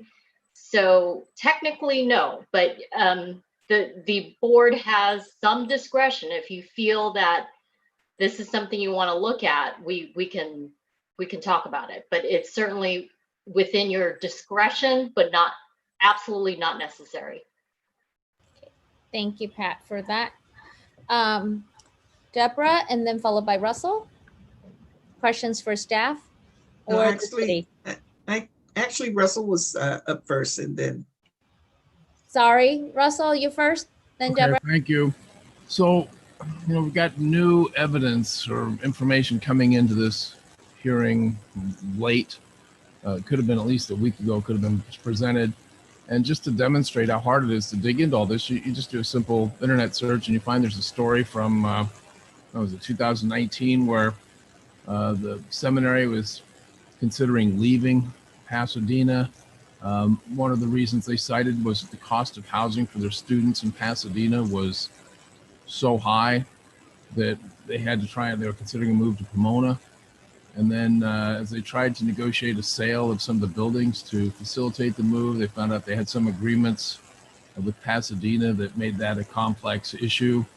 And I can't possibly dig into all of this to find out, you know, if there's another more layers, maybe to start peeling away the onion. And so I just think it points out that this information coming in now isn't any reason for consideration of this board to hold this process up or delay it or consider it. I understand that campus closing down its housing might have some impacts, but this isn't the place for us to make that determination at this point, given how much time would be involved in digging into it. So that's my question, if you want to call it a question. Thank you, Russell. Deborah? Well, I will somewhat echo the same concerns that I think Russell has managed to at least search the internet, and I have not. But when we start talking about institutions making some decisions, those usually aren't done on the fly. There is usually a process, a long process. And this is the appeal. In the course of the local inputs and discussions that would have went on and the decisions, it's been a long process. And so I'm kind of thinking, why would we even entertain that they've managed to come up with something and hold it for the appeals discussion versus putting it in, sending it in prior to their time up for the interview. And again, having something that would be tangible that someone could have known. And again, even knowing it, I don't know if it's something that we are supposed to factor in, because we did submit something in the appeal. I'm sorry. Oh, I'm sorry. It appears they did, and I know they have because it was addressed in our report. I think you're just looking to add additional information, but no, I'm saying, but getting the document finally from the university, that's what I think I'm talking about, that it wasn't a part of the package. Correct. And I think that's the point that Russell said too. If you search, you can find some information. So they have a document to submit now that they could have submitted to us prior to this discussion. Correct. Thank you. Correct. Margaret? Yeah, and then my question is, so why wasn't it submitted prior to? We did submit what we thought we had to submit. So this is not, and this is 250 units of the total 2,600 reduction that we were talking about that was really factual to us. This is just a factual issue where what we had submitted to SCAG, previously South Pasadena said they didn't turn it in, they had some staff turnover, they had whatever. We've been working with SCAG staff the entire time. We submitted information, and that information was changed through the course of the process. And we thought that we had submitted what was required to be submitted. This is not a case of us not being prepared or not paying attention or not taking things seriously. We had submitted what we thought we were supposed to submit, and apparently we did not. So I was offering up, if there was something else that we were supposed to submit, we could give you more. This is a factual issue that is really not up for debate. It's a matter of public record.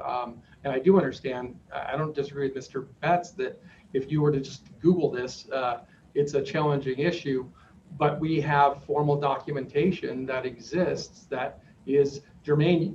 This body has talked all day long about not being able to do anything, their hands are tied. This is a case where your hands are not tied and you can actually do something. And we would ask that you do that. Thank you, Mr. Reyes. Supervisor Concarte, and then followed by Carmen. Another supervisor. Woohoo. Getting used to that. Louise, are you muted still? He's still muted. Shows that he's not, though. It shows us he's not. Maybe the volume's down for Luis. You might try the settings in your Zoom when you go to where it says. Can you try to rejoin again Zoom? That should usually fixes the issue. Okay. Well, we will wait for him to rejoin us, but in the meantime, Supervisor Ramirez. Thank you. I'm not sure we've discussed this in our previous hearings, but there's always in the packet the letter from Whittier and other cities saying we feel your pain, but don't change the allocation. We reject any additional numbers. That's throughout the whole process. Can Pat or Mayan or someone comment on that? Does that have any impact on our decision making here or elsewhere? I was going to comment again that in the staff report, we were really clear on what documentation they would need to show in the last paragraph of the staff report prior to fiscal impact. And so I'm actually a bit curious to find out what it is they are trying to hunt down to give us. Mayan, do you want to comment on this? Because this was something we did carefully consider. Sure. And so there isn't supporting documentation in the appeal itself.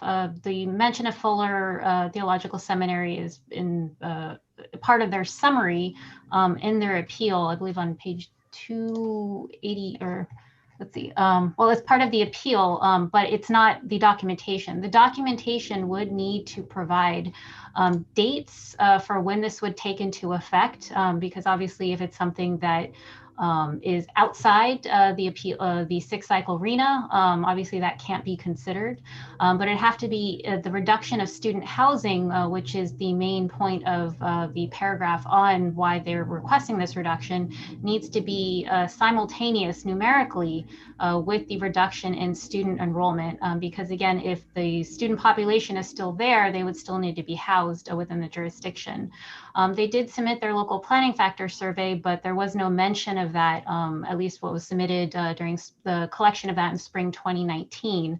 There's no mention of downsizing, just that they had universities and student population, and that they would work, they worked on the master plan with those respective campuses. All right, Supervisor Plancarte is back. And technology is great when it works and it kills you when it's not, huh? There we go. Thank you very much, Madam Chair. The you know, I understand that we can do some searches and get additional information, but that's why we rely on staff to deliver full packages to these appeals. 51, if we had to go back and do our own searches on 51 different appeals, you know, this would be a never-ending story, and then we would not necessarily have everything. So I think that, you know, I'm ready to proceed with this appeal. It is unfortunate that additional documentation that they may have, which we don't know if it meets a requirement or not, did not get submitted. But I do think that there was ample opportunity to submit a full packet. And for that, I think we should move forward with this today. Right, thank you. Russell, you have another question? Yeah, I concur with that past statement. I just wanted to respond to Mr. Reyes that for us to dig into this now, our hands really are tied, because now we've got to start digging into, you know, this article is from October 2019, well back in the process. And so now I got to ask you, did the city of Pasadena do anything to help alleviate the high housing costs for students in Pasadena? And I don't expect you to answer that. The only purpose of me bringing this up is that to make the point that there's way too much for us to dig into in this body. We don't have anybody from the seminary here to talk to us. And so I agree with Luis that this is time to maybe move to a vote. So whenever we're ready to make that motion, I'd be happy to do so, or second somebody else. We had a development agreement that required all of the housing to be affordable. So we were doing something. This issue about that moving because of the high cost of land speaks to this ridiculous process of trying to produce 9,400 units because it's hard to build, especially affordable. So I understand and respect the committee's decision here. Thank you. Well, I think, Mr. Reyes, you'll hear that, you know, in this whole entire process for the RHNA subcommittee, we've always been struggling with the idea of how to build affordable housing. We understand cities do not build, and that it's very difficult to build affordable. And apparently Sacramento is ignoring us. So there you go. Deborah? Yes, no, I just, I wanted to say, the discussion, you know, it's all these pieces. It's like different little elements that you need to consider and take in, and maybe they have some value or merit in the beginning. I'm not right now with the seminary. It looks like it's a business decision. It's a decision that is one factor. There may be many other factors that why they were wanting to move and go to Pomona, and that wasn't allowed. But you know, I'm looking at the material that's before us. I was thinking, okay, well, if we're focused on just that number, there's still a greater reduction that's inclusive of that. And then the other, our discussion about residual really kind of threw me off in terms of understanding, you know, what about the other remaining number? They're not just asking for 250. So I'm prepared to make the motion that we proceed with staff's recommendation and deny the request for the appeal. Well, let's hold on to that. I want to make sure all the questions are answered before we get to that point. Margaret? Thank you. Typically, I never abstain because I think you abstain for two reasons. One, you don't have enough information, or you actually have a genuine conflict of interest. And right now, I think I'd have to abstain on this because I don't think we have all the information because of just this change that Pasadena is willing to go ahead and put into action here. So I do agree with Mr. Reyes that we have an opportunity here to change something not so significantly that it is going to impact every other city in the region, but it is something that we keep on saying that we're trying to do something, and I believe we can here. And Pasadena is one of those cities that they work hard. And you know what? I got to hand it to these people. They've lost a whole lot of money this year because they didn't get to have the Tournament of Roses. So I am more than happy to actually vote no or to at least abstain on this because I do agree with you on this, Mr. Reyes. Thank you, Margaret. I mean, one of the things that the party, the board should consider, and something I brought up earlier, is that you can always consider a partial reduction to the number that you feel comfortable with. And so that's not completely gone as an option for all of you to consider if you think that today you've heard enough, at least to put you in that direction to do a partial reduction based on what you have, or completely deny. Those are the options before us. It's not a all or nothing. Madam Chair, I'd like to second the motion by Deborah Robertson. All right, we have a motion and a second. Carmen? May I just have a clarification that I wanted to ask? Let's just assume that we do this reduction and we have the numbers, the additional reduced numbers given to other cities. Do they have an opportunity to appeal that? No, they don't have the opportunity to appeal. It will be, and I believe the numbers that is reduced from the city will be just spread out within LA County until we hit the 7% mark, and then that will be redistributed among the jurisdiction. Correct, Mayan? It's the other way around. Oh, the other way. I'm sorry. It goes to the region first, and then after 7%, then we look at existing need methodology.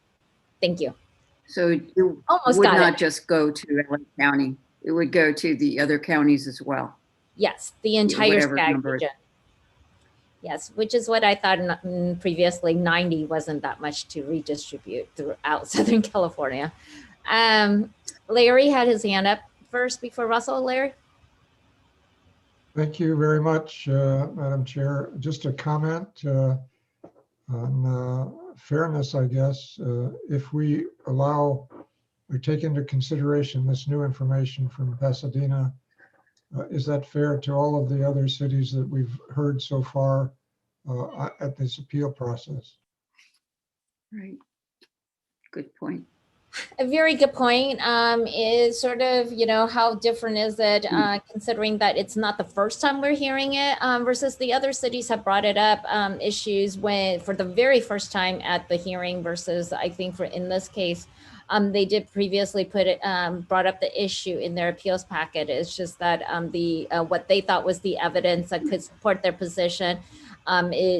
It is Pasadena's position that it was sufficient. However, we here as SCAG have determined that is not sufficient independent evidence to support the position. And so they want to offer the opportunity to provide the information that is what SCAG is looking for. So it's sort of a little bit different from other jurisdictions issues. Something to think about as you consider. Russell? Yeah, I would suggest that it's not that different if we were operating on what information comes before us. And if it does seem significant enough that it needs to be weighed, then I think the only option would be, okay, turn it back to staff for a thorough investigation into what's going on here with this, with this college. And if it would be, I'm just bringing this stuff up to point out that we don't have the time here to weigh into this or even take it into consideration. We just don't have enough information. I just pulled up that one article to show how quickly you can find out there's way more here than we can look into. I don't think we have nearly enough to say that we're going to make a determination on reduction in numbers. I'd want to hear from staff having looked into this, talking to the seminary, finding out what all the reasons are behind it, and then coming back later. I'm not in favor of that because I also agree with Larry McCallum that it's going to be extremely unfair to other applicants who have come before us and afterwards to open up something this late in the game. The rules of the appeal are very clear and well established. You get your information in on time, and just we as a body, in the most pure sense, what we're supposed to consider is the evidence before us. We don't have it, so either we got to go back and get more evidence through the same process, or we just have to move on. That's my 10 cents for it. Thank you. Appreciate it. I don't see any more hands up. Margaret, sorry. Which is why I will abstain, because I don't think we do have all the information that we could have to make this decision. So anyway, thank you. Okay, thank you. With that, I don't see any more hands. So Peter, I'll let you take a roll. Yes. So let's be clear. What are we voting on to make sure? Deborah, I believe Russell made the motion, and Deborah made the motion, and Russell made the second. That the motion is to deny in its entirety. Thank you. Representing Imperial County, Luis Plancarte. Vote to deny. Representing Los Angeles County, Margaret Finlay. Abstain without the more information. Representing Orange County, Wendy Bucknam. I agree with Margaret. I'm abstaining. Representing Riverside County, Russell Betts. Yes. Representing San Bernardino County, Deborah Robertson. Yes. Representing Ventura County, Carmen Ramirez. Yes. Sorry. Chair, the motion for item 1.7 passes with 4 votes yes, 0 votes no, and 2 abstentions. Thank you all for your time. Good luck. Mr. Reyes. Thank you, Mr. Reyes. Good job representing your city as well. Next, we have the city of, oh my goodness, I'm blanking. San Fernando. San Fernando. And it is on page 294 of your packet. And with that, who do we have? Oh, Tim, who? Is that how you pronounce the last name? How? How, sorry. Thank you, Chair Huang.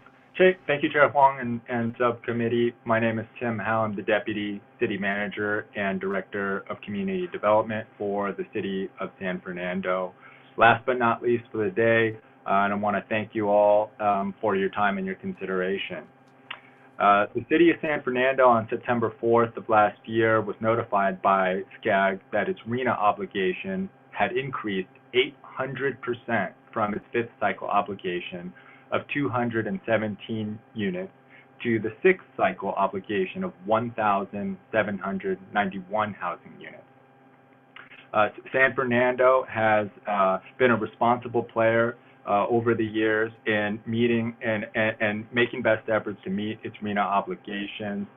Currently, in the current 5th cycle, the city was granted that allocation of 217 units, and through the end of calendar year 2019, the city had produced 269 units. In addition, city has continued to prove its sincere commitment to affordable housing by already exceeding its low-income housing goal by over 470%, producing 151 local low-income housing units.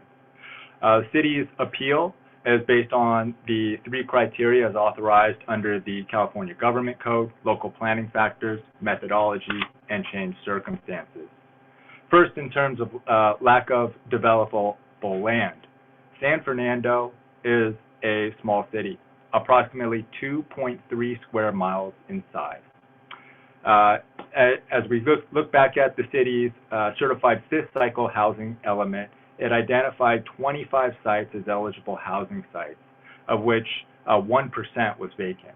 Of all of these sites, if all of these sites were developed into housing, at a density of 32 to 37 dwelling units per acre, a maximum of 526 units can be developed, well short of the sixth cycle allocation of 1,700 units. However, additional screening criteria pursuant to AB 1397 will disqualify some of these sites and further impact San Fernando's ability to comply with the sixth cycle. In addition, the city must focus on transitioning additional underutilized properties into higher density housing development. However, the typical ownership pattern in San Fernando are small contiguous lots that would need to be assembled over time into larger development sites. That further burdens the economics of remediating the sites, especially sites that are being repurposed from industrial uses. This severely limits the city's ability to accommodate the allocation within the 8-year cycle and makes it simply not realistic. In terms of methodology, the number of housing units in San Fernando represents 0.18% of the county's 2020 housing units, and yet have disproportionately received 0.22% of the county's RHNA allocation. Lastly, in terms of changed circumstances, the first one is concerns about the City of San Fernando's determination of areas falling within high-quality transit areas.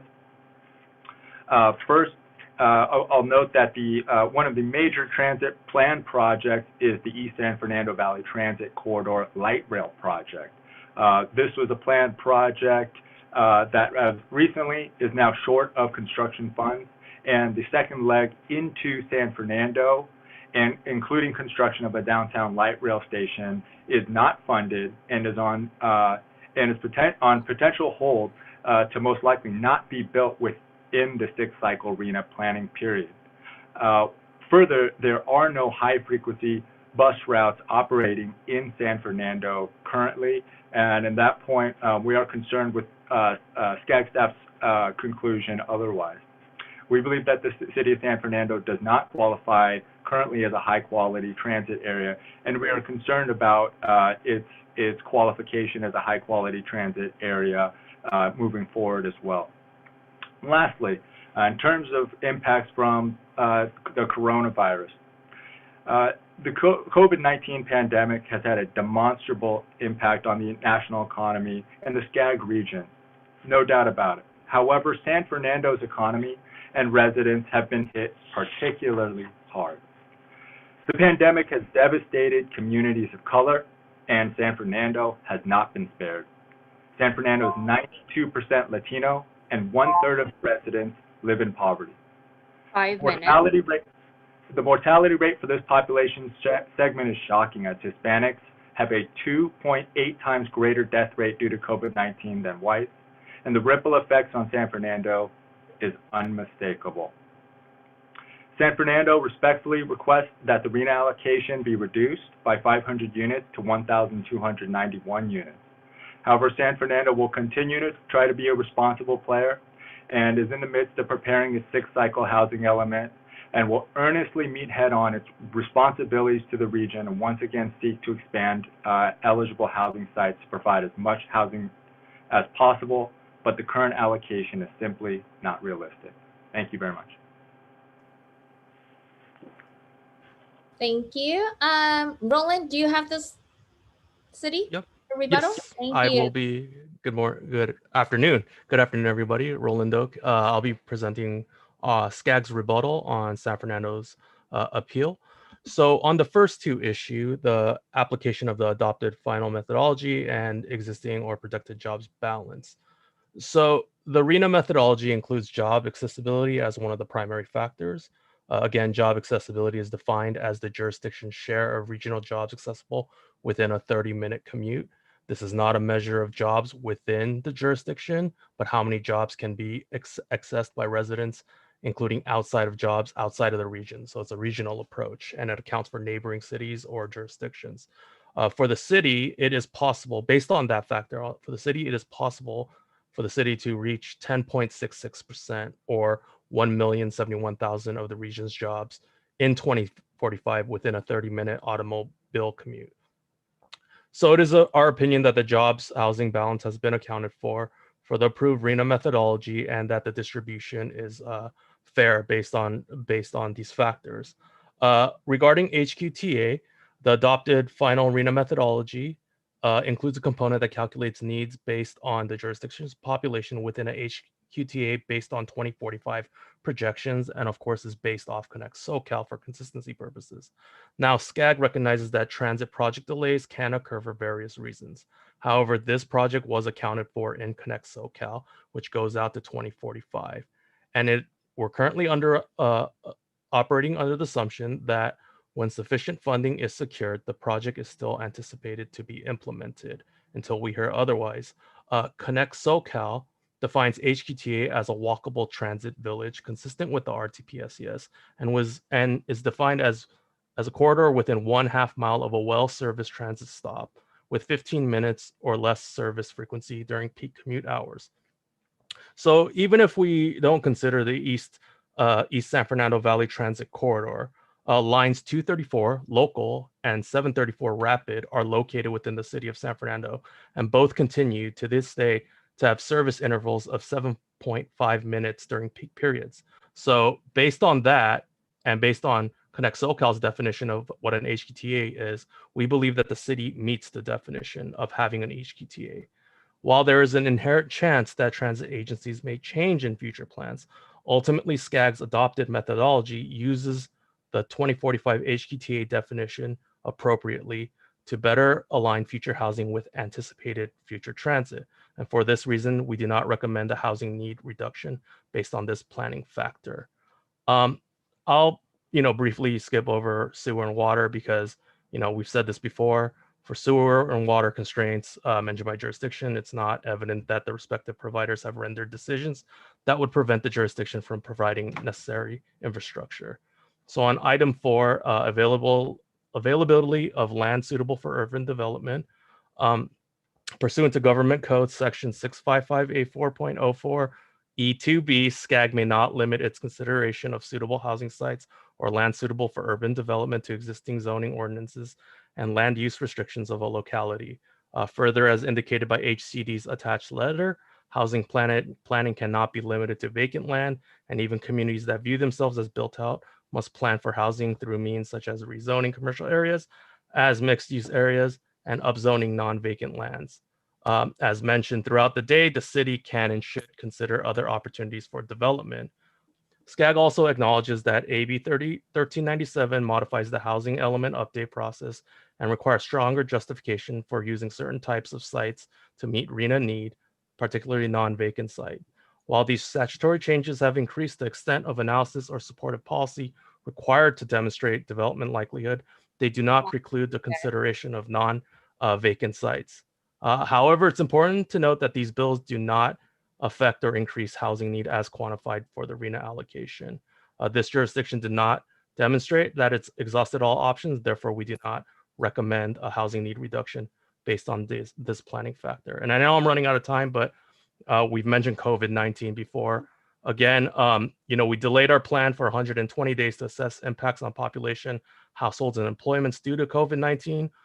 As of now, we found that there are short-term impacts, but long-term forecasts largely remain unchanged. We recognize its economic implications, but COVID-19 has had impacts throughout the SCAG region. And right now, SCAG is currently operating under the assumption that the economy will eventually bounce back, as this is a temporary moment of our time. So again, for this reason, we do not recommend a housing needs reduction based on this planning factor. Thank you. Thank you. The city's rebuttal. Thank you, Chair. I'll just quickly make 3 points. In regards to impacts from coronavirus, the city's population is approximately 25,000. Thus far, we have 35 dead from coronavirus and 4,000 positive cases. 25,000 population, 4,000 people in that community, in our community, have had or are suffering with coronavirus currently. To say that there's not an impact, that it has not devastated our community, would probably be factually incorrect at this point. Second point, in terms of the allocation of 1,791 housing units, currently in the city, there are approximately 6,098 housing units. 1,791 equates to almost 30% of the city's existing housing stock, 29.3% to be exact. The city was established in 1911. Later this year, we'll be celebrating our 110th anniversary as a city. It took us 110 years to build 6,098 units. This cycle is asking us to build 30% of that in 8 years. And the last point I'll make is just in regards to public infrastructure. As planners, we've all seen the movie Chinatown. We all know the fictional retelling of how water came to the San Fernando Valley. And it's a point of pride, it's a point of great local pride that the city of San Fernando, because of its ability to have strong water rights, was able to maintain its independence. We shared in our appeal that we've conducted studies, concluded that we have shortfalls annually of $500,000 for our water and sewer system. It may be ironic, maybe it's poetic that by trying to build housing over the next several years to try to meet this RHNA determination, we may lose our independence, and that's something that's a real concern that this community has in terms of our sovereignty and our identity and our pride as the city of San Fernando. So again, I want to thank staff. I want to thank the subcommittee for your consideration. I know these are not decisions that you take lightly, and we just thank you for your time. Thank you so much also for your presentation and your advocacy on behalf of your city. Carmen, your hands are up. Yeah, I've been to San Fernando, I think more than a year ago, on one of the hottest days in Southern California ever experienced. So that has got to be another challenge for the city of San Fernando, as it is for the San Fernando Valley. I wanted to ask this question. A previous time that I was there, I went to a sculpture by Ignacio Gomez. Do you know what I'm talking about? Yeah. And I thought that there was, if not a metro station, a bus, rapid bus transport station right there by the sculpture. Am I right? Can I ask that question? You may be was it related to the Cesar Chavez Memorial? Yes. Okay. No, unfortunately, the line that was mentioned, the Metro bus line, that does run along Truman Street, which is the street that is adjacent to the Cesar Chavez Memorial. So, is there a stop there? A Metro stop? Not at that location. No, the stop is closer to Truman and Maclay. But is it in the city of San Fernando? Yes. Okay. So I'll ask staff if that is considered part of the high quality transit access, that particular facility. Roland, do you Sure. have an answer? So based on what I'm seeing, and these maps are kind of blurry, and we apologize for that. The two routes that we're seeing for HQTAs, I believe, run along Brand and another along San Fernando Road, based on the attached maps. And those are the two lines that qualify as HQTAs. And they are as I mentioned before, lines 234, which is a local line, and a 734 rapid line. Unfortunately, the map doesn't tell me which is which, but those two have been accounted for. Well, I'll just conclude by saying I think San Fernando is just a really important historic city in the region, and maybe overlooked by a lot of people because sort of at the end of the valley there. And I recognize the challenges you have there, and I'm hoping that later, there's not a lot we can do about these things at this time, though it it does feel very difficult for all of the cities, especially with the COVID, how we're going to come out of it, how are we going to plan for, not build housing. But I think these are all of these comments from the different cities, particularly San Fernando. We need a debrief on this and ask our legislators to take a look at what we need, what our cities need for infrastructure, for dealing with housing in a realistic way, that now we're forced into this very constrained place where we can't, I don't feel we can upend the methodology at this point without upending the whole thing. So I feel for you. I feel for San Fernando and all of the cities. So thank you. That's it. Thank you, Carmen. Something that just came to my mind, and staff can answer this in a little bit, is that are we facing here the same situation over the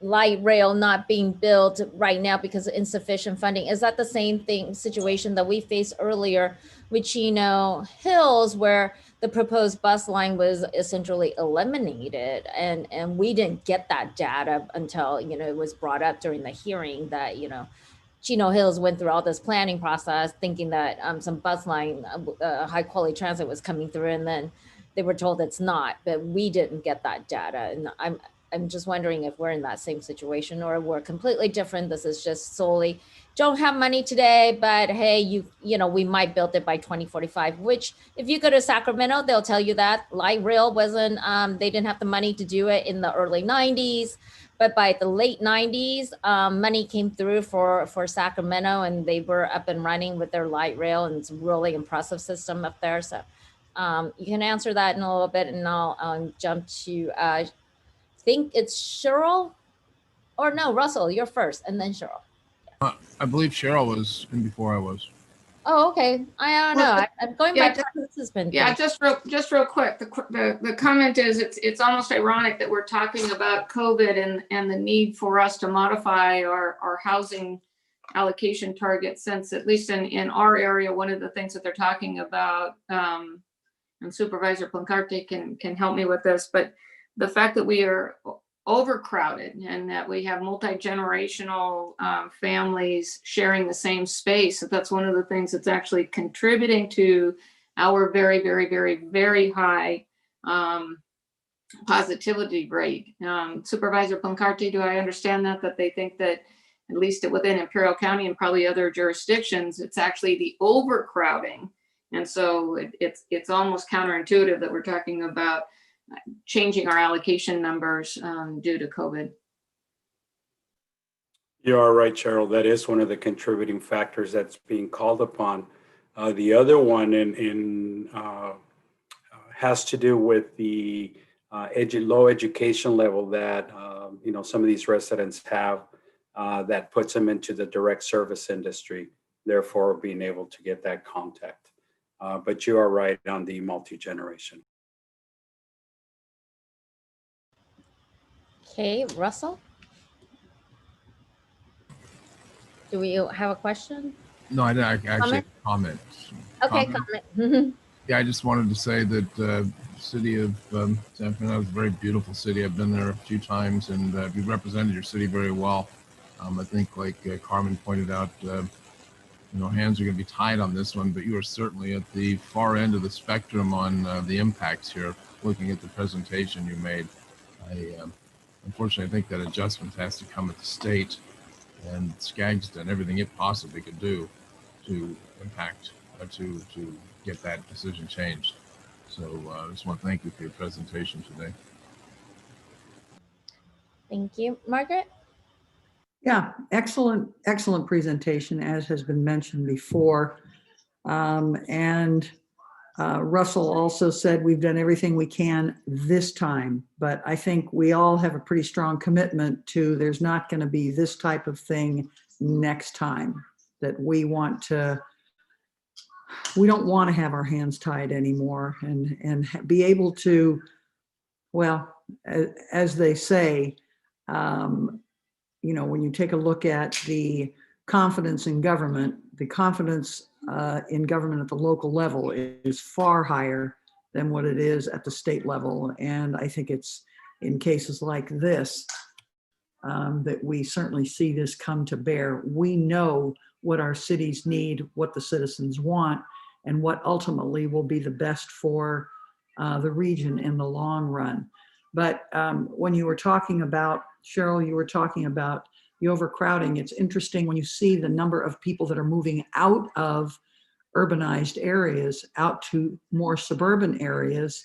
I kind of wondered what was going to change it because everybody said, oh, the gentrification of downtown and everybody's moving in. Well, I guess I had my question answered. What was going to eventually change this? I know even I have a mother in an assisted living facility, and the part of the assisted living facility that is the most impacted with the positivity rates for COVID is the one where everybody's packed in there together. And so we're seeing this bear fruits right now, and you'd think that Sacramento would be saying, whoa, whoa, whoa, we better pull this thing back in because this is not the last pandemic we're going to see. Even though we haven't seen something to this extent since 1917, this is not the last we're going to see of something like this. So anyway, but I appreciate the San Fernando's presentation. You did a fine job, and we will do our best next time to make sure that we don't have. Thank you. Deborah? Yes, thank you, Chairwoman.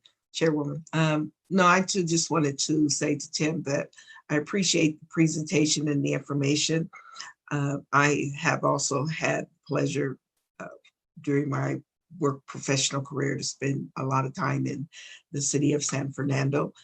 And I also, just as you mentioned, that you're an older city, one of the originals or a lot of history. Our city as well was founded in 1911. So I can relate to your struggles and pain.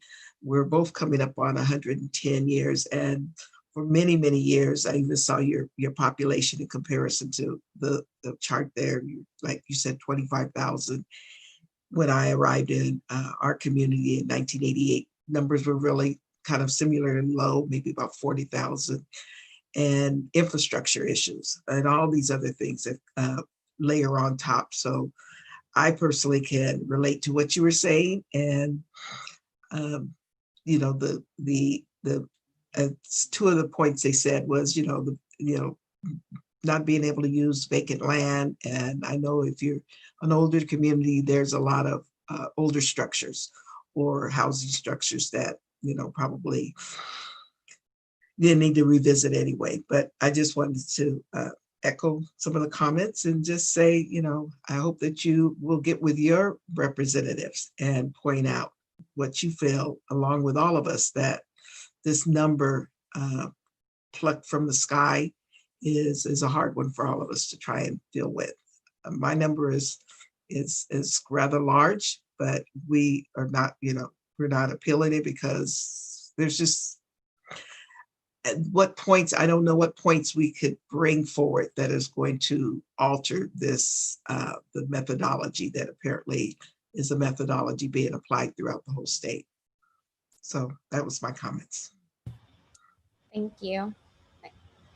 I think Cheryl brought up a really good point about positivity rate over overcrowding, which it kind of goes, you wonder why the state keep pushing for laws that is going to make things more dense, because as you compact more people into one building, I mean, even though technically they're not inside the same house, if you want to say, for overcrowding, but if you pack them all into a very tight building at 900 square feet, it's going to cause problems.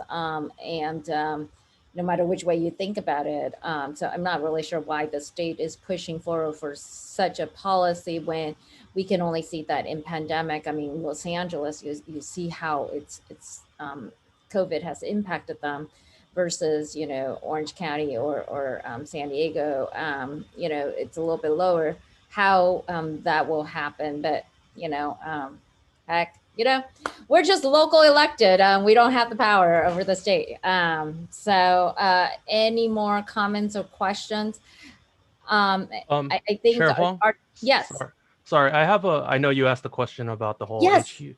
Thank you. I can give a brief answer, and it's not super technical, but it's just based off, just a high level understanding of what's going on. So in this case, the project is kind of on pause due to funding shortfall, which is completely different than a project being completely canceled. Again, we SCAG, and to our knowledge, and we actually ran this by our transit team. They have not heard of any cancellations of this project as of yet. Additionally, even for the RTP-SES, even projects that are paused and on hold are sometimes still accounted for future RTP-SESs. This has nothing to do with the arena allocation, but the 710 gap, which was a super controversial project, was one of those things where we were forced to put it in the plan, even though it was on pause for like 50 years. So it's something that, because the CTCs have it on their list, we have to account for it, regardless of a pause or funding issue. As long as it's in their pipeline, it's going to be accounted for. So just so as long as it's there, but Yeah. how do we account for it if, like, in the next 2 years, let's say 2 years from now, Right. it's canceled, and then the arena allocations already put in, considering that project. How do we account for it? And because in the back of my mind, I'll give you the example of Yorba Linda. Yorba Linda was slated to have a Metrolink station for many years, and in fact, that was one of the reasons why I actually ended up buying in Yorba Linda, and it was it was eliminated. A year after I moved into the city, it was eliminated, and they put it over in Placentia, which, of course, for me, it's like, well, if I waited a year. And so how does that play out when, you have allocations that way where, hey, 1 minute it's here, a year later it's, gone. I'm just wondering, how does a jurisdiction, the jurisdiction, we just tell them too bad because the numbers have already been allocated and it was in the pipeline at the time of 2021. So you're stuck with that number based on that. Is that how it works? I wish my colleague Kevin Kane was here, because that's where my technical expertise kind of falls short. So blame it on Kevin. I'll try to find an answer.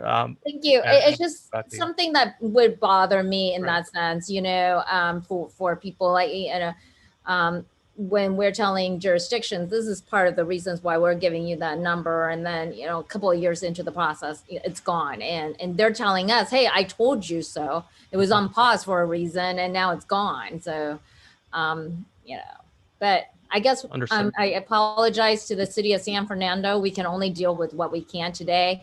We don't have the magic 8-ball to predict for the future. Unlike the governor, he seems to have the ability to do so. We don't. So we're stuck with what we have. And I think I made too many personal comments today, so I have to be careful. And with that, I'll entertain the motion. Thank you. I will make a motion, Margaret Finley. Thank you, Margaret. I'm looking for a second to Margaret's motion to deny the application. Robertson, second. Robertson, second. Peter, please vote. Representing Imperial County, Luis Plancarte. Yes. Representing, thank you. Representing Los Angeles County, Margaret Finlay. Yes. Representing Orange County, Wendy Bucknam. Yes. Representing Riverside County, Russell Betts. By way of discussion quickly, Madam Chair, I just heard from the governor's office. They said something about the governor's ears are ringing. Really great. I hope I'm making it burn. Sorry about all of that, everybody. Yes. Representing San Bernardino County, Deborah Robertson. Yes. Representing Ventura County, Carmen Ramirez. Yes. Sorry. Chair, thank you. Chair, the motion for item 1.8 passes with 6 votes yes, 0 no's, and 0 abstentions. Okay, thank you. And I want to thank all members of the cities. All of you did a fabulous job advocating for your cities. As you can hear from the struggles of this, the members of this board, we feel your pain. Many of us live in cities that share your exact issues. So it's not we're unsympathetic. It's more of the fact that we are limited in what we can do in terms of the applications of the law. But on the bright side, you guys left us with many things that our work group here at SCAG can work on to better advocate for you. And I can tell you, I'm personally excited that former Assemblywoman Holly Mitchell is now with us. She made some very passionate points on the floor last year, and I'm just looking forward to working with her. I know she understands us well. And so we got some great players here as part of SCAG now in 2021 that I think we can do a lot of great job on behalf of our members of SCAG. So thank you. Thank you to the members of this board. Thank you for spending another 5 hours with me, or 6 hours with me. I'm sorry, I am full of personal opinions today. Deborah? I have a personal opinion too. Yes. I'd like to mention, if I could briefly. Let me go with Deborah first because her hand was up first, and then I'll cut to you. Of course. Okay, thank you. Just kind of following up on the discussion and the conversations that we blend on, positivity rates and the objective of RHNA, and the fact that we have this pandemic. We started this process, the cycle, back in 2018, 19. And of course, we weren't in a pandemic. I think we finally became aware of it. It was the end of 2019 and all of last year. With that said, has anybody approached HCD or the legislative bodies to say, take a pause? I mean, I guess I'm just feeling like we're, everybody's bringing it up and bringing it up. It wasn't a part of something we knew about when we started the sixth cycle. Life was good. We were all seeing each other. We were all in the building. We were all seeing people come in raising all objections, and we went through a lot. And then this happened. And all I've heard from staff is that somewhere, and I feel to say, I don't know if it's gone to the very top of HTD or whoever could make some sense, is that, because I know in inner workings of state government is usually it's staff. It's a staff level. It's a senior management. Somebody's doing the crunching. And has anyone raised the issue of, just a moratorium? Deborah, I'm going to answer that really quickly, and I think Lindsay can back me up on that. The Orange County mayors, the coalition of mayors, who all 34 cities got together and decided that they were going to help each other and kind of make it through COVID, sharing best practices, really peer-to-peer advice on COVID. I think they jointly wrote a letter to. And I was a signer of the letter.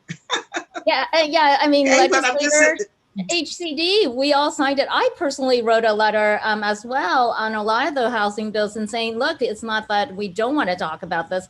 This is just not a right time. And well, what happened? It's 2021 and we're looking at a whole lot of bills that have become law, and they ignored us. I think it's almost from my perspective, and is that they're actually taking advantage of COVID and none of us being able to go up there to say, hey, look, take a pause. Instead, they're saying, they can't come up here to bug us, and we'll just pass these things through and continue the train. And without the resources, I mean, I think all of us been begging for resources. It's not we don't want a bill. Come on, give us the resources, regardless of, how you feel about redevelopment funds.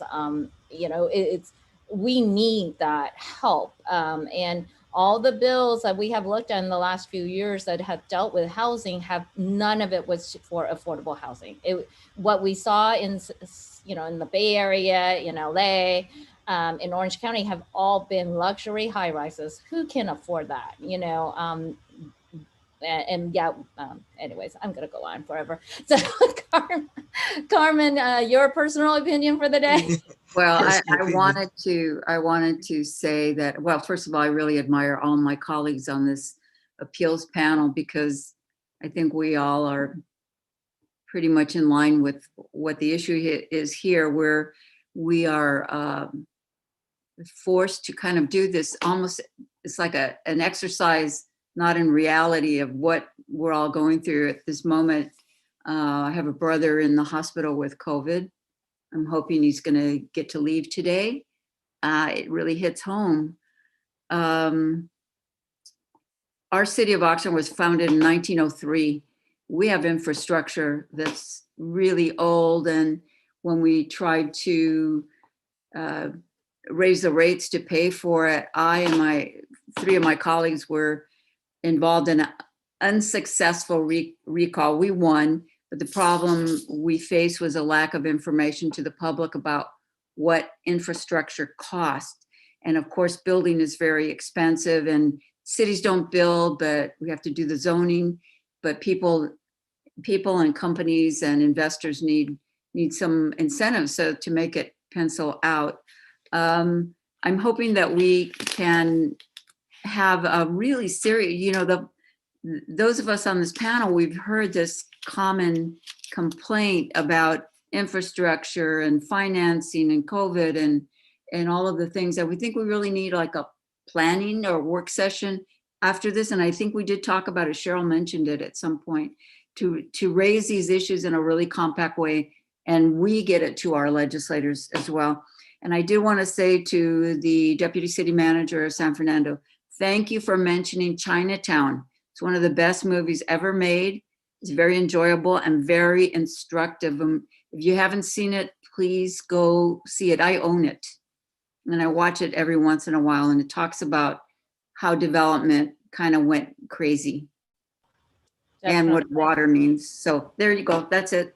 Yeah, well, there's a lot of really good resources out there. There's a movie, I can't remember which one it is, that I remember I was forced to watch when I was trying to solve the Bay Delta problem back in 1997. And it really talks about, how hard it is to dig and carry the water to Southern California and the obstacles.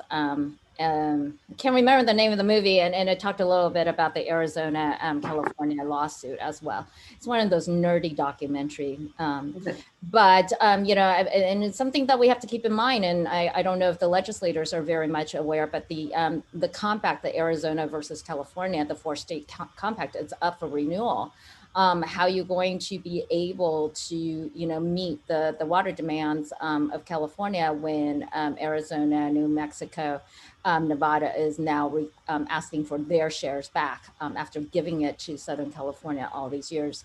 So we have to solve the Bay Delta. I think we went from 2 tunnel down to 1 tunnel.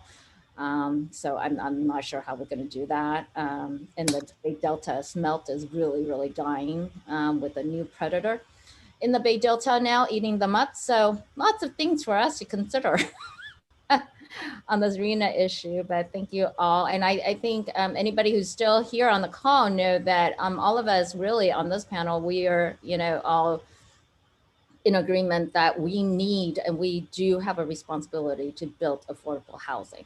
But we can't do it ourselves because we don't build, and we need Sacramento to stop its train wreck and really pay attention to the fact that they need to start helping cities instead of imposing some of these one-size-fits-all solution that's really not solution. I mean, even Sacramento can't meet these RHNA numbers that's coming their way. So there's that. Enough rambling from me for the day. And so with that, we will adjourn for Wednesday. And thank you all so much. It's a big packet coming your way. So thank you so much. Bye. Bye. Have a great afternoon. And I did get you out early, Deborah. Thank you so much. Peggy. I appreciate it. Take good care. Take good care. See you soon. And we didn't even touch about earthquakes and being built on earthquake faults. Oh, earthquake. Oh. Where my city sits on one. Okay. I know. It's called putting a housing overlay on that area, but no, it still has to be residential, commercial. I am reminded today why I left the legislature in 1999. I just can't capacity. So anyways, Bye-bye. rest yourself and see you guys Wednesday. Thank you. Bye.